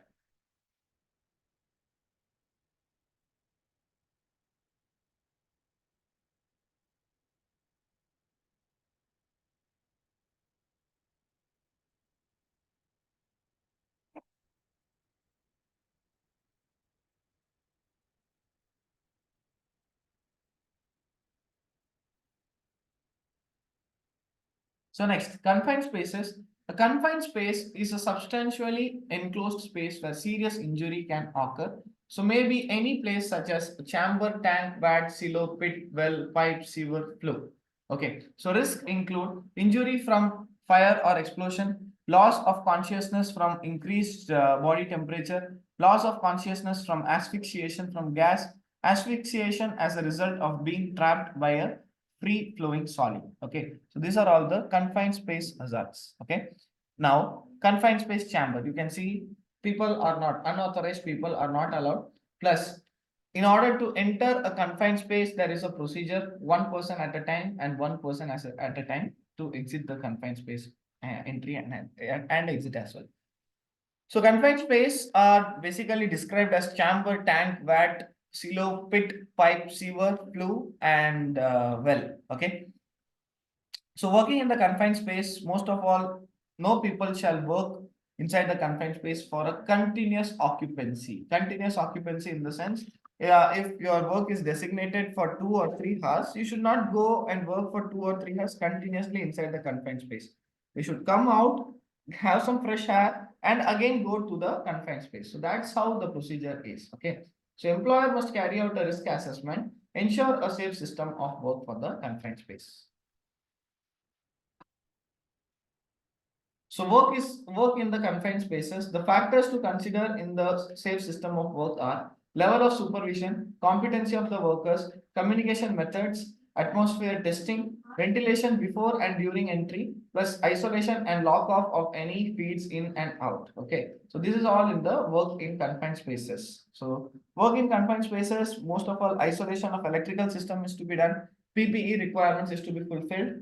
and then access and egress, fire precautions, lighting levels when the atmosphere of the confined space not has taken into account, and then the characteristics of the individual's emergency rescue arrangements. So these are all how to work in the confined space. So testing of the atmosphere, you know that, right? Testing of the atmosphere in the sense, first of all, LEL, UEL, two exposure limits I'm going to check. So an authorized person such as a health and safety representative will be coming up with the gas detectors plus the testers, atmospheric testers. So it consists of the centrifugal fans in it. So the fan will be literally sucking off the atmospheric air and determine the components of the things present in the atmosphere. Okay, so toxic and flammable vapors are there or not, plus toxic and flammable in the sense CO2, sorry, CO, presence of CO, H2S, and then the methane, ethane, propane, butane, pentane, plus any other hydrogen also, any acetylene. So all not acetylene, yes. So all these things are being present in the atmosphere or not. That's what we'll be checking. Okay. So record should be kept to the results of test. So respiratory protective equipments, RPE. Most of all respiratory protective equipment, you know, just now we have seen RPE such as SCABA set plus what is it? Breathing apparatus. Okay. So SCABA, that is the self-contained breathing apparatus, EBA, emergency breathing apparatus. Okay. So other equipment such as ropes, harness, first aid equipment, protective clothing, and other specified equipment, special equipment. Excuse me, sir. Yeah. Sir, does the worker has confined space work permit? Definitely, he must have a confined space work permit. Without permit, you cannot even go inside a confined space. And it's the same as the hot work permits. Every 6 hours, it has to be renewed. As per like for my company, it was 6 hours once, and you need to make sure maybe 5 hours or 4 hours. It depends upon the company's procedure. Okay. All right. So it has to be renewed 6 hours once. Okay. So access to a confined space, most of all, it will be used by the tripod. So there will be a pulley and a person will be releasing the confined space entrant, plus there will be a supervisor or else an observer from the out. So they will be releasing the confined space entrant through the tripod. Okay, tripod arrangement. So here a worker wearing full breathing apparatus is also wearing a harness and a lanyard connected to which, so that he can be hauled to the surface. Any emergency situation, the person who is standing out, he can easily evacuate him. Okay, so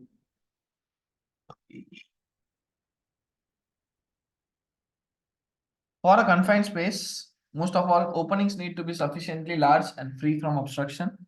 And then the practice drills has to be conducted.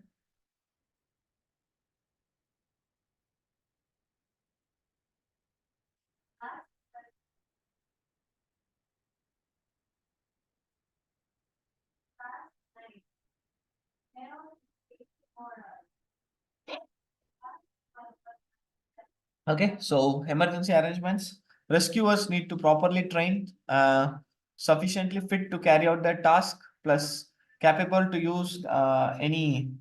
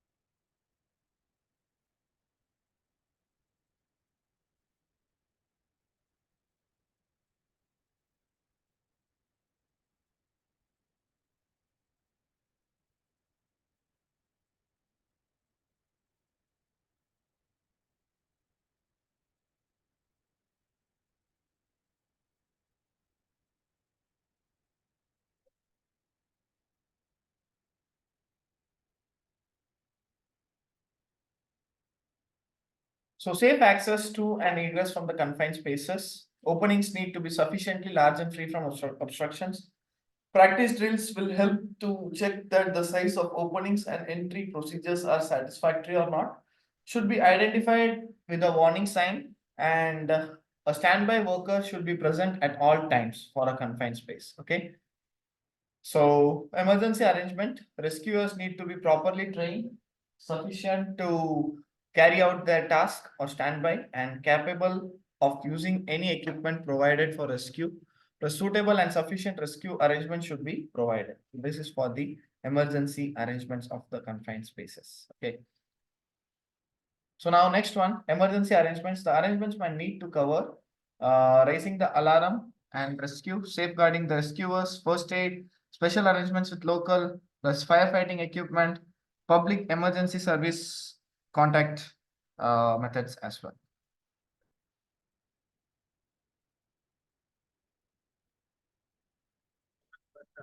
Yeah.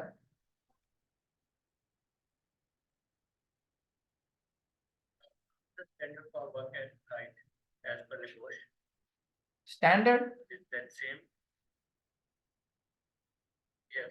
NEBOSH does not give you a standard. In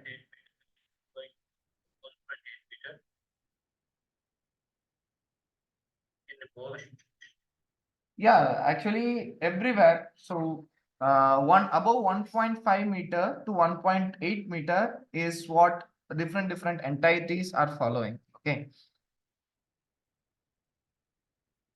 Yeah, right. But Yeah. I want to confirm as per NEBOSH. As per NEBOSH, there is nothing. No. At what depth?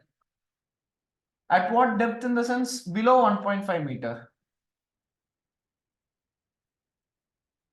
For going 1.5 meter, then it will be considered as a confined space as per NEBOSH, right? Yeah.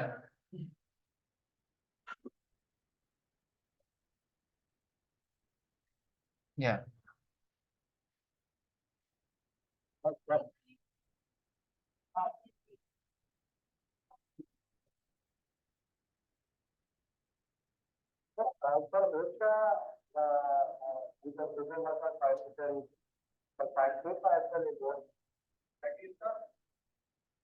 See, first of all, let me tell you, NEBOSH never gives or derives you any standards. Okay. NEBOSH follows the standards of ISO and ILO. Okay. ISO, ILO, WHO, OSHA, all of these standards are being followed. Okay. So as per the UK standard, it has to be 1.5 to 1.8 meter for working at heights. You need to take the permits. And if you are working for the confined space, in the sense, it's based upon the hazard, what is it? The hazard category. Okay, whether it is more likely or else like likelihood of the hazard. Okay. For example, if I'm working inside in a construction field and getting the What is this? Fine. $100. It is another.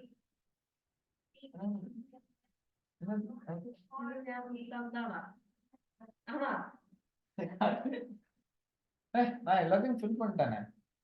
புதியது மழைக்கு வந்து ஆமா போகல. நான் ஞாபகத்துல வேலை இல்லாம சரத்துக்கு பத்தி கூட வச்சிரு அடுத்த தேவைப்படும் திங்கலாம்.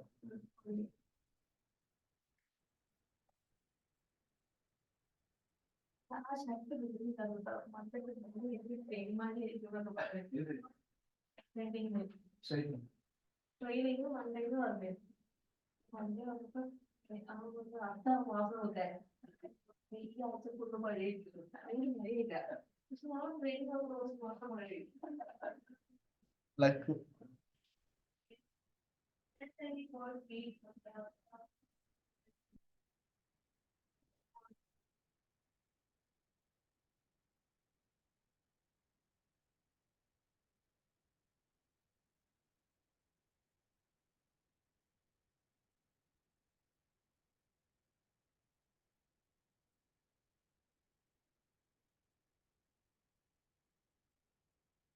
okay, so summary of main points for confined spaces: flammable substances, oxygen deficiency or enrichment, toxic gas, fume or vapor, ingress or presence of liquids, solid materials that can flow, excess heat. So that's all, most of all, for the confined space, like the symptoms.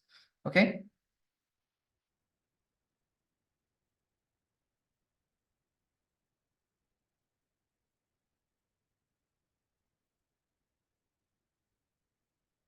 So next is the lone working. So lone working is somewhat resulting with much stress.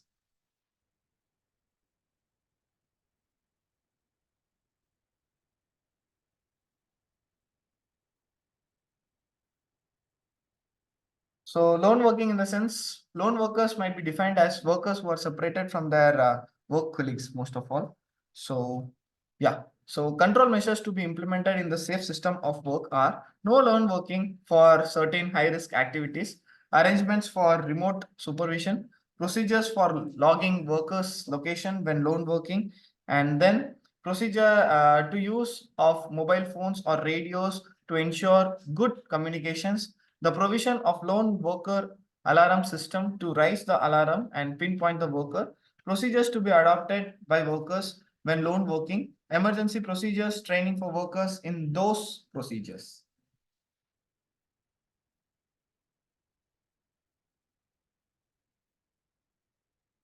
So this is all about the control measures to be implemented in the SSOW.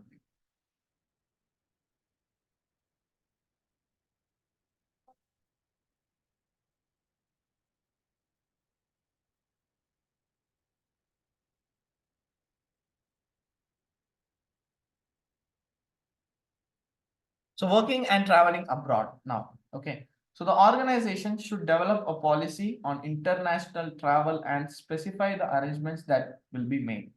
Okay. So specify the arrangements that could be made, in the sense, one of the biggest risks associated with international travel is that to travel health, right? Is that to about the personal health.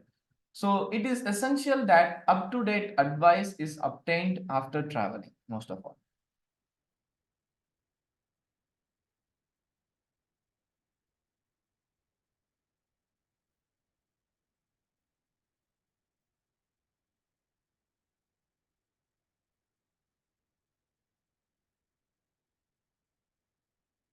So working and traveling abroad, in the sense, pre and post visit briefings must be done, insurance premiums must be done. If there is any virus, or else if there is any other consequences that could be faced, has to be identified. Okay.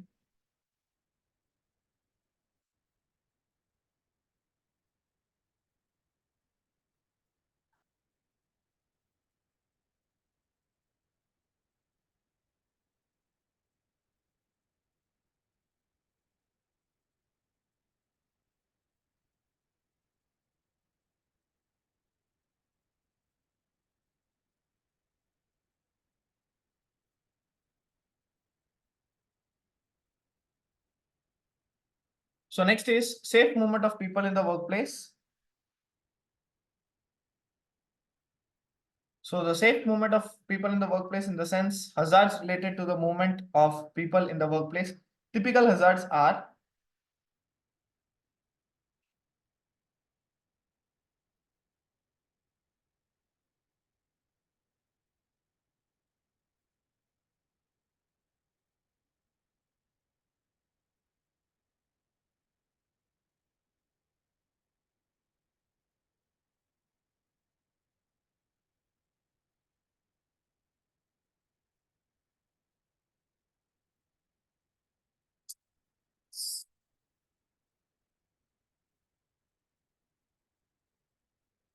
so typical hazards for movement in the workplace, most of all, slips, trips, it's a common thing.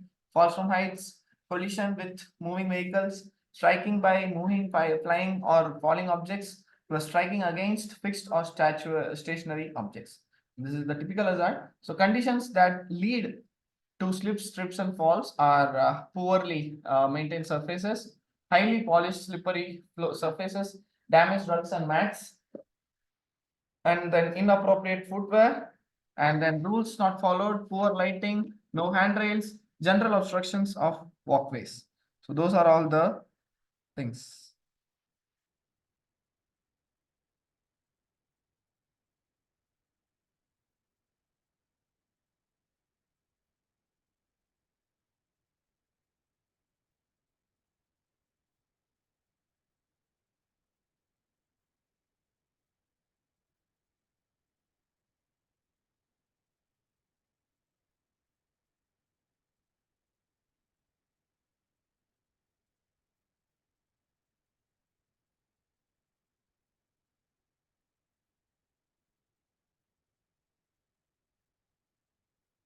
So hazards related to the movement of people in the workplace, slips, trips, and falls in the same level. Okay. So typical slip hazards are smooth floor surfaces.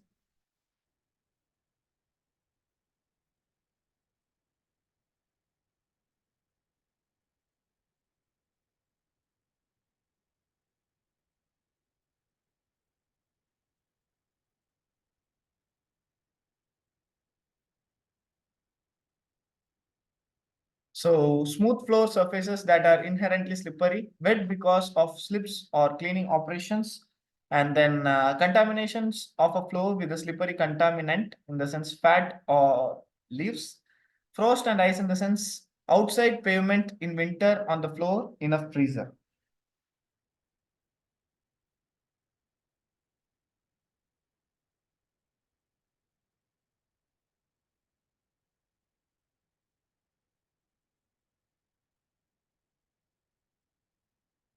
So typical trip hazards are uneven or loose floor surfaces, trailing cables, objects on the floor. So note that people frequently trip over their own feet.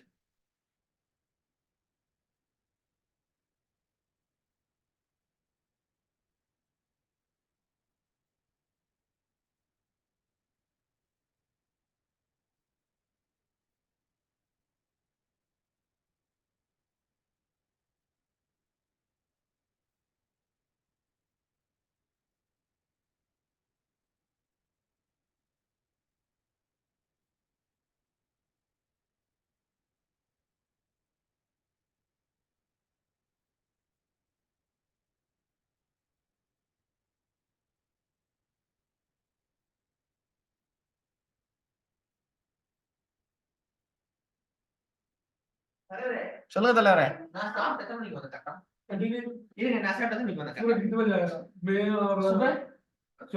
खाना का time और मैं आपसे में 3:30 में था पूरा आदमी कितने बजे किए 1:30 को आया, आप 1:15 या 1:20 को गए भाई कितने तो आप 55 में गए आप 2 o'clock बोलेंगे, 2 o'clock पूरा आदमी अंदर है, मैं 1:15 वो आ गया। ओके, आप क्या 15 मिनट में खाना हो गया मेरा, 1:15 में आ गया, मैं इधर ही था, आप उससे पहले आप चले गए।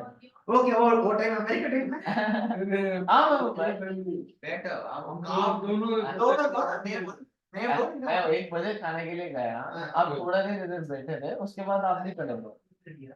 एक 1:05 ये तो 12 बजे की खत्म कर ये तो 1 बजे की 1 बजे की लेट और पूरा की बात है 12 मिनट का और सही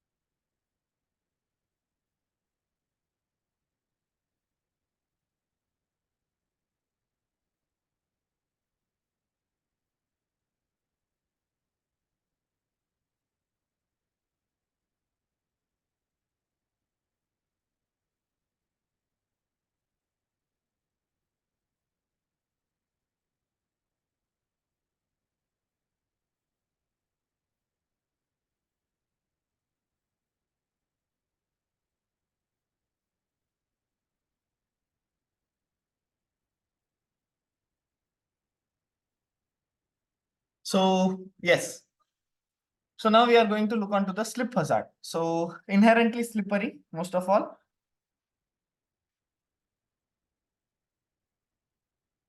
Yes, please proceed. We are good. Yeah. So smooth floor surfaces that are inherently slippery.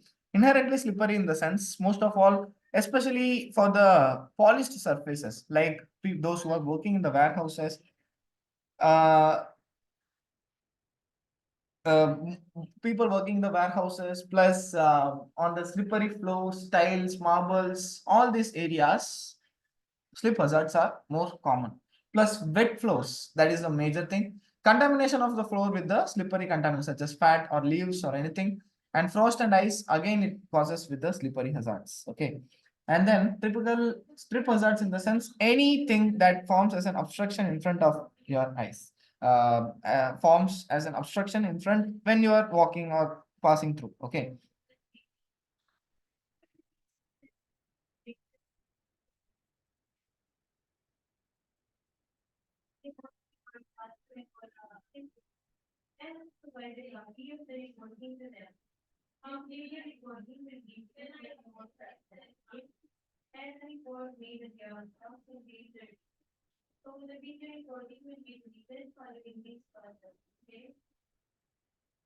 Before we go on to your questions, can you please show me the room that you are taking?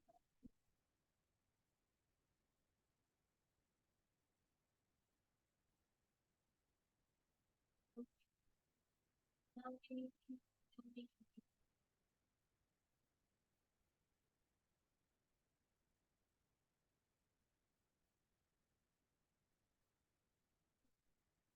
So now, next is we are going to look on to, yes, fall from objects because of the objects. Okay. So typical hazards, working next to the unprotected edges, especially if there is no railing, you will be falling from heights. Plus working on a fragile material above a drop, and then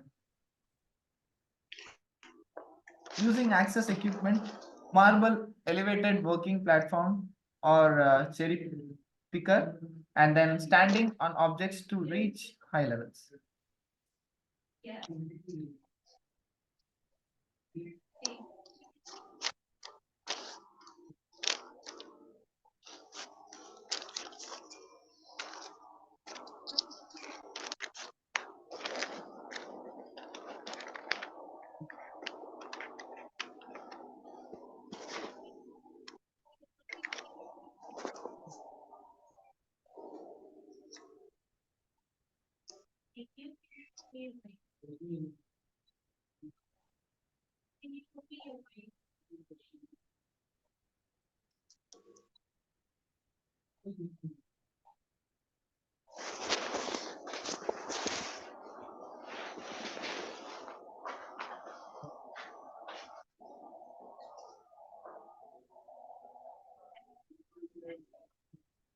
So falls from the heights, workers sitting on. You can see there are a total of 3 workers sitting on, and chances are, because it is not a fragile. First hazard is it's a fragile roof. Plus second hazard is it's an asbestos, so asbestos dust may occur. Plus third hazard is it's a slopy roof, so they may slip anytime. Okay, but it's a pure vibe, yeah. Excuse me, sir. Yes. Sir, what is asbestos, sir? Asbestos, you don't know what is asbestos? No, sir. How can I explain you? Most of all, previously it is not used nowadays. Can you just go like 10 years back or no, 15 years back, okay? And people were not using the concrete roof. Instead of that, they were using the it will be like waves. Have you seen it? The roof.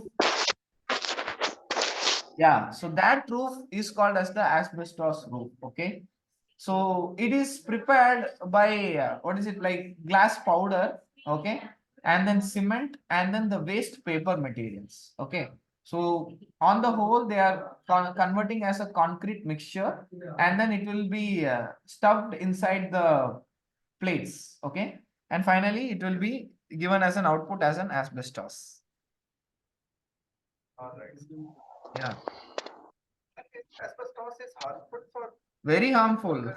Actually, asbestos, its first thing is previously making like a concrete structure was more costly. Okay. So our people, what did they do is asbestos they were preferring because it's less costly. Plus you can just remove it and again replace it. Okay. So yeah, so what happened was it first thing is because it is a cement. Okay. So cement basically gives you more and more heat. Okay. So that's why people those who are sleeping below the asbestos they will be always under sweat. Okay.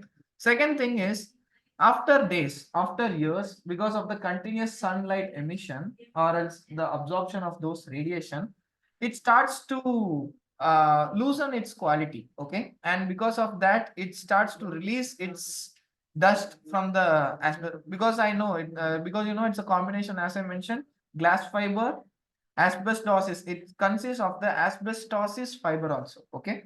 So all these fibers comes collided and it results with much lung cancer. Okay. Yes, sir. Got it, sir. Thank you very much.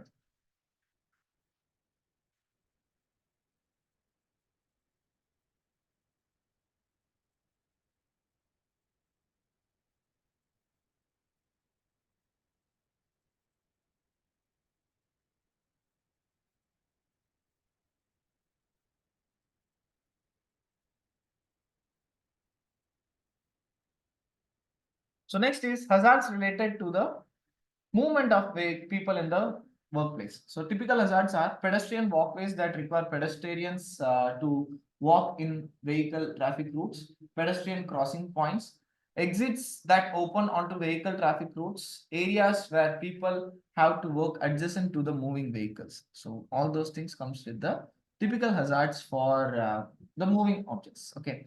So now,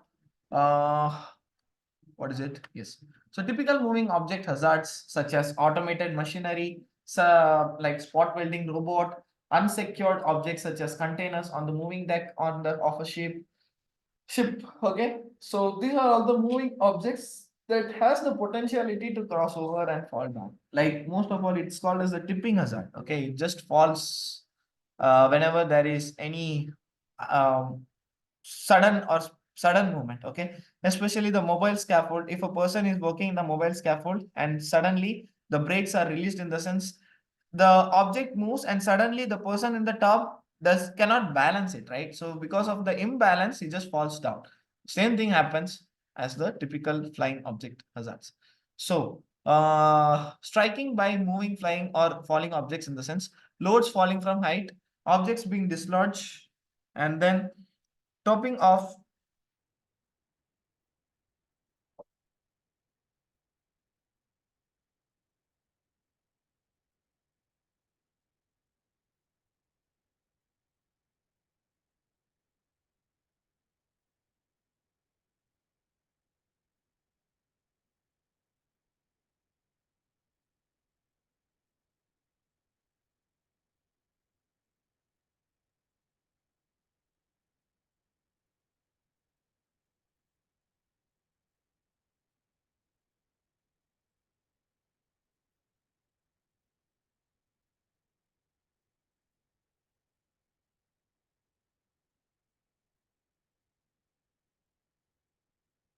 So striking by moving, flying or falling objects.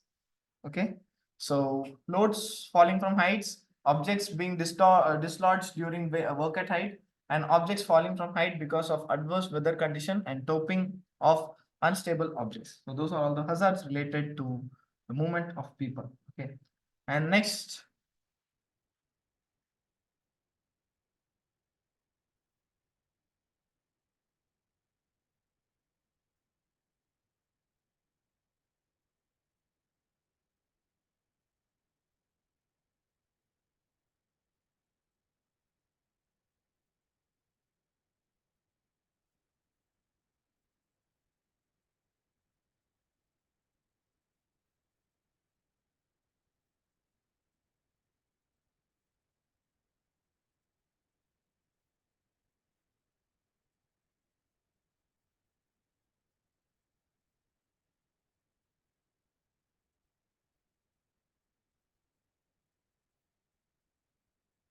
Sir, Yeah.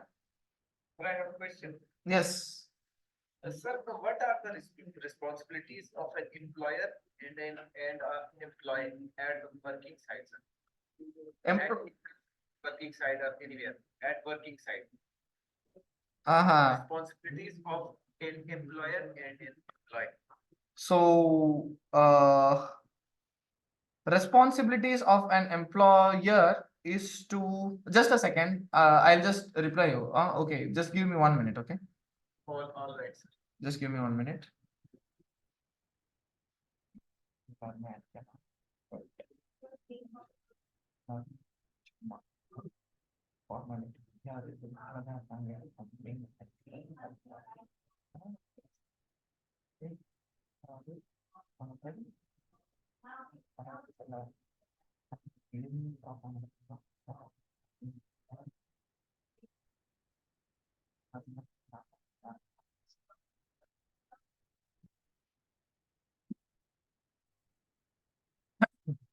Okay, so now I'll clarify your doubt. So employers and employees, right? So basically for a site, employers' responsibilities is to designate the roles and responsibilities, okay? Designate the roles and responsibilities means, for example, you are an employee, okay? So they will not give you the roles and responsibility directly, okay? So they will be establishing that this is what the target is, okay? So based upon those targets, we are going to they will be setting out the targets. They will be directing you how to reach these targets, okay? And then the subordinates, such as employers, are the top management representatives, okay? Now, under them, it comes with the managing directors or else the managers. So through the managers, you will be getting communicated. So they will be passing a direct instructions towards the towards the employees, okay, through the managers or else their subordinates, okay. And the employer's role is to give a full provision of the health and safety protocols, the measures, and they need to follow the legal compliances as per the government has issued, okay. Now, yes, that's an employer's responsibility. An employee's responsibilities is to share their knowledge towards the employees, like other people, to take care of themselves and also the other people, and then to cope with what the employers are been telling to you, okay. Plus you are advised, like it's like a 50-50 proposition, okay. Like consultation in the sense, for example, like people has to, like the employees has to consult, okay. So employers and employees, there are two things. First of all, employers will be giving you any suggestions, okay, but the employees has to consult to the workers representative. Through the workers representative, they will be communicating it to the employers, okay. For example, if there is any decision made, in the sense, it will not be 100% employers decision, okay. It will be like a 50-50. From the employees, they will consult, plus there will be 50% of the employer's decision. If an employer is giving 100% of the decisions from their side only, they are not even considering the employee's concern, in the sense, nobody will be working in that entity. The company has to be closed and they have to get out. So this is what happens, okay. yes, sir. Yeah. Perfect, sir. Got it. Thank you very much.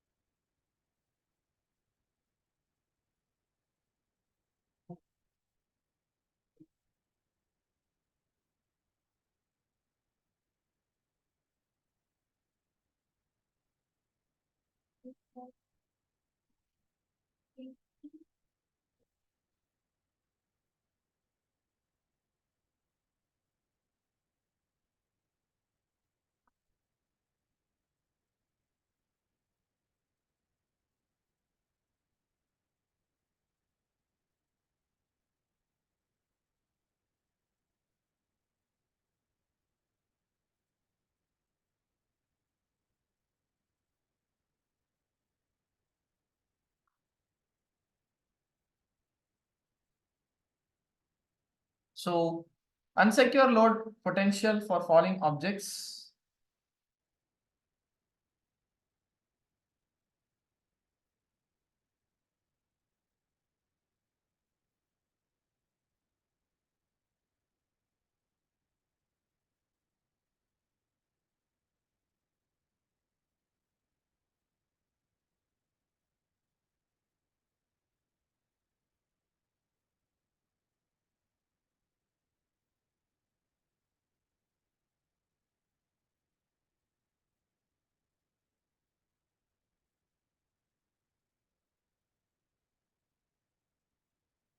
So control measures for the safe movement of people in the workplace. Control strategies are basic health and safety management principles, eliminate the hazard, create a safe place, create a safe person also.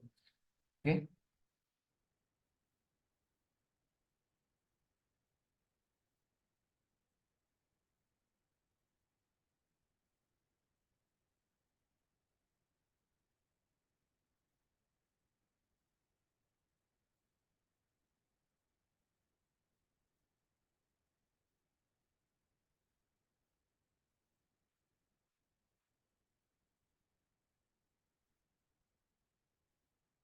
Sir, Yeah.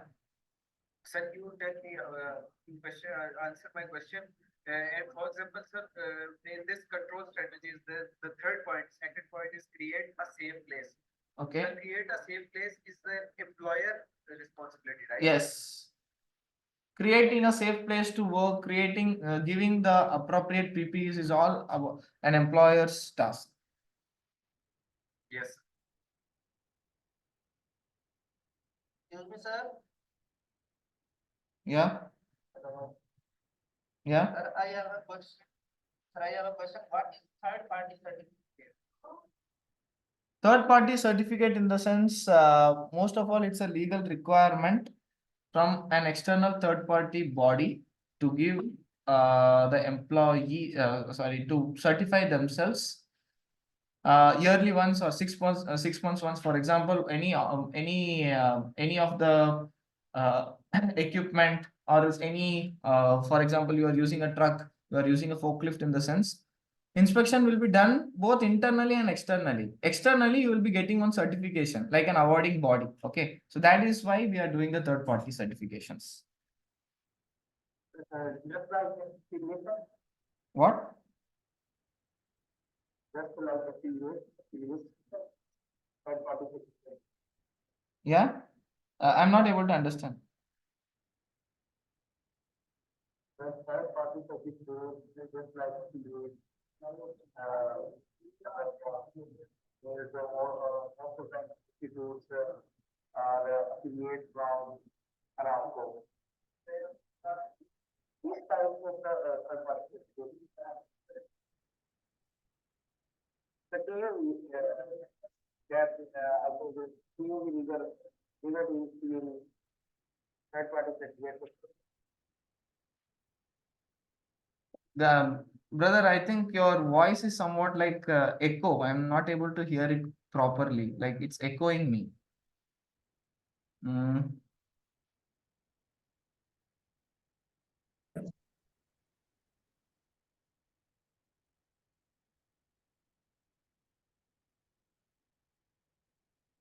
Can you just text in the chat box? I'll read it and answer it to you.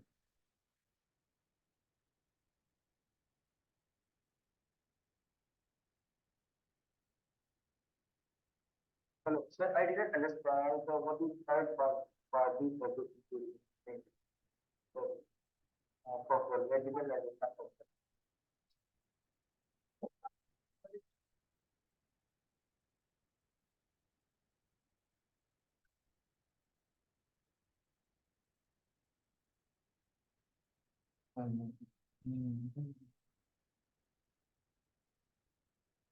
Brother, can you please text in the chat box? I'll just read it and I'll explain it to you, okay?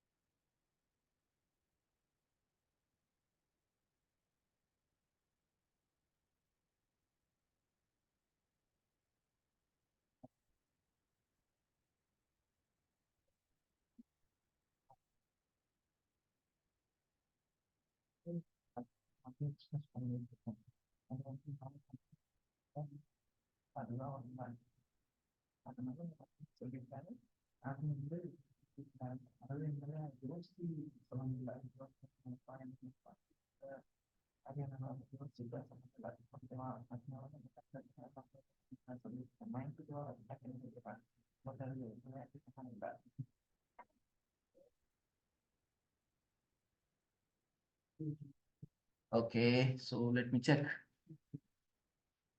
So explain more about third party certificate. I didn't understand properly. So this is the question.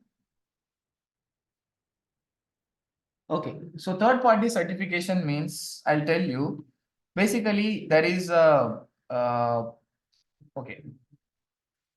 Basically, what third party certification is, it's a legal requirement. Okay, for example, I am taking like I am giving you a class. Okay, so NEBOSH is literally having all the the contents inside the NEBOSH is like a regular content only, right? It is not much specified in it, but giving the exams and getting the certificate is where the is where it acts. Okay, so same like that, third party certification in the sense an organization is running like an ordinary type. Okay, but the government is enforcing, for example, yes, like a HSE officer is been training the people, those who are working inside. Okay, so he is giving you all the internal training, but internal training in the sense there is no proof for it. For example, the proofs are like attendance sheets plus the evaluation form, that's all. Okay, but we cannot tell that this person has got this verification or not. Okay, so for example, if you are saying me that I know driving, okay, so can I drive a vehicle to drive? Tell me. Hello? No, sir. No, right? So I'll be asking you, can you please give me your license, right? Show me your license. So once if you're showing me your license, then I can trust on you.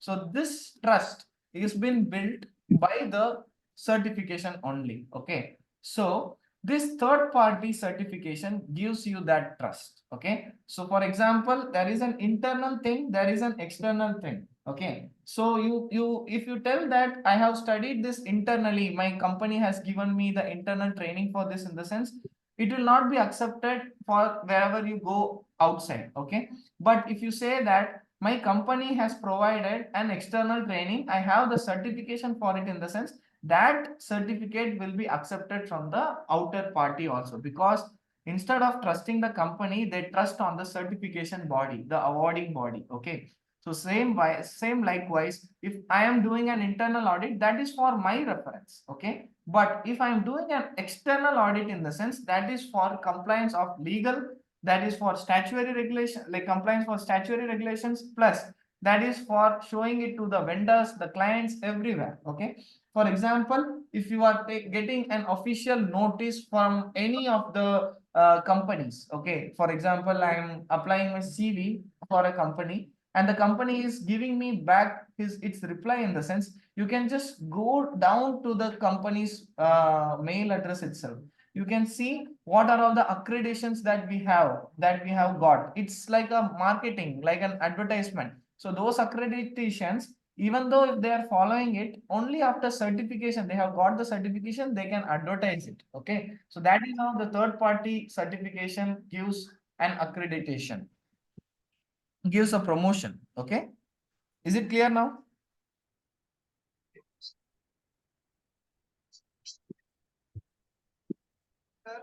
Yeah.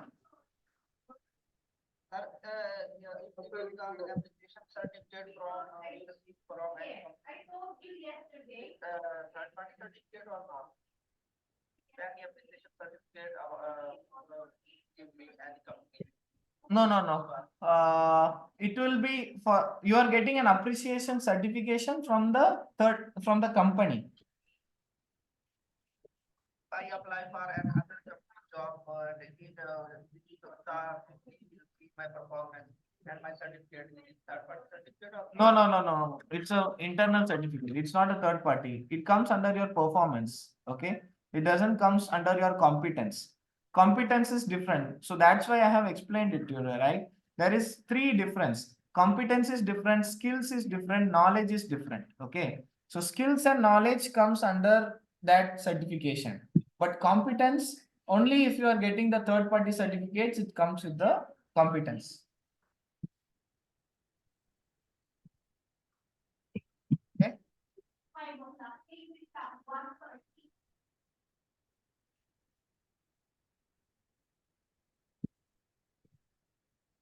So now let's complete this topic.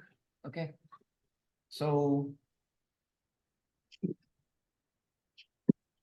guys, I am marking your attendance. Now it's like 9 students only here. Who is this? No, not you. Here.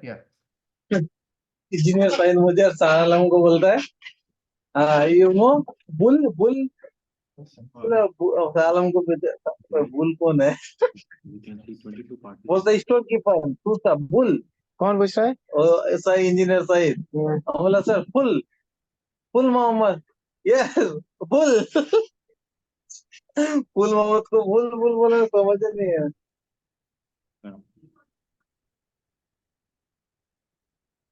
Hello. Yeah. Yeah. Actually, the participants which shows on my screen is 22. No. There is one more batch going on. So they are showing as 9 participants. And Actually, I got confused if you are saying like. No. Here it is Arfin, Kanwal, Abdul Bashid, those students. Thanks for the confirmation. Yeah. I have one more question. Do we finish this topic like 8 or are we going to proceed with 9 also today? No, only 8. 9 will be tomorrow. Okay, sure. Thank you. Okay. So general controls for the safe movement in the sense slip resistant surfaces and then spillage control, designated walkways, fencing and guarding. So it's all like general controls only, okay? Because this topic is whole about the general health and safety advices. Okay.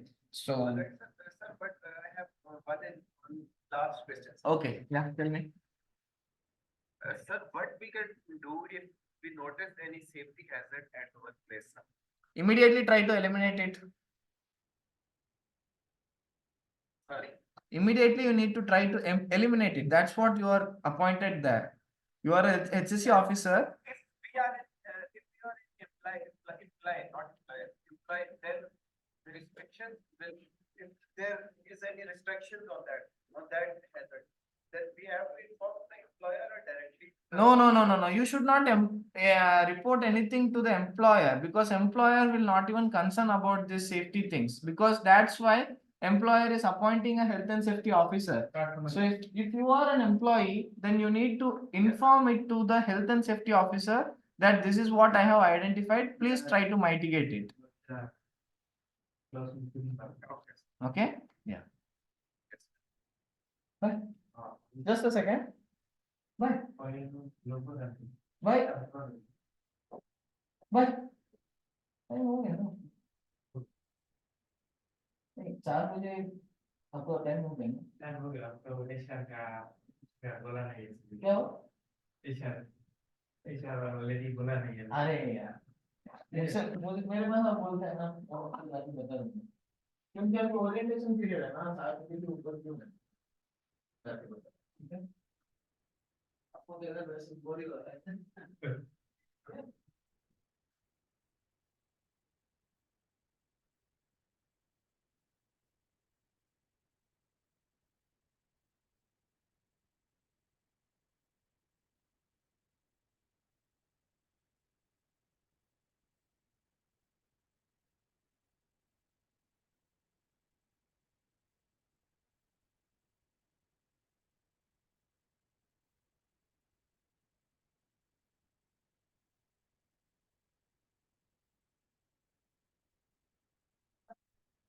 ये paper ले जाओ, हाँ?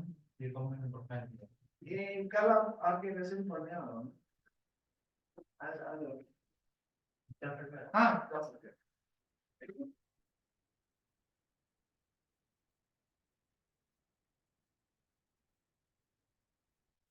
Okay, so general controls for the safe movement of people, slip resistant surfaces, spillage control and drainage, designated walkways, fencing and guarding, use of sign and personal protective equipment, information, instruction, training and supervision, plus maintenance of a safe workplace, and finally the control measures for maintenance work. So these are all the general controls for the safe movement of the people. Okay. So here, what I need to importantly consider is normal patterns of movement. So like this is all the things. Okay. So maintenance requirement, most of all, we are trying to control the people, those who are working. Okay. So arrangement should be like pakka. So for example, like provision of proper barricade, like giving a separate pathway to the people, the workers, plus a separate pathway for the vehicles. Likewise, if I'm providing now, then the control means the people plus the vehicles, there will be no collision in between. Okay. So this is what I need to. Yeah. Sir, I have a question. Okay. About step about confined space. Okay. Sir, is there any confined space or no?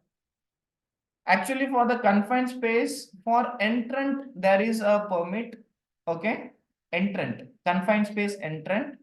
And if you turn on the second page, it will be for the gas detection, like monitoring, like what is the presence of the gas, and that will be signed only by the health and safety representative. Okay, so health and safety, I mentioned now, there will be what is it, like they will be detecting what are all the gases present, like what are all the like they have equipment. Okay, so that equipment basically calculates the LEV and UEL and LEL. UEL in the sense upper exposure limit it is called, and LEL means lower exposure limit. Okay, so it will be monitored. The purpose of monitoring it is to identify the toxic contents present in the atmosphere. Okay, plus the contents, for example, what is the percentage of oxygen, what is the percentage of carbon dioxide, the CO, methane, ethane, propane, butane. Actually, I explained. Okay, yeah. So Actually, is it recorded by the health and safety or by the AGT, authorized gas tester? a health and safety representative will be getting the training of authorized gas testing. Okay, AGT is no one rather than a health and safety representative only. Only health and safety officer has the authority to do the authorized gas testing. So once if you are reaching the site now, you will be getting the training, because you are not going as a engineer, operator or technician or any other designation. For any other designation, they will be getting the safety trainings. Okay, but for a health and safety representative, already you are well trained about that. Related to your roles and responsibilities, you will be getting trained in your workplace. Okay, so you will be getting trained about inspection of the scaffolding. You will be getting trained about what is it, like doing the authorized gas, like gas testing. Okay, plus any other related forms for your work activities. Sir, I have one more question. Yeah. As the present and confined space should be zero or no? Actually, it's up to see. Some entities are following like until 5 ppm they are allowing. Okay, but for my advice, even if it is 1 ppm, you should try to run away from the zone. Because previously I was working in an oil and gas company. Okay, it was a production company. Okay, so there especially it was like what is it, like I have experienced the H2S attack. So but fortunately I did not involve much, because I know the drills. So what I did was, I did not run as per the air direction. I just came across to it. Okay, for example, if the wind is flowing from the north to the south, in the sense you need to run either towards the east direction or else west direction. Okay, so this is how the safety drills should be. So no. Opposite direction means you will be facing it. You will be facing the H2S more and more.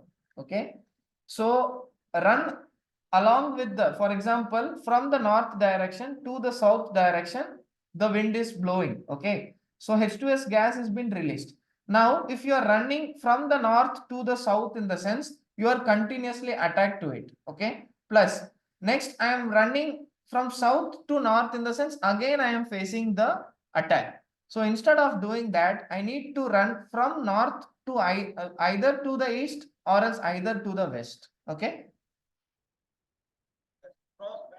Yes, crosswind direction.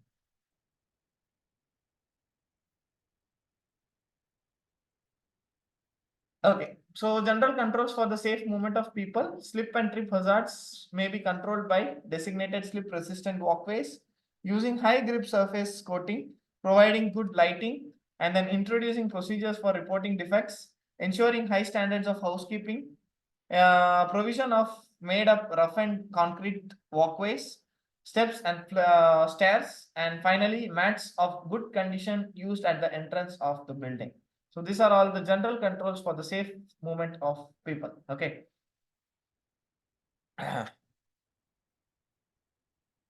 So general controls for the safe movement of people. Spillage control and drainage, in the sense spill control is best achieved by preventing the spill from happening in the first place.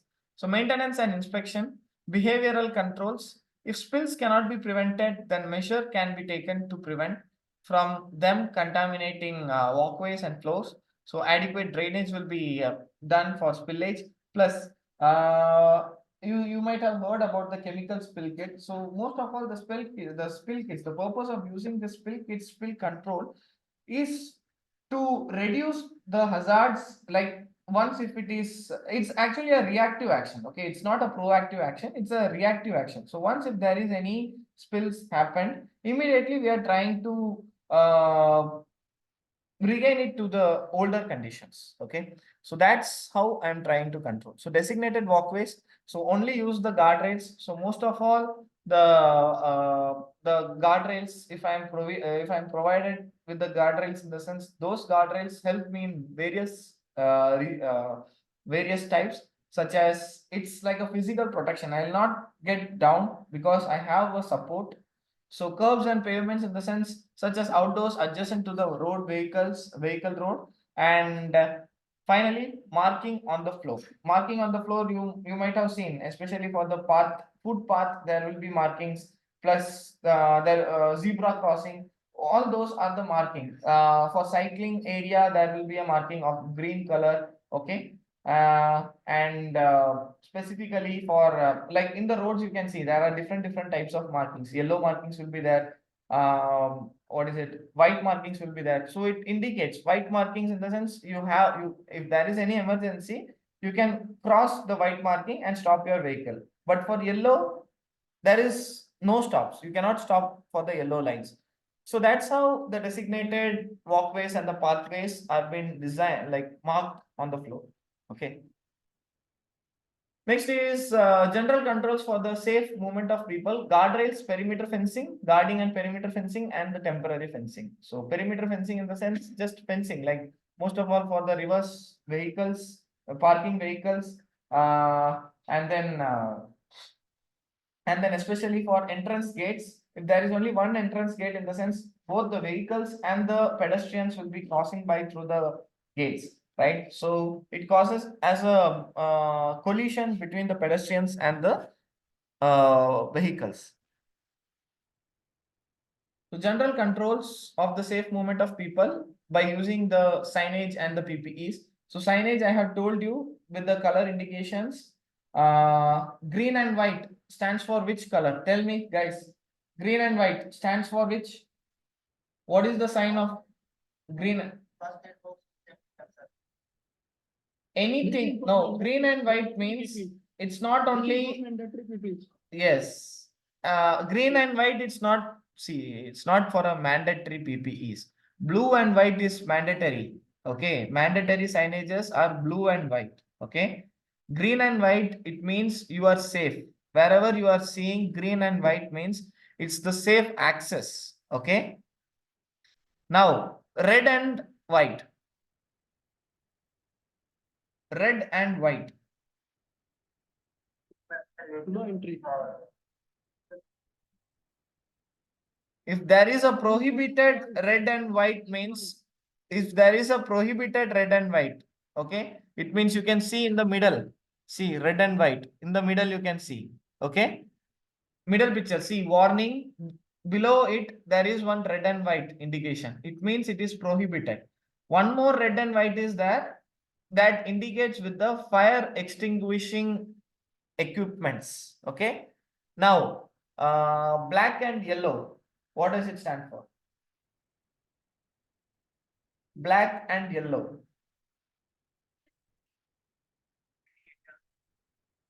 All the warning signs, all the caution boards are all the caution boards and the warning signs will be in black and yellow color. Okay, so these are all the mandatory colors that you should know if you have completed the NEBOSH, guys. Okay, do not forget this. Okay, now tell me the full form of HIRA.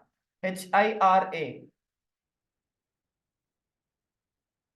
Hazard identification and Exactly, very good. Okay, HIRA means hazard identification and risk assessment. Okay, this will come as an interview question also. Not here, not for NEBOSH interview. Interview question for recruiting a health and safety officer or else an engineer. They'll just simply, the HR will simply ask, tell me about HIRA. Or else he'll simply ask like, what was the HIRA you were following for your older company? They'll ask you like that. So you should not get confused what is HIRA here. Okay, HIRA means hazard identification and risk assessment. Just tell him with the likelihood and the probability, or else what stats you are following, either it is minor, major, catastrophic or not.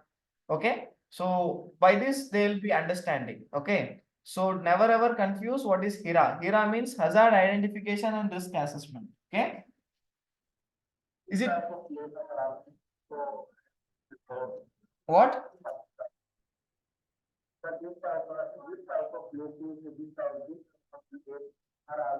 Brother, actually, I'm very much interested in answering you, but I'm not able to understand your question. Again, can you please type it in the chat box, because I don't know whether your mic is in problem or what. Just type it in the chat box and I'll clear it. Tell me.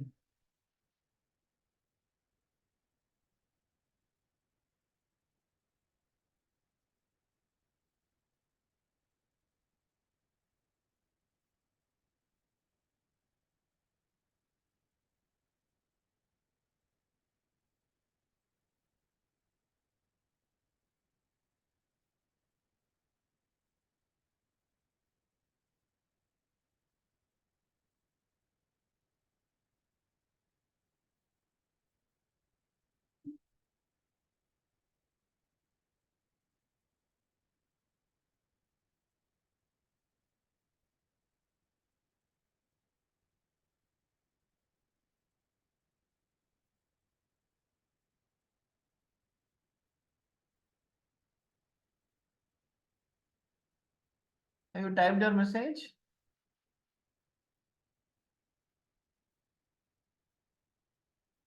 Hello, brother. Have you typed it?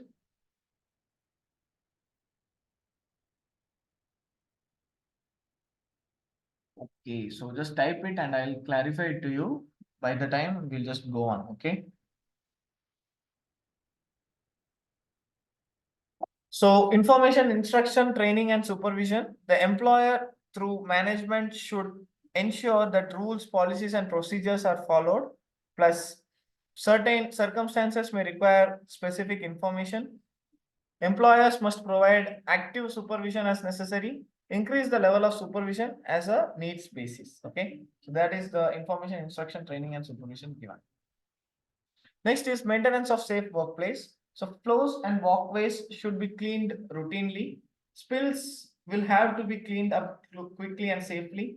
Housekeeping routine should be established. Floors and walkways, guardrails, and fencing must be given.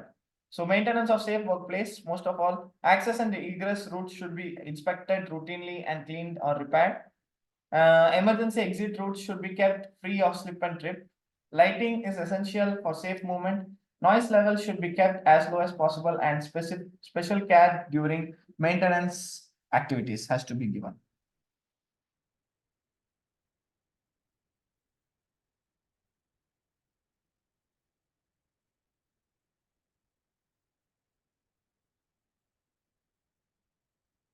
Bro,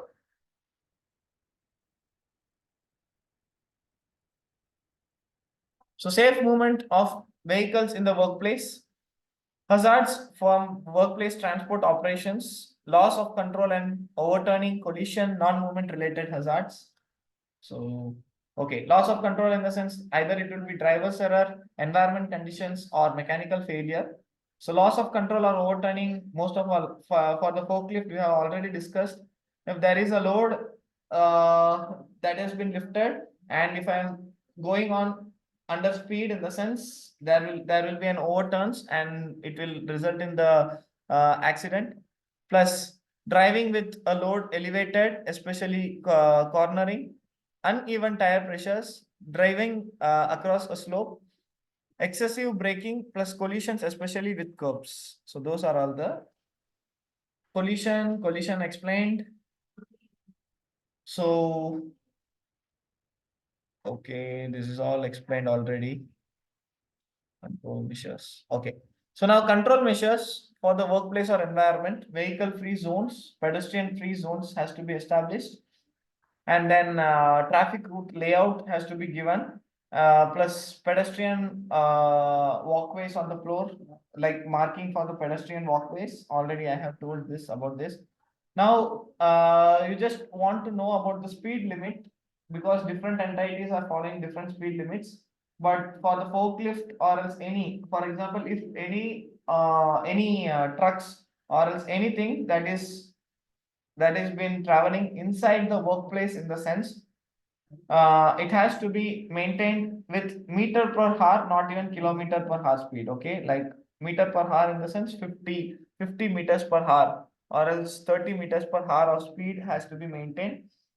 There should be no overspeeding, and there must be a banksman or else a flagman for the crossing points. And then good visibility, traffic route design must be there, and then the mirrors, reversing mirrors must be perfect. Okay, plus the what is it, like reverse mirror must be given. Okay, and then good standards of lighting, appropriate signage, and barriers to protect pedestrians and structures has to be given. Okay, so the vehicles must be insured, must be the conditions must be good, must be undergone through specific maintenance inspections. Okay, and then driver should be suitably trained. Okay, and then the vehicle must have the seat belt, seat for the drivers, roof guard, horn, flashlight, and also with the reversing alarm. Okay, so forklift reuse checks, it's all the same. Okay, so now driving at work, distance traveled and driving hours, you need to make sure whether distance traveled without a break I should not drive. Okay, and the driving hours I need to also calculate. I need to get the destination faster. Accident due to fatigue and lapse of attention. Okay, so it has to be made sure. Okay, and then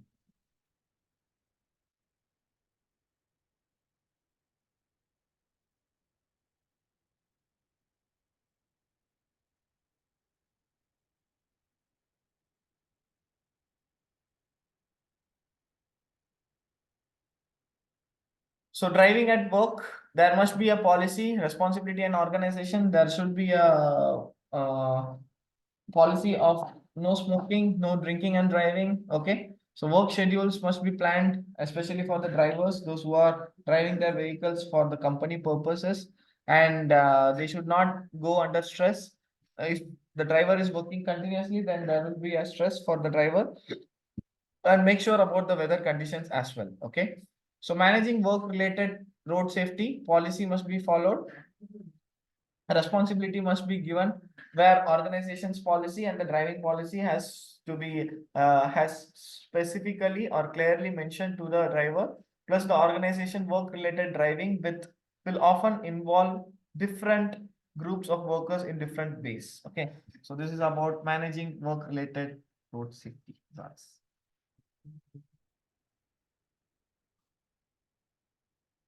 next is the managing work-related road safety systems. Specific arrangements should be made to ensure that vehicles are maintained, inspected, and tested. Plus monitoring, various methods can be used to monitor the effectiveness of arrangements made. Okay, so legal responsibilities, most of all, it should come under the legal breach. Okay, so sales representative caught speeding plus personally liable for the offenses were committed with the knowledge of the organization, the company might also face legal actions. Okay, that is for the legal responsibilities. Now, driving at the work. So, evaluating and controlling the risk, the driver, the vehicle, and the journey, which should be controlled. And driving at work, competency in the sense hold the relevant driving license for the vehicles to be driven. Training, drivers may have to undertake specific trainings on safe driving. And fitness and health in the sense undergo a medical examination and be passed as fit to drive. Okay. So that's all. The journey, the distance, it's all completed. Okay. So it's all about the general, we have all covered the topic. Okay. So by this, we'll complete the classes as well. So 8th element is also finished. Okay. So see you guys tomorrow with the 9th and 10th element. Okay. Bye-bye. Okay.